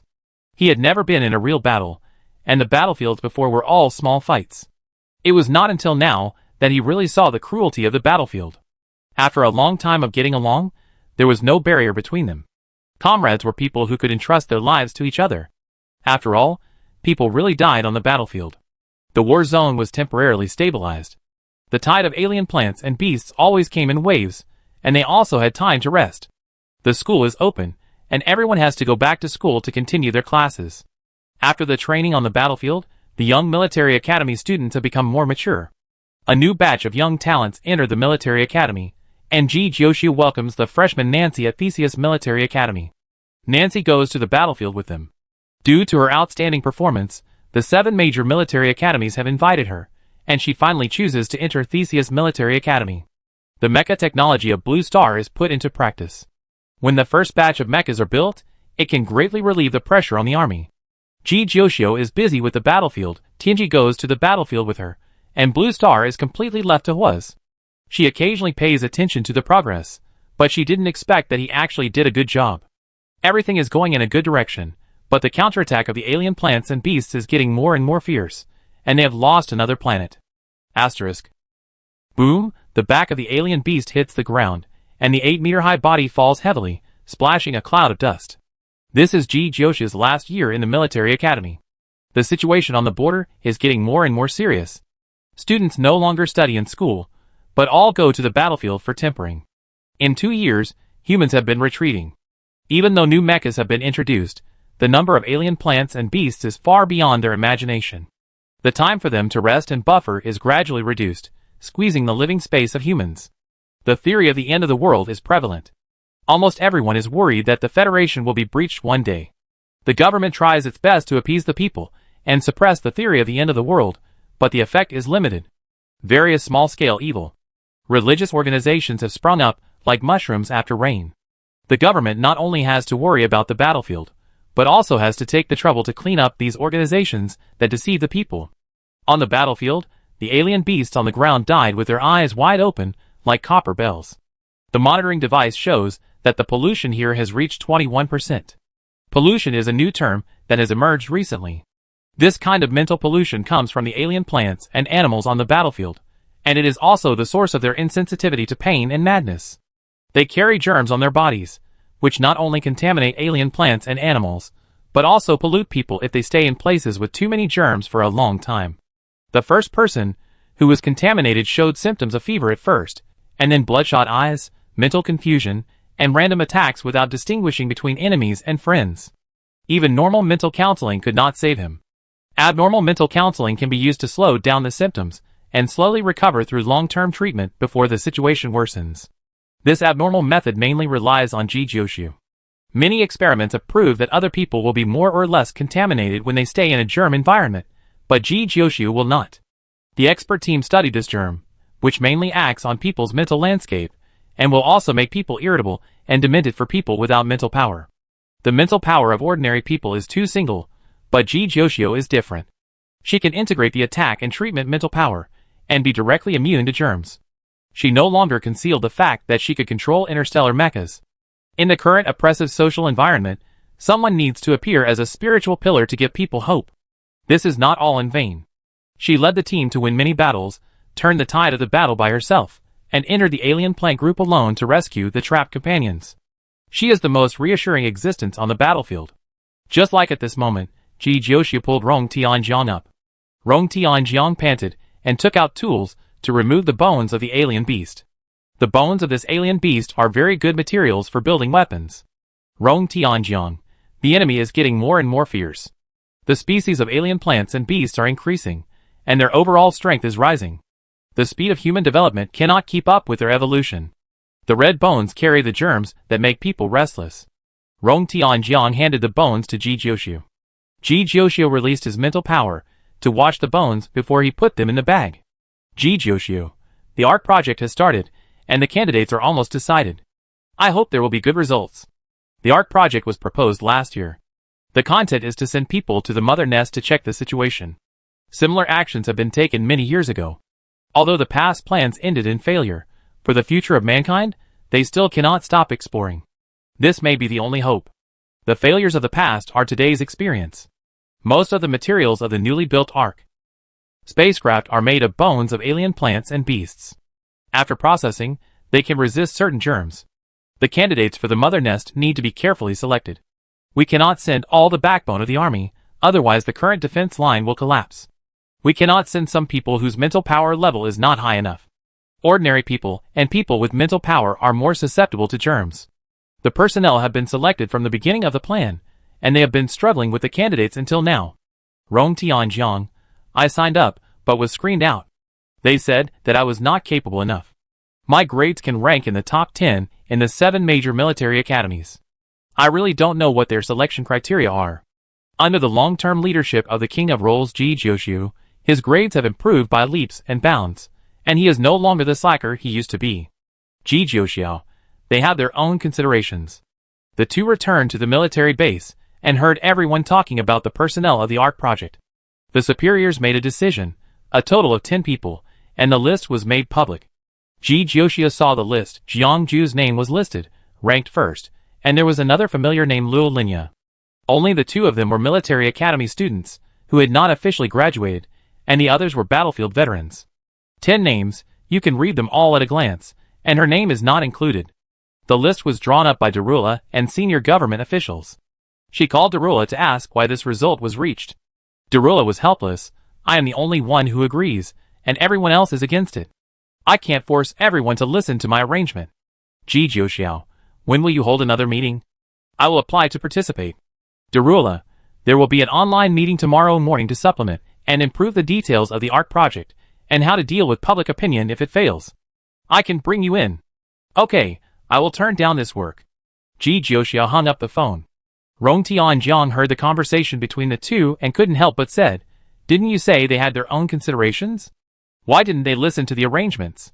Jijioshu, they have their own ideas, and I have my own ideas. Call me at the meeting tomorrow, and I bring a bag of melon seeds and sit next to you. Rong Tianjiang laughed. Life is too boring, and it's rare to have fun. Perhaps it's because of the long-term cooperation that everyone has forgotten that Jijioshu has never been a person who will listen to the arrangements obediently. I hope that when others know that Jijioshu is going to attend the meeting, they will remember to bring quick-acting hard pills to avoid being angry and having problems. The two of them first took the collected materials to register and report, and then walked to the cafeteria, where Fusong and Jiangju were already waiting. The flying boat plan was an action that might not return. Even if the preparations were made, no one could guarantee that the people who set out could return safely. The meal was eaten in silence. The people on the list were at the table, and everyone knew what the list meant. Rong Tianjiang wanted to say a few words to break the atmosphere, but he didn't know what to say. He couldn't persuade him to write a suicide note to leave a thought, and couldn't ask him if he could not go. He couldn't do anything. It was best to try to ignore this matter. When they were almost done eating, Jiang Ju took out a box and handed it to Ji Jiuxiao. A gift for you, happy birthday. Ji Jiuxiu was a little dazed. Time passed too quickly. She was so busy every day that she couldn't even remember her birthday. She took the box and opened it. Inside was a pendant. The pendant was in the shape of a sphere with blue, white, green, and yellow gemstones carved into the ocean, clouds, forests, and land. This was what Blue Star looked like before the apocalypse. The pendant was very delicate, each color was clear and beautiful, and the overall size was only a fingernail, with very good details. Rong Tianjiang exclaimed, "What? Today is your birthday. What a beautiful pendant. You look like the cannon fodder in the novel, who makes a fuss when the protagonist appears." Fu Song complained mercilessly. "It looks good, I like it very much, thank you." Ji Jiuxiu took out the pendant and looked at it carefully, smiling. She joked, "You didn't prepare for a long time, did you? I remember you wanted to strangle me with a rope a long time ago." The incident happened during the joint exercise of the military academy. Time flies. The laughter, anger, and scolding at that time were just normal. Jiang Ju looked away unnaturally. "You still remember it?" "I suddenly remembered it when I saw it." Ji Jiuxiu shook the pendant in his hand, and the miniature blue star swung in the air. It didn't take long to prepare, only 2 years. The main body is gold, and the gems inlaid on the outside were cut by him bit by bit. I don't know how many gems were wasted before it was successfully made. Jiang Xian's voice came from the side. Jiang Ju immediately said, "Brother. It's called position when working." Jiang Xian patted his shoulder. "Why don't you let people say it when you have done it? Isn't it more meaningful to carve it by hand than to customize it?" Rong Tianjiang, "I agree with this sentence, so can I have one on my birthday?" "No." Jiang Ju refused mercilessly. Rong Tianjiang adopted the "I want whatever you say" method and said to himself, "My birthday is in 3 months, you still have plenty of time to prepare." "Jiang Ju, I will leave in a month." "Where are you going?" Rong Tianjiang spoke faster than his brain, and he reacted only after he finished speaking, and wanted to slap himself. The atmosphere froze with one sentence. Didn't they already know where to go? "Jiang Xian, the army has specially approved you to take a week off, go home and see your parents." Jiang Ju nodded, "I understand." The meeting was held as scheduled the next day. Everyone who was notified in advance was not satisfied with Darula's unauthorized decision. Many contents of the high-level meeting were confidential, and Ji Jiuxiao's identity was not enough to join it for the time being. They were not satisfied, but there was nothing they could do. Darula strongly requested Ji Jiuxiu to participate, and they would not argue with her on such a small matter. Ji Jiuxiu has a high reputation, and her military merits have accumulated to the rank of second lieutenant. Although her rank is not high, she is still young and has unlimited potential in the future. Everyone gives her some face. The meeting was very long. Ji Jiuxiu listened carefully to everyone's discussion, and the content was all about the flying boat plan. She listened to everyone's discussion before she said the purpose of today's meeting: "The ARC project does not need so many people, I can go alone." Several people who were drinking water almost choked on the water, and the others were silent. The meeting was filled with the coughs of the unfortunate people who were choked by water.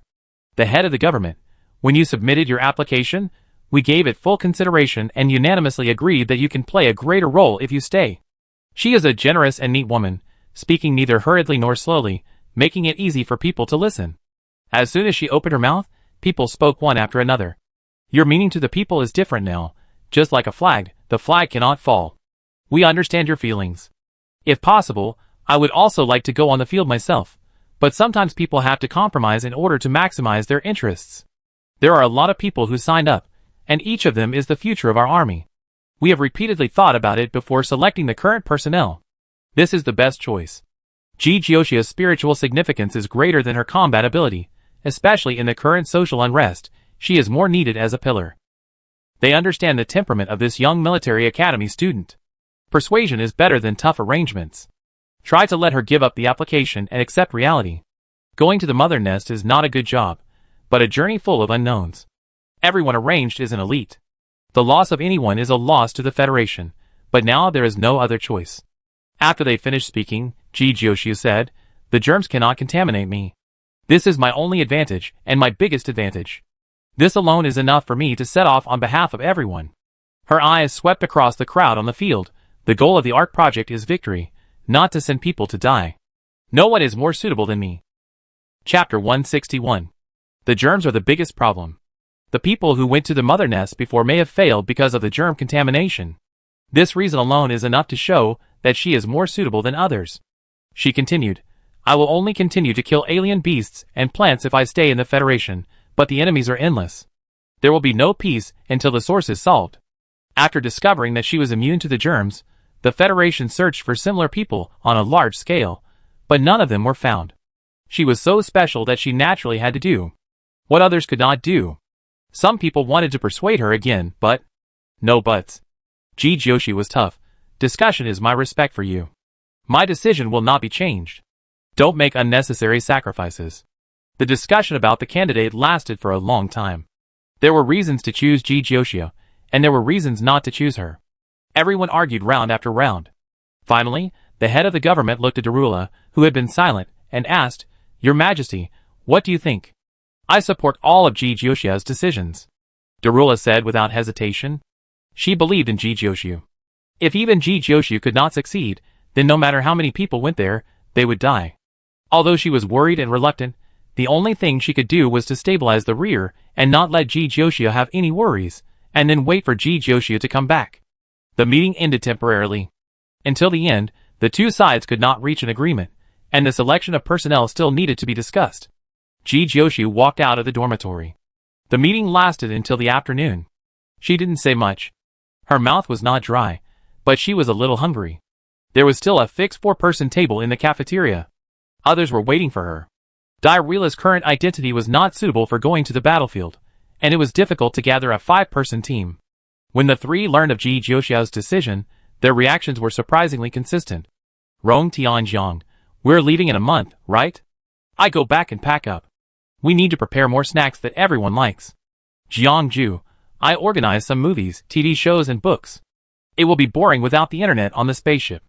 Fusong, I want to bring a pot of soil." "Stop!" Joshi raised his hands and made a cross gesture. "Did you hear me clearly? I mean I'm going alone. Alone? The only one, alone, understand? You're going alone. Are you crazy?" Rong Tianjiang was the first to shout. "Why do you go alone? You're the only one who is in the limelight, and you don't share it with your good brothers, right?" Joshi, question mark. "Joshi, are you sick? Is this a matter of limelight? Do you want to die? You also know that there is a risk of death, so why do you have to go alone? If something unexpected happens, there's no one to take care of each other, and there's no one to assist you. Can you get used to it?" Rong Tianjiang slammed the table. The unfinished soup in the bowl shook twice, and 2 drops of oil splashed onto the white table. "Jiangju, I have always been on the list, and there is no reason to be removed." Their reaction was within Joshi's expectations. When she proposed the idea to Darula, Darula had the same attitude. She repeated the reasons for convincing Darula, and what she said at the meeting today. "Fusong, from this point of view, they are indeed not suitable. They can't even survive the bacteria. Maybe they will be contaminated and go crazy before they reach the mother nest." "Fusong is still sensible," Joshi said with relief. "Fuso, so I am suitable and will not be contaminated by germs." Joshi, How can she compliment so quickly with her broken mouth? Can she speak slowly before speaking? Fuso is a special existence in terms of consciousness and structure. She has independent thinking like humans and mental power, but is different from humans. Because of her strong ability to resist germs, she was taken for testing. The results showed that she could be contaminated, but the speed of contamination was very slow. Others will show symptoms of contamination when the germ value reaches about 20%, but she must reach at least 80%. Fuso's identity is gradually becoming clear. She has been on the battlefield with everyone in the past 2 years. Anyone who is not blind can see her specialness. The fact that Fuso is an alien plant was once a hot topic. Now thinking back, it may not be groundless. But these are not the main points. The main point is that Fuso stands on the side of humans and helps humans eliminate the invading enemies, which is enough for the army to accept her. Fusong's constitution is not of reference value. Humans still haven't found a way to deal with germs. The medical technology of the Federation cannot reach the level of the old human era, and there is no way to reproduce the next Joshi. Ji Jiuxiao, slow contamination does not mean that it will not be contaminated. You should stay aside. The three people took turns to try to prove that they were qualified to join the ARC project. Ji Jiuxiao argued with the scholars and refuted them one by one. At the end of the speech, she was dry in the mouth and more tired than the morning meeting. She took a sip of the cold soup. This matter has been decided. I am not seeking opinions or recruiting partners. That's it, adjourn the meeting.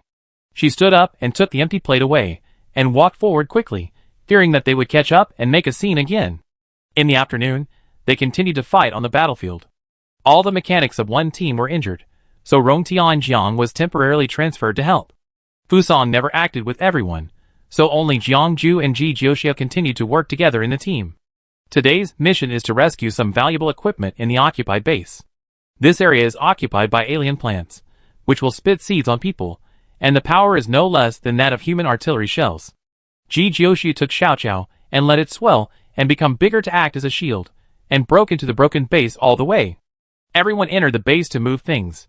Ji Jiuxiao, Jiangju and two other companions guarded the door to prevent alien plants from approaching. When the concentration of alien plants was too high, a strong stench spread out. The small grass served as a transport tool.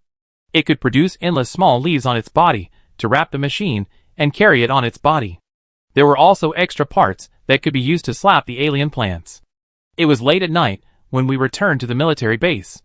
Everyone was exhausted. Two white roots grew at the bottom of the grass, moving forward step by step like a person walking, and couldn't wait to return to the extra-large flower pot specially made for it. Ji Jiuxiao walked towards the dormitory area, Jiangju walked beside her, and the others walked faster, and they fell behind. Everyone was tired and walked in silence all the way, without the energy to talk. Jiangju suddenly asked, I can do a lot of things. Don't you really consider taking me with you? Wait until your gene mutation can resist germs. Ji Jiuxiao yawned and twisted his head to relax his neck. Jiangju, these responsibilities should not be borne by you. She had been in contact with the Federation for such a short time, and had not received much care from the Federation. She had given more than she had received. Ji Jiuxiao, I have met many friends and have many fans who like me. This is enough. I am working hard for a better future. Jiangju, why must it be you? What were you thinking when you were chosen? Ji Jiuxiao asked back. Jiangju, I was thinking that I must find out what the mother nest is, and completely destroy or close it, so that the interstellar will no longer be threatened by alien plants and beasts. Ji Jiuxiao, you see, our ideas are very consistent. Will you stop yourself? In the face of such a grand concept as the fate of mankind, personal worries, fears, and other selfish desires are suppressed, and winning is the only idea. Jiangju, I always can't argue with you. Ji Jiuxiao, that's because I have a point, and you don't. Jiangju, you can't argue with me when you don't have a point, and the point is always on your side. She has her own point whether it is reasonable or not. A few words can make people go around her circle, and be swiped around by her. The quiet night was filled with only the faint sound of two people talking. The exhausted veteran in front looked back and smiled. Young people are the hope of the future of the Federation. The selection of personnel is still under discussion. Ji Jiuxiao asks, harasses, the senior officials of the Federation one by one every day. After being rejected, it becomes Dairula to do this job. They can't block Dairula, and they are so annoyed that they eat less. When Rong Tianjiang learned that Ji Jiuxiao had not given up the idea, he immediately notified Tianji, hoping that it would persuade him. In response, Tianji's answer was, I know that she appeared to save mankind, whether it is the mankind in the past or the mankind now. Rong Tianjiang was furious. Robots also have Chinibu, right? What do you mean by saving humanity? Do you know that she may not be able to come back alive?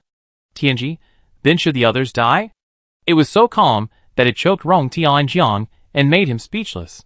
Although the ARC project claimed a 50% success rate and a 50% chance of survival, the default probability in everyone's mind was 1%. They had no relevant information about the mother nest, and they didn't know what the situation was. The people who boarded the ARC spacecraft were the Vanguard and the Death Squad. The biggest success was to bring back some information, and basically they didn't expect people to return safely. No one was destined to die. Ji Jiuxiao's life was life, and the lives of others were also life. No one was nobler than anyone else. Tianji respected Ji Jiuxiao's choice.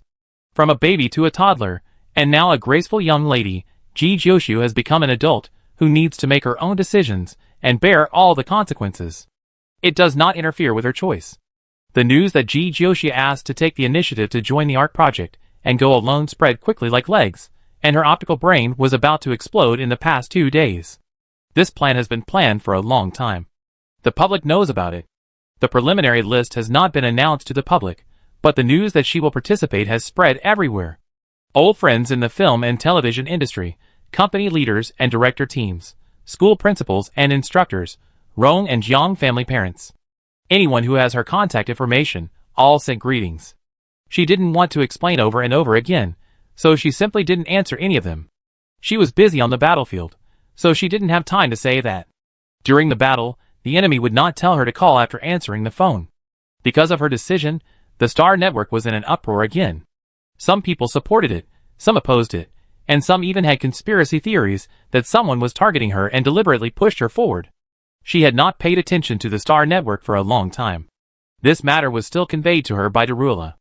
Now the public opinion on the internet is too intense, and it cannot be suppressed. For this reason, she specially started a live broadcast to make the last explanation. This was her first live broadcast in 2 years. The number of people in the live broadcast room rose rapidly. There was no Ji Jioxia in the camera, but the devastated land. Half an hour later, the time was almost up, and Ji Jioxia appeared in the picture. The wind blew up her hair, and she smiled at the camera. I don't want to describe myself as too great. Too much halo can easily make me lost. I'm just an ordinary person. I do this just because I'm more suitable than others. She held a bottle of mineral water in her hand, and rubbed her fingers on the bottle cap. When I was a teenager, I thought about saving the world and felt it was particularly cool. Now I'm in my 20s, and the choice of saving the world is in front of me. She said, I can give a lot of reasons to explain why I do this, but I don't want to say it. I don't want to be a vulgar adult who always considers gains and losses. I hope to maintain the mentality of a teenager and be a pure hero. She unscrewed the bottle cap, raised the bottle, and touched the camera. Cheers to our future. Things fermented to this point. Ji Jioxia's joining the ARC plan became a public tacit agreement, and the Federation finally gave in and agreed to her decision. 10 people became one, and the name was hung alone on the list. These 3 words have always been the first, and this time is no exception. The departure plan remains unchanged, and is still scheduled for October 9th. The date has no special meaning. It is just an unchangeable date set after everything is ready, so as not to always be entangled in procrastination. There are still 20 days left. Ji Jioxia has 15 days of vacation to do what he wants to do, and the remaining 5 days need to go to Theseus for adaptation training. The ARC spacecraft has been built on Theseus, and will be launched here to go to the unknown star field. Ji Jioxia left the front line of the battlefield and returned to Blue Star. She decided to spend the next 10 days on Blue Star. The appearance of Blue Star has changed dramatically. The yellow land has a new vitality, rivers have reappeared, and there are still cold-resistant flowers blooming in the late autumn season. The flowers planted by Nancy are well taken care of, but she hasn't come back to see them for a long time. There is never a time to rest on the battlefield, and even a break is a luxury. A strange and familiar scene appeared in front of him. Ji Jioxia was running on the ground. The wind was mixed with the fragrance of chrysanthemums. A few petals were swept up to the sky, drawing the outline of the wind. As soon as Gray heard that Ji Jioxia had returned to Blue Star, he immediately rushed over with his team. Gray, I promised to make a movie for you, but it was delayed year after year. If I don't make it, my inspiration will be worn out. Ji Jioxia was helpless. I wanted to take a good vacation and relax, but you came to arrange work for me again. Before finding the location of the mother nest, you can rest in the spaceship. Gray asked everyone to set up the venue quickly. Before, Blue Star had a doomsday feeling when it was shot casually, and now it has to work hard to find some places that have not been fully greened. The crew is very efficient, and leaves as soon as they say they will. The crew members are very stable. Only 3 people left in 2 years, but the number of people joining is increasing. The company's income continues to rise, and it has grown from a rundown small company to one of the largest companies in the industry. Gray was promoted to a big director. Many people wanted to find him to make movies and invest, but he gave priority to the company's projects and actors. No matter how much money you spend, he has the company behind him. The least lacking thing is money. Even for a mature director with an efficient crew, it is very difficult to shoot a movie in 15 days. Every day is crazy to catch up with the progress. Ji Jioxia has not acted for too long, and her acting skills have deteriorated a bit, but she plays the real herself, so it is not too difficult. In order to play the role he has been thinking about, Rong Tianjiang specially asked for leave from the army. Due to the relationship between him and Ji Jiuxiu, the army specially approved his leave and also packed Jiang Ju and Fuso together. Darula squeezed out 2 days to make a cameo appearance, and the 5-member team gathered again because of a movie. The filming time was relaxed and pleasant, and the schedule was a bit tight, but fortunately all the actors left enough time, so they could go on stage as soon as they were called. Except for the 4 people of Darula, the supporting actors were all experienced artists of the company, and the filming process was very smooth, with few retakes. Tianji and Xiaoqiao also came back from the battlefield. The army gave Ji Jiuxiu the greatest tolerance, allowing her to spend these 15 days freely and happily. Tianji muttered while brushing oil on the skewers, and the oil dripped on the charcoal and a ball of fire rose. It hadn't cooked for a long time, and the battlefield was always busy, not allowing it to sneak in to do other things. It can connect several robots at a time, and control their actions to achieve large-scale barbecue to meet the needs of everyone. Several stoves next to it are still stewing beef brisket, pig's trotters, prawns, etc., and various vegetables have been cut and are just waiting to be fried in the pot. Gray shouted, "Where are you looking? Emotions, pay attention to emotions." Ji Jiuxiu shirked the blame, who made Tianji barbecue so fragrant, "It's hard for me to concentrate." Gray, after shooting this one, we put the meal in. Since Tianji has been responsible for the crew's meals, every meal has been particularly rich, and every meal is different. Flying in the sky, running on the ground, and swimming in the water are gathered at the same table. When everyone was eating, Gray found Tianji and tactfully suggested, "Can you not make the meal so fragrant? It's a bit of an obstacle to the actor's performance." I saw that the supporting roles had rounded faces in just a few days, and everyone was only thinking about the meal. Although he also liked the dishes made by Tianji very much, he really couldn't continue like this, otherwise the play would not be able to be filmed. Tianji proposed a compromise. "I stay away from you when I cook." Not cooking is impossible. Ji Jiuxiu has only been in contact with the Interstellar for 5 years, and most of the time she has been on the battlefield eating nutrient solution, and she has never eaten anything good. Now she is going to a harder and more distant place, and she has to make up for all the food she didn't eat before. Gray sighed and nodded in agreement. Ji Jiuxiu looked at the braised pork in the bowl, and suddenly had the idea of not wanting to leave. The main reason was that she really couldn't bear to give up these delicious foods. When she thought that she could only eat pre-prepared dishes and nutrient solution for a period of time in the future, she felt particularly sad. No one mentioned life and death. The jokes during the break were all about asking her to come back early, and not indulge in fighting with alien beasts and plants. The progress was tight and everyone worked day and night, and finally finished the filming on the deadline. As soon as it was over, Ji Jiuxiu had to separate from her companions, who came back from the battlefield during her vacation. They went in different directions, and waved goodbye to each other. Ji Jiuxiu went to Theseus for adaptive training, and also learned how to deal with various emergencies and repair spacecraft failures. She had learned a lot of things before, and now it was a review to ensure that there was no mistake. Her body values were very perfect, and her strength was hidden under her thin muscles. When she moved, she was like a leopard, but she had stronger endurance than a leopard. At this time, the military academy was still in normal classes, and she took the time to go to the school to see the familiar teachers and principal. The principal was still the same, majestic but kind. Ji Jiuxiu had a good impression of the principal. The other party was very tolerant, and would stand behind her in the name of the military academy, and speak for her when her application to participate in the art project was rejected. The principal stood up and patted her on the shoulder. "Time flies so fast. I remember you were thin and short when you first came here, but now you've grown a lot taller. You still remember." Ji Jiuxiu gestured at their heights. The principal was a little shorter than her. At that time, she was malnourished. After supplementing her nutrition, her body began to grow like a long drought.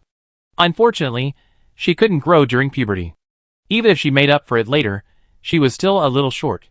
She was only 175 centimeters tall, not as tall as Diarwheela.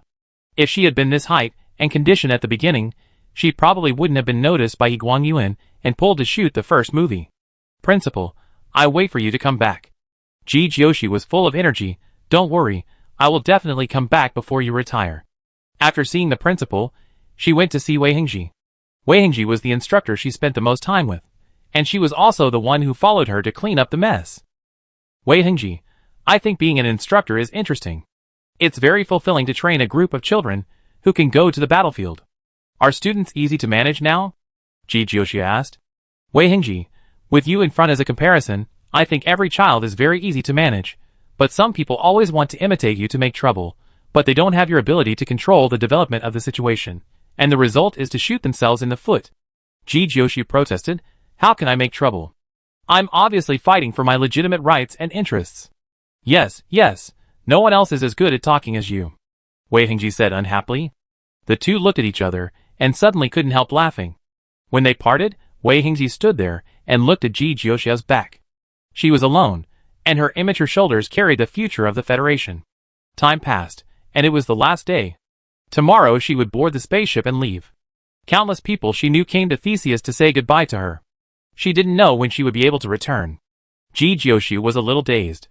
In the distant history, when Blue Star was facing doomsday, did the group of people who left on the spaceship have the same feelings as her?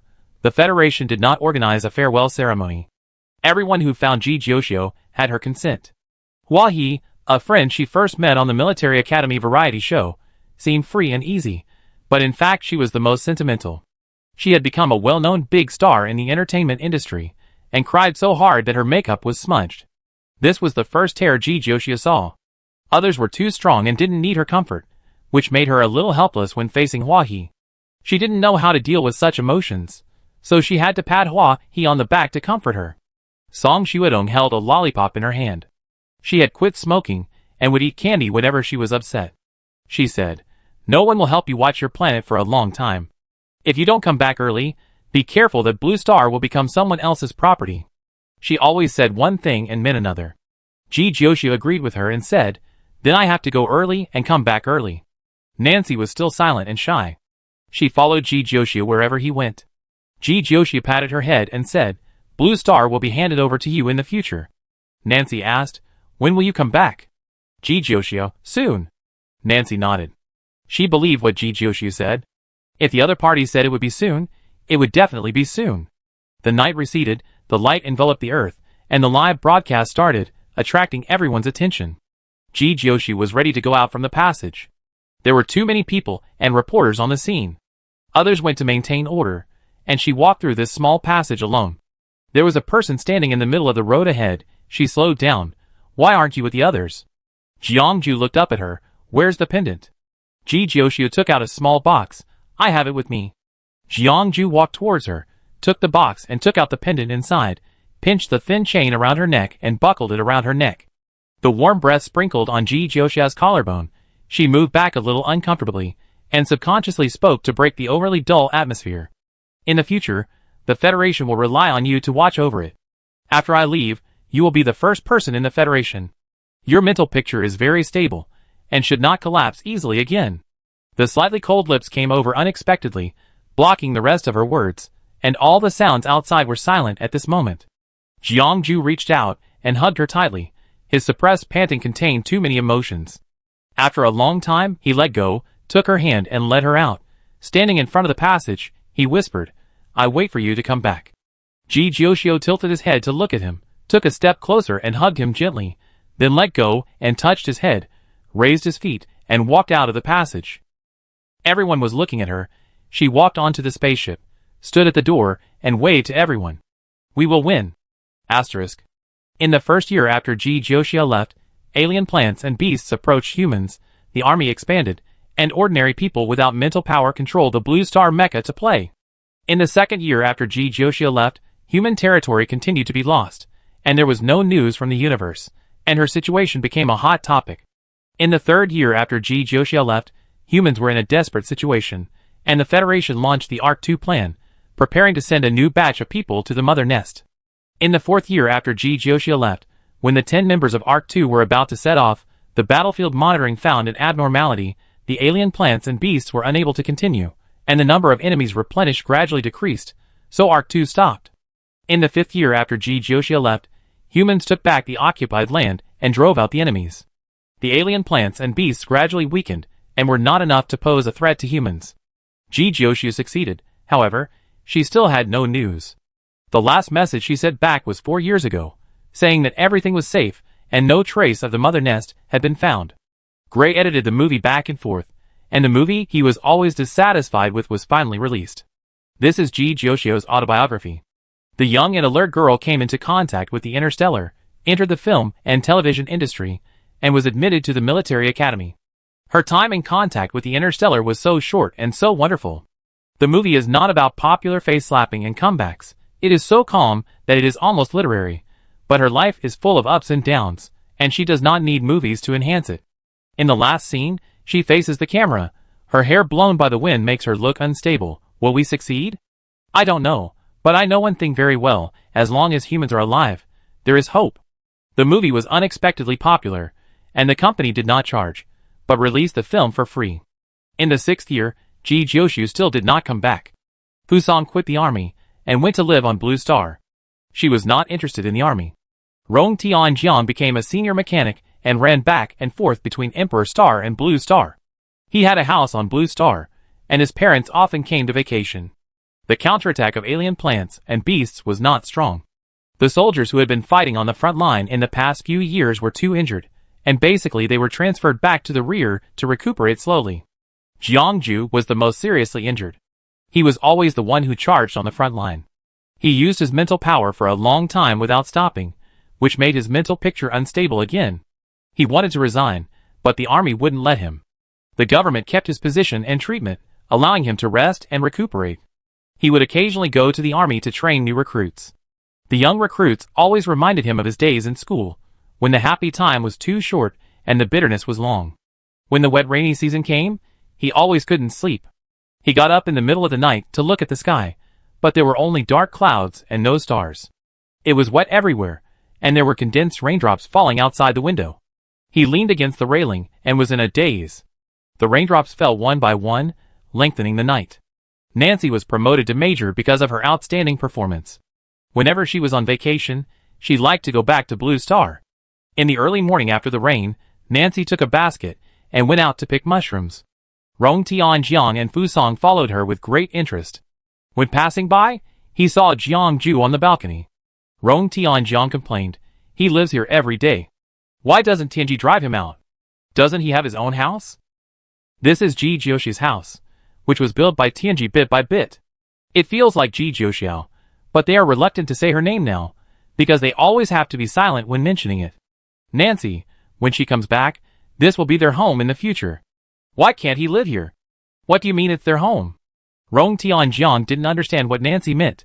I said it's my home. Nancy rolled her eyes at him, and was too lazy to explain to him. Rong Tianjiang suddenly sighed as he spoke. Jiangju was like this a long time ago.